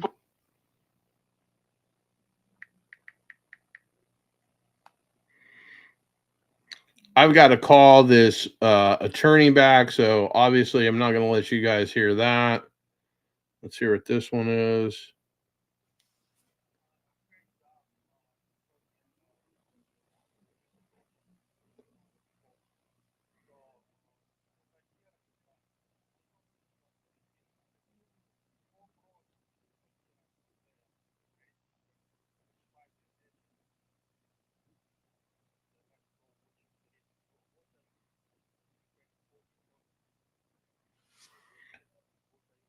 Okay, so that was one of the agents that I called. I don't remember even what the address was on that one. It was something that was on the market for quite some time. Let me see.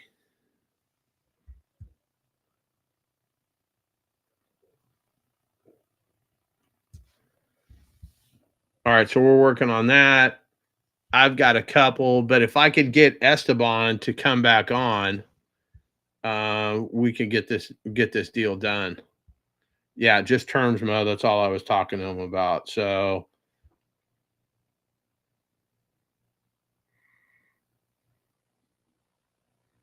hang on, let me listen to this.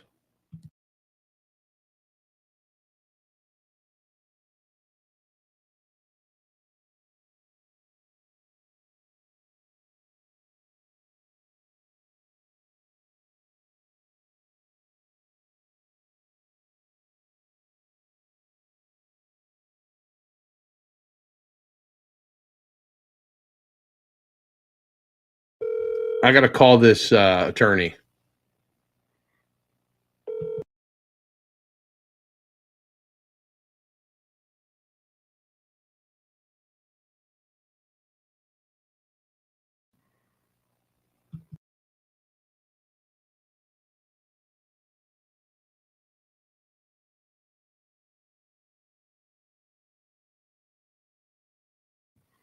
Hang on, I'll leave a voicemail. Thank you for calling McCormick.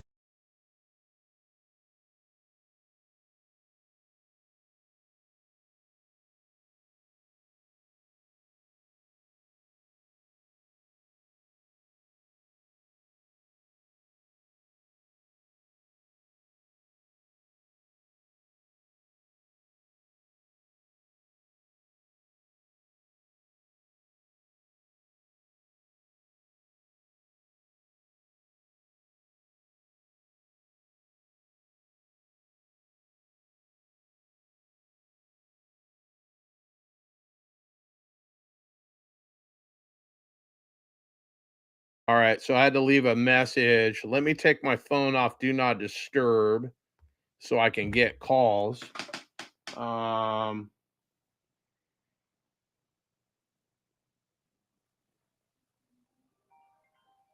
this might be it right here. I got to take this, guy. Sorry.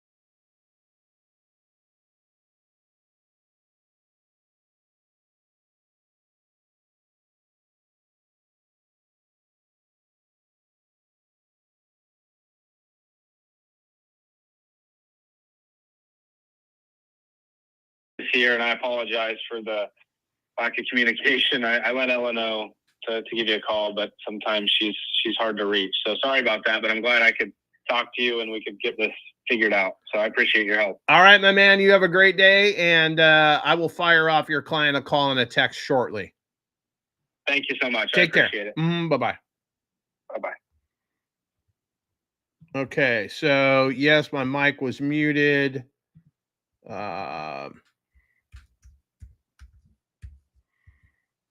Oh, shoot, this thing.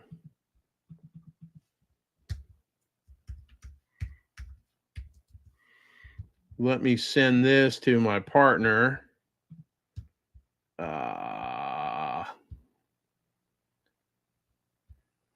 I don't think I will send that to the husband, right? Or the ex-husband. So hang on 1 second. Attorney called me back. Well, the assistant.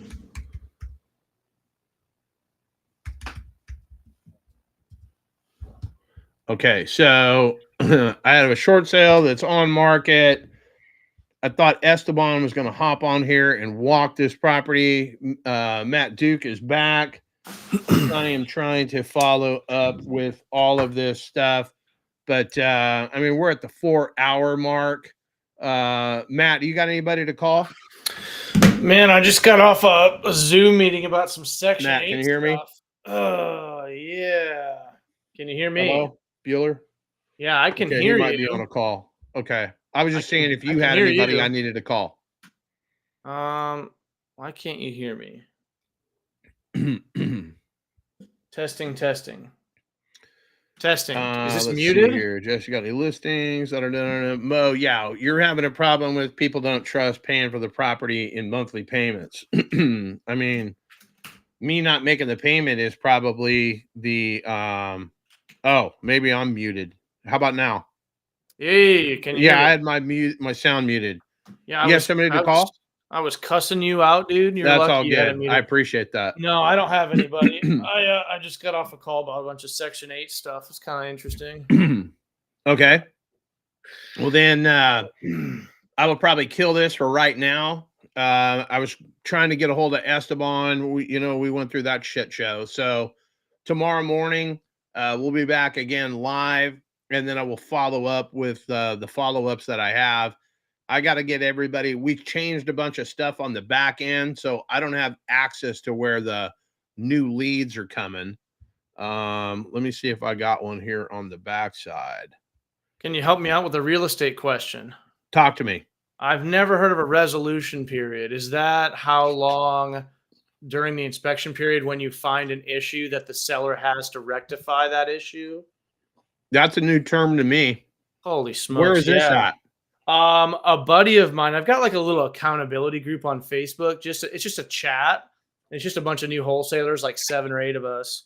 So we kind of just ask each other questions, hey, Pace said this, or Jamil said that, or whatever the heck it is. Mm-hmm. So he goes, hey, he's asking about the seller paying title. So I'm going to advise him on that. He's asking about who's going to hold the earnest money. I'm going to advise him on that. And then he's like, yeah, she asked, if I was going to do a 7-day inspection period. So he must have a realtor.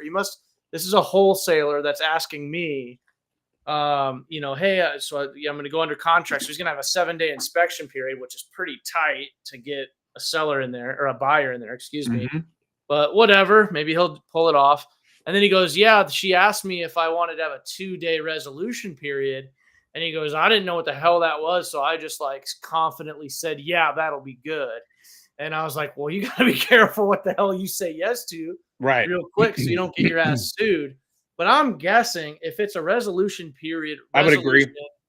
Means when 7-day inspection, we go in on day 2. All right, cool. Well, we said we were going to offer 100 as long as nothing comes back crazy. We just found this big ass foundation issue. You have 2 days to fix it. Whether you fix it or you come down on the price is going to be up to the seller or whatever. And then if they don't resolve it within the 2 days, then the contract would terminate. That would be my Yeah, and they would get Assumption. their earnest money deposit back. So basically, Yeah. out here in California, let's say I've got a buyer. We go look, we inspect the property. I send you over a request for repairs in California. You, as the Yeah. seller and the agent, you don't even have to respond to that thing at all in any way. And then basically, when I come up on my inspection period, essentially, let's say I got a 17-day inspection period. Well, unless I sign off on the contingency saying, hey, I removed this contingency, that contingency, whatever, I can basically just stay in the I can just stay in a gray area. Like I'll send you a request for repairs, you don't answer it, then you keep hitting me up, or hey, I need you to remove your contingencies. I need you to remove your contingencies. And until I remove those contingencies, the buyer's earnest money is in no danger whatsoever. Yeah, the deal can't move forward because they never addressed Right, but what you legally came up they with. do not have to address it. But yeah, I'd make the phone call to the agent. Hey, man, we sent you over a request for repairs. I get it. You don't have to formally respond to it. Are you guys going to do anything, or should I just cancel the contract and we should go look for something else? Yeah, And exactly. basically just play that game with them.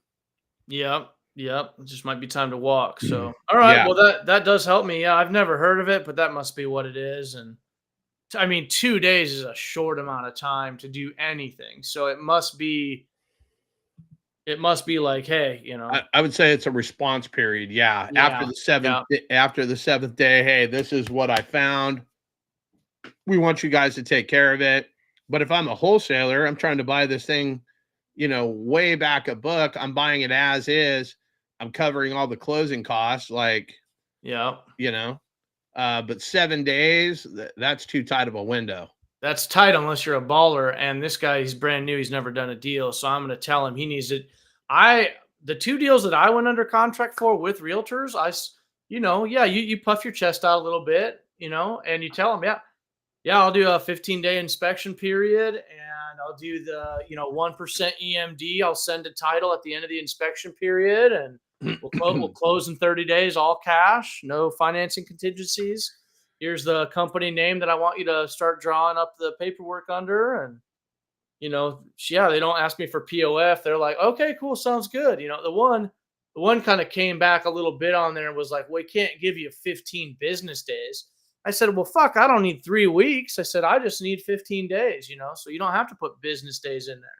Right. So, yeah. So usually, or 10, I'll do 10 business days or 15 days.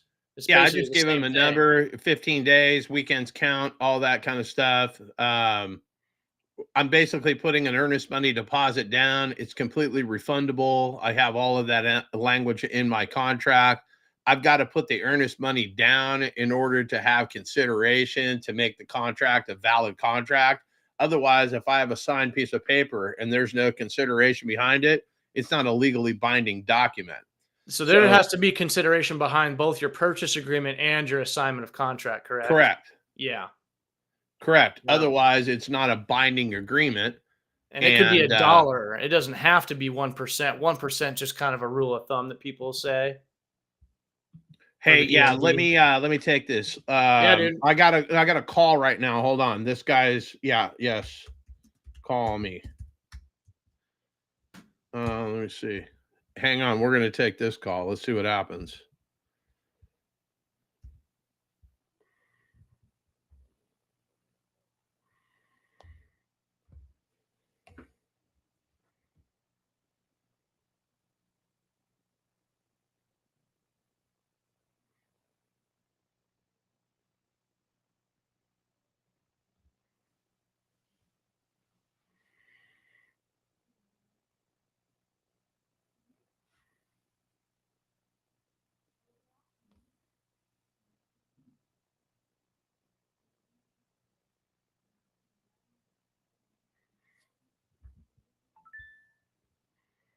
Here, let me call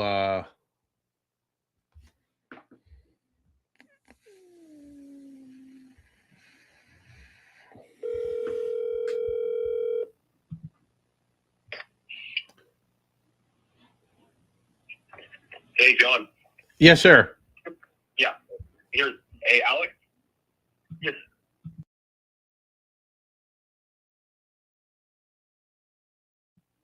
Doing good, thank you. So what property are we talking about here?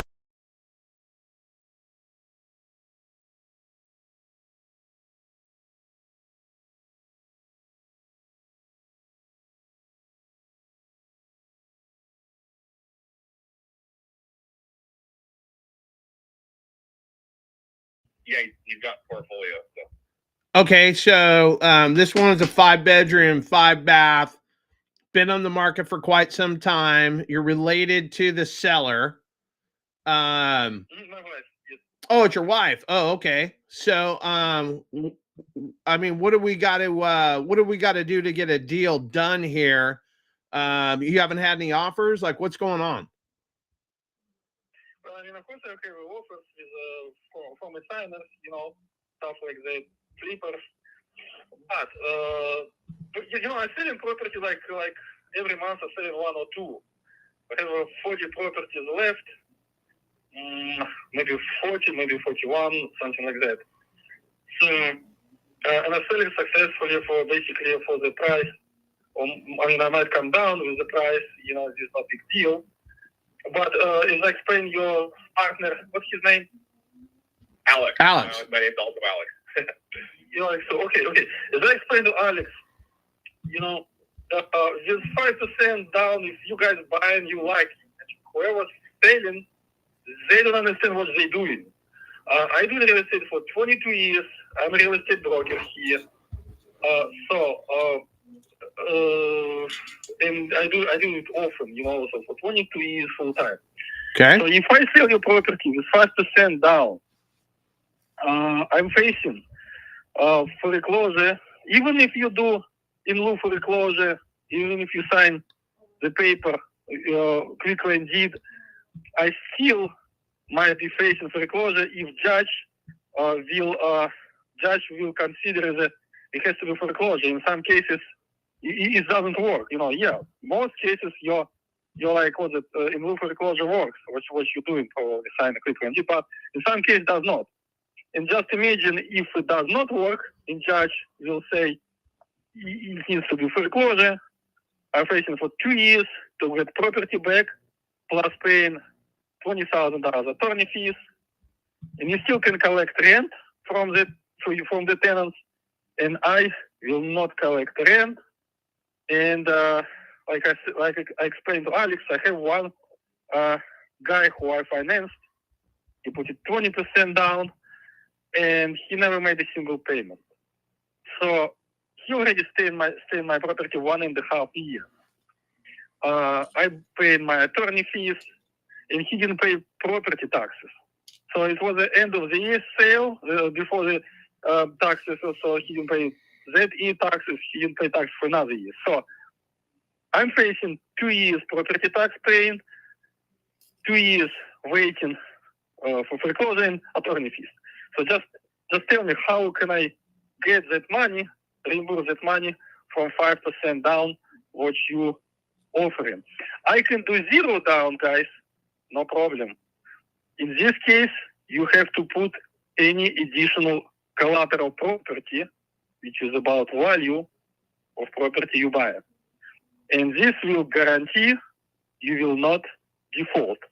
But even like, let's say, as I explained to Alex, even let's say you good guys, I mean, for example, you decided not to go foreclosure, you give me property back. I don't need it back. Let's say if market go down, you know, and you still will be collecting rent, of course, more than you pay me because you need the guys cash flow. So let's say property went down, and you tell me, Alex, we don't need your property. You just take it back. It's okay. I mean, we don't need 5%, what we gave you. I'm still in trouble. You're not. You're never in trouble with 5% down because you risk nothing. You know, that's why the people who doing it, they have no clue. They have a big risk, you know, to be bankrupt, you know. So that's what, I understanding, which is my attorney understanding. And I think, everybody who knows about real estate understanding it. I just need a complete like how to say, guarantees and you're not gonna default, and you're not gonna give me property back, so you're gonna make payments. The only guarantee I see is a big down payment, and it's my attorney only one. He sees only one way. I think it's another way, another option. If you give me collateral property, because if you default, you lose this property and your property you have. So this will guarantee your payment. Am I right? Well, I mean, in your opinion, but basically what we do is we give you a down payment. We make payments on this thing every month, and then we sign a deed in lieu of foreclosure. So, if, you know, I just explain you about the deal. It's not my opinion, sorry. It's attorney opinion. He has like experience for about 45 years in attorney practicing. So this is not only my opinion. It's nothing about opinion. So it's about facts. okay, well, I'm speaking facts to you too, because I do these all over the United States. So what I was telling you is, Good. Uh-huh. yeah, we would give you the down payment, like we said, and then we would sign a deed in lieu of foreclosure. So you don't have to go hire an attorney or foreclose on us or any of that stuff. Or for some reason, It's not always work. So, but again, let's say it will work. Okay, let's say it will work. Yeah, let's say it will work. Let's say market will go down or anything happen, and you just decide to give me property back. I don't need a property back. I don't know what kind of tenants you're gonna replace, and I don't know what you're gonna do with the property. 5% is nothing. So what I can do for you guys, I mean, the minimum I do 15% down, or basically, or you have to give me any kind of collateral. I don't care what kind of collateral you give. Even with no collateral, if Biden sign it, or Trump sign it, or anybody like that, okay, we can shake hands. How about that? okay, so you want me I to, just need a guarantee. yeah, you want me to overpay for this property, and you want me to give you, No. So prices, I don't need to overpay. I'm sorry, I'm not stupid. I don't need to overpay. I mean, with a high price, I agree. But price is negotiable, okay, I don't need you to pay full price. You pay me cash, you pay me $295,000, even $285,000. You can pay me $100,000 less. In cash, pay me $285,000 and it's yours. okay, so cash price, I could come in at $295. Is that what I'm hearing? Yeah, I can do even $285,000, $100,000 less. Yes. $285,000 is yours. Take it, yes. Okay, and then if I come in finance-wise, you want this $284. Yes. Or $384, I'm sorry. So, yeah, I'm seeing, on its best day, this thing's probably worth $365. I mean, you just bought this thing for $175,000. Sir, I mean, you don't know how much money I put. It doesn't matter how much I bought. I mean, I bought one house for $5,000 and I sold it for $160. I mean, I can get it even for free sometimes, or almost for free. It doesn't really matter how much I bought. I mean, I can get it from my friend, from my father for free. It has nothing to do with you. It's between me and the seller who I bought from. Plus, I put a lot of money to the house. You should see pictures when I bought it, So it has nothing to do when I bought it. I mean, again, right now I have a house I bought for $7,500, selling for $159. And it doesn't matter.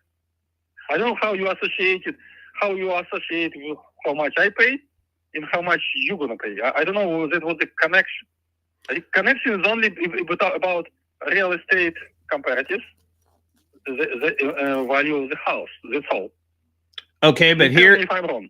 Well, okay, just so you know, I'm a licensed broker in California. So if you paid one, broker in Florida, sir. yeah, okay, that's fine. I don't need to be a licensed broker to buy a house, though, right? No, you don't. No. Okay, so basically, what I'm getting at is, I just saw that you paid $175. That's all I was saying. Let's say you put $100,000 in this thing. I'm not telling you what you can and can't do and what you could sell it for, but we would have to pull comparables, right? And the house, if I was going to go get a loan from the bank, they're not going to loan me more money than the house is worth. Can we at least agree on that? Of course, yeah, I agree 100%. I have also experienced broker as you do. I mean, I have 22 years experience in Jacksonville, in the place where I live, you know. So even a place where the house is, because I live there very close by. I specialize in this area for 22 years. I check MLS every day, so I know exactly how much houses work. And you're absolutely correct. Should be market value. Yeah. So basically, the way I explain it to a lot of folks is if I had $100,000 house I could sell you for $1 million, your answer would be no. But if I had $100,000 house I could sell you for $1 million, but your payment was only $500 a month, and you knew you could rent it out for $1,000 a month, that's what I buy. I buy cash flow. I don't care what I pay for your house. That's 1,000,000% irrelevant to me, because I'm going to put somebody in there, whether that's a short-term, mid-term, long-term, sober living, assisted. I just need to have more money coming in than I got going out, and I can make absolutely any deal work. So yes, sir, you're correct. Yes. So let me see what I can put on paper. But if I came in at 5% down, you want me to have some sort of collateral to secure your position in the deal, right? That's correct. Okay. And I mean, I also heard you say I could come in with no money down and use some sort of collateral. Yeah. Okay. That's correct. So then what are you looking at as far as an interest rate? 5.9. 5%? Okay. 5.9. Oh, now we're at 6%. No, 5.9. I told you in the beginning. 5.9. Yeah. Okay. I mean, essentially, it's 6%. Okay. Sure. Okay. All right. And this thing doesn't need any work. It's ready to go from what I can see. There's no mechanical issues or anything, like AC works, all that. Oh, everything is good. Yes. Okay. AC actually, I installed in new AC. Oh, it's got a brand new AC. Okay. I will be installing, yes, brand new AC from company. Yes. Oh, okay. So you still have to do that. Okay, I got you. All right. Yeah, I have to do it. Yeah, I'm gonna put it. Okay. Any reason you left the popcorn ceilings in there? Why don't you just scrub those off? I try to do the minimum. You know, I mean, popcorn ceilings to take out. I mean, it's another money. You know, so it's not a big deal to do it. But you know, if you rent it, you know, especially if you rent it, I don't know why you should do. I mean, but yeah, it's up to you. I mean, you can take it off if you want. What do you think the rents are in that area? What do you think that I could get for rent? Well, for that, it's a 2-unit property. Basically, I probably could get, I don't know, maybe $2,500. Something like that. Maybe $3,000. I mean, it depends who you find. Yeah, because I'm looking at it. I'm looking on Rent-A-Meter right now. It says the median rental rate in that area is about $2,000. You don't think that's right? It's considerably more. Well, $2,000 feel like is no properties you can find. It's a main house. It's a 4-bedroom, 4-bath. In the back house has a studio with a kitchen and bathroom. So it's kind of unique. It's different than other houses. I mean, $2,000 a year, if you probably it's going to cost maybe 2,200 square feet, 2,000 square feet house. But hey, this house is property 2,600 square feet altogether, plus including if it's additional property. Okay. So it's definitely more than 2,000. Yeah, definitely. I mean, 2,000 is just a regular one house. This has 2 houses. It has a swimming pool in the back. In a condition, I mean, 25. I would say is minimum you would get. I mean, I would say between 2,500 and 3,000. Okay. I'm just calculating some math here. 5.9%. We're gonna update. I'm gonna take out the taxes and the insurance because I'm gonna have to. So basically, if I came in at 5% down, that would be 19,200. Sales price of 384. 30-year amortization at 5.9%. That puts 2163 in your pocket. So basically, I'm not going to be able to cash flow very much on this thing. Can we adjust that interest rate to get me closer to where I need to be, or you're pretty firm on that? How much you need interest rate? I'm sorry, say that again. How much interest rate you want to be? Well, I mean, if I want to be as low as I possibly can, but even if I got it down at 5% interest, that would only give you a payment of $19.58. I mean, that's closer to where I could probably make something happen. 20 grand down, 384, which is more than what this house is worth, at a 5% interest rate, 1958 in your pocket. Does that sound like something we can get done? You know what? If you give me good collateral, I can do it. Okay. So that's what's most important to you is your security in this. You don't want this property back. You want me to default and give you one of my properties. You're absolutely correct. You're absolutely correct. Okay. More security. You give me 50% down, and I give you 4% interest. Okay. Security, you're absolutely correct. Okay. All right. Let me run some numbers. I don't want to waste any more of your day. Let me put something on paper, and then we'll circle back with you tomorrow. Fair enough? Absolutely, absolutely. And like I said, I have 40 houses for sale right now. I have a similar, all kind of in the same area, mostly. So we can, we definitely can do the business. What is your number? What do you mean, what's my number? What number? I guess is, Oh. you talk to your partner. Yeah. It looks like, it depends on you. Yeah. Give me your number. Yeah. My 559-212-3423. Yeah, just 1 second. I'll write it down.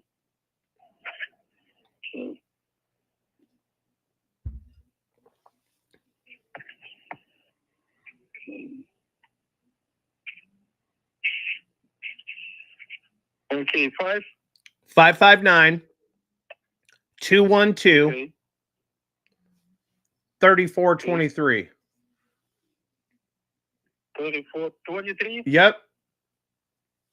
Let me do it again. 559-212-3423. Correct. Your name? John. John, okay. Okay, got you. Yep. Okay, fantastic. Let me put some numbers on paper, and then we'll circle back with you tomorrow, and then we can talk about some of your other properties, but I'm going to focus on this one for today. Very much. All right. I appreciate it. Thank you, sir. Have a great day. Thank you, guys. Bye-bye.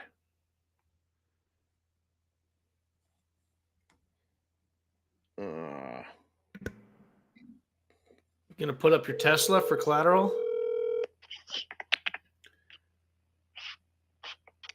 Hey, John. All right, so you're on the live.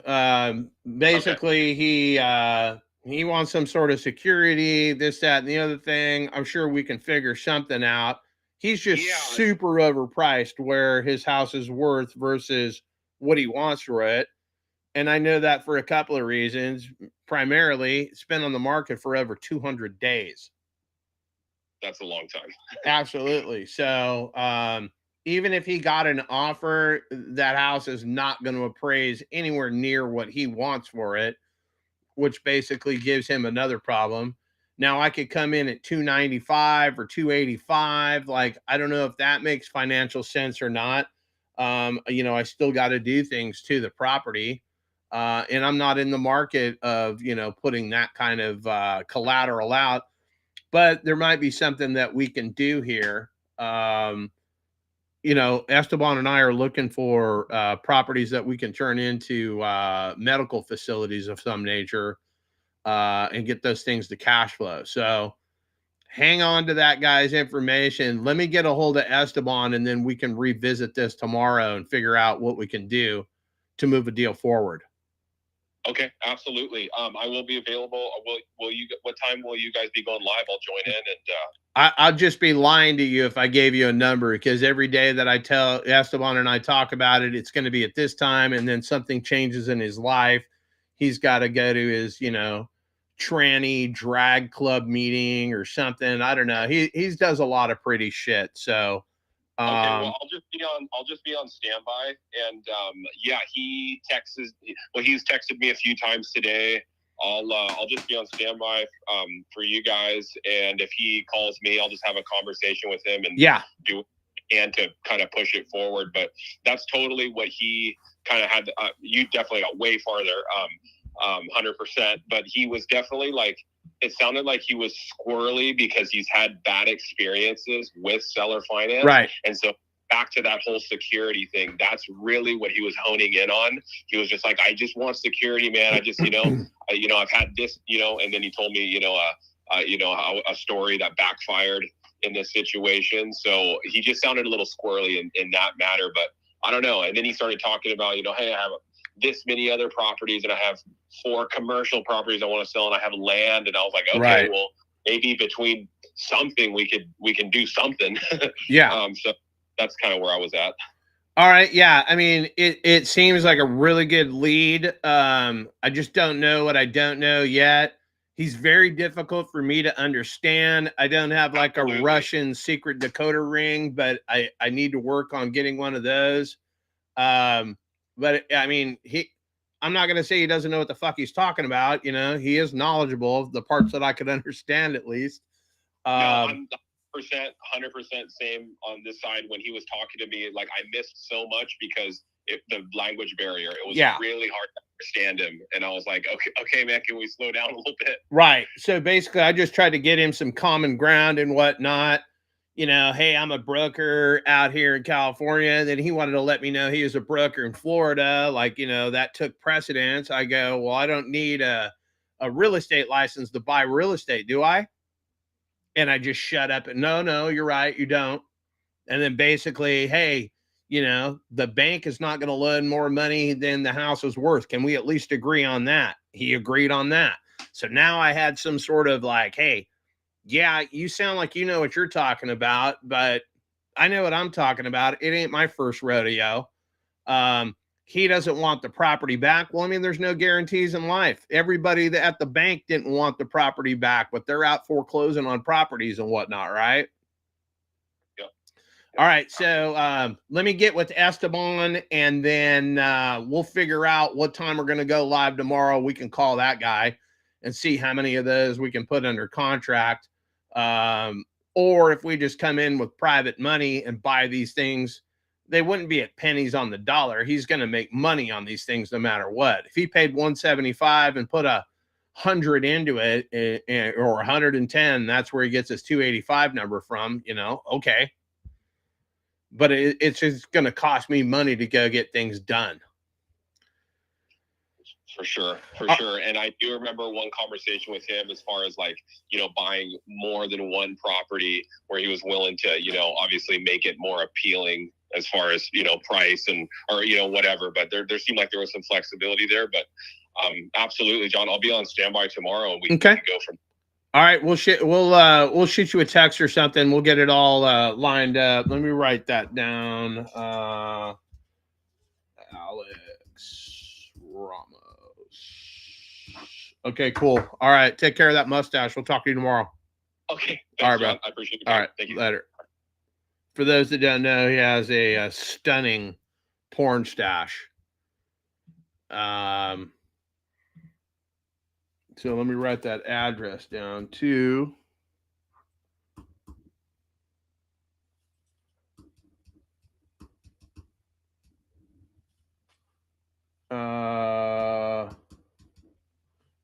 And that was Jacksonville.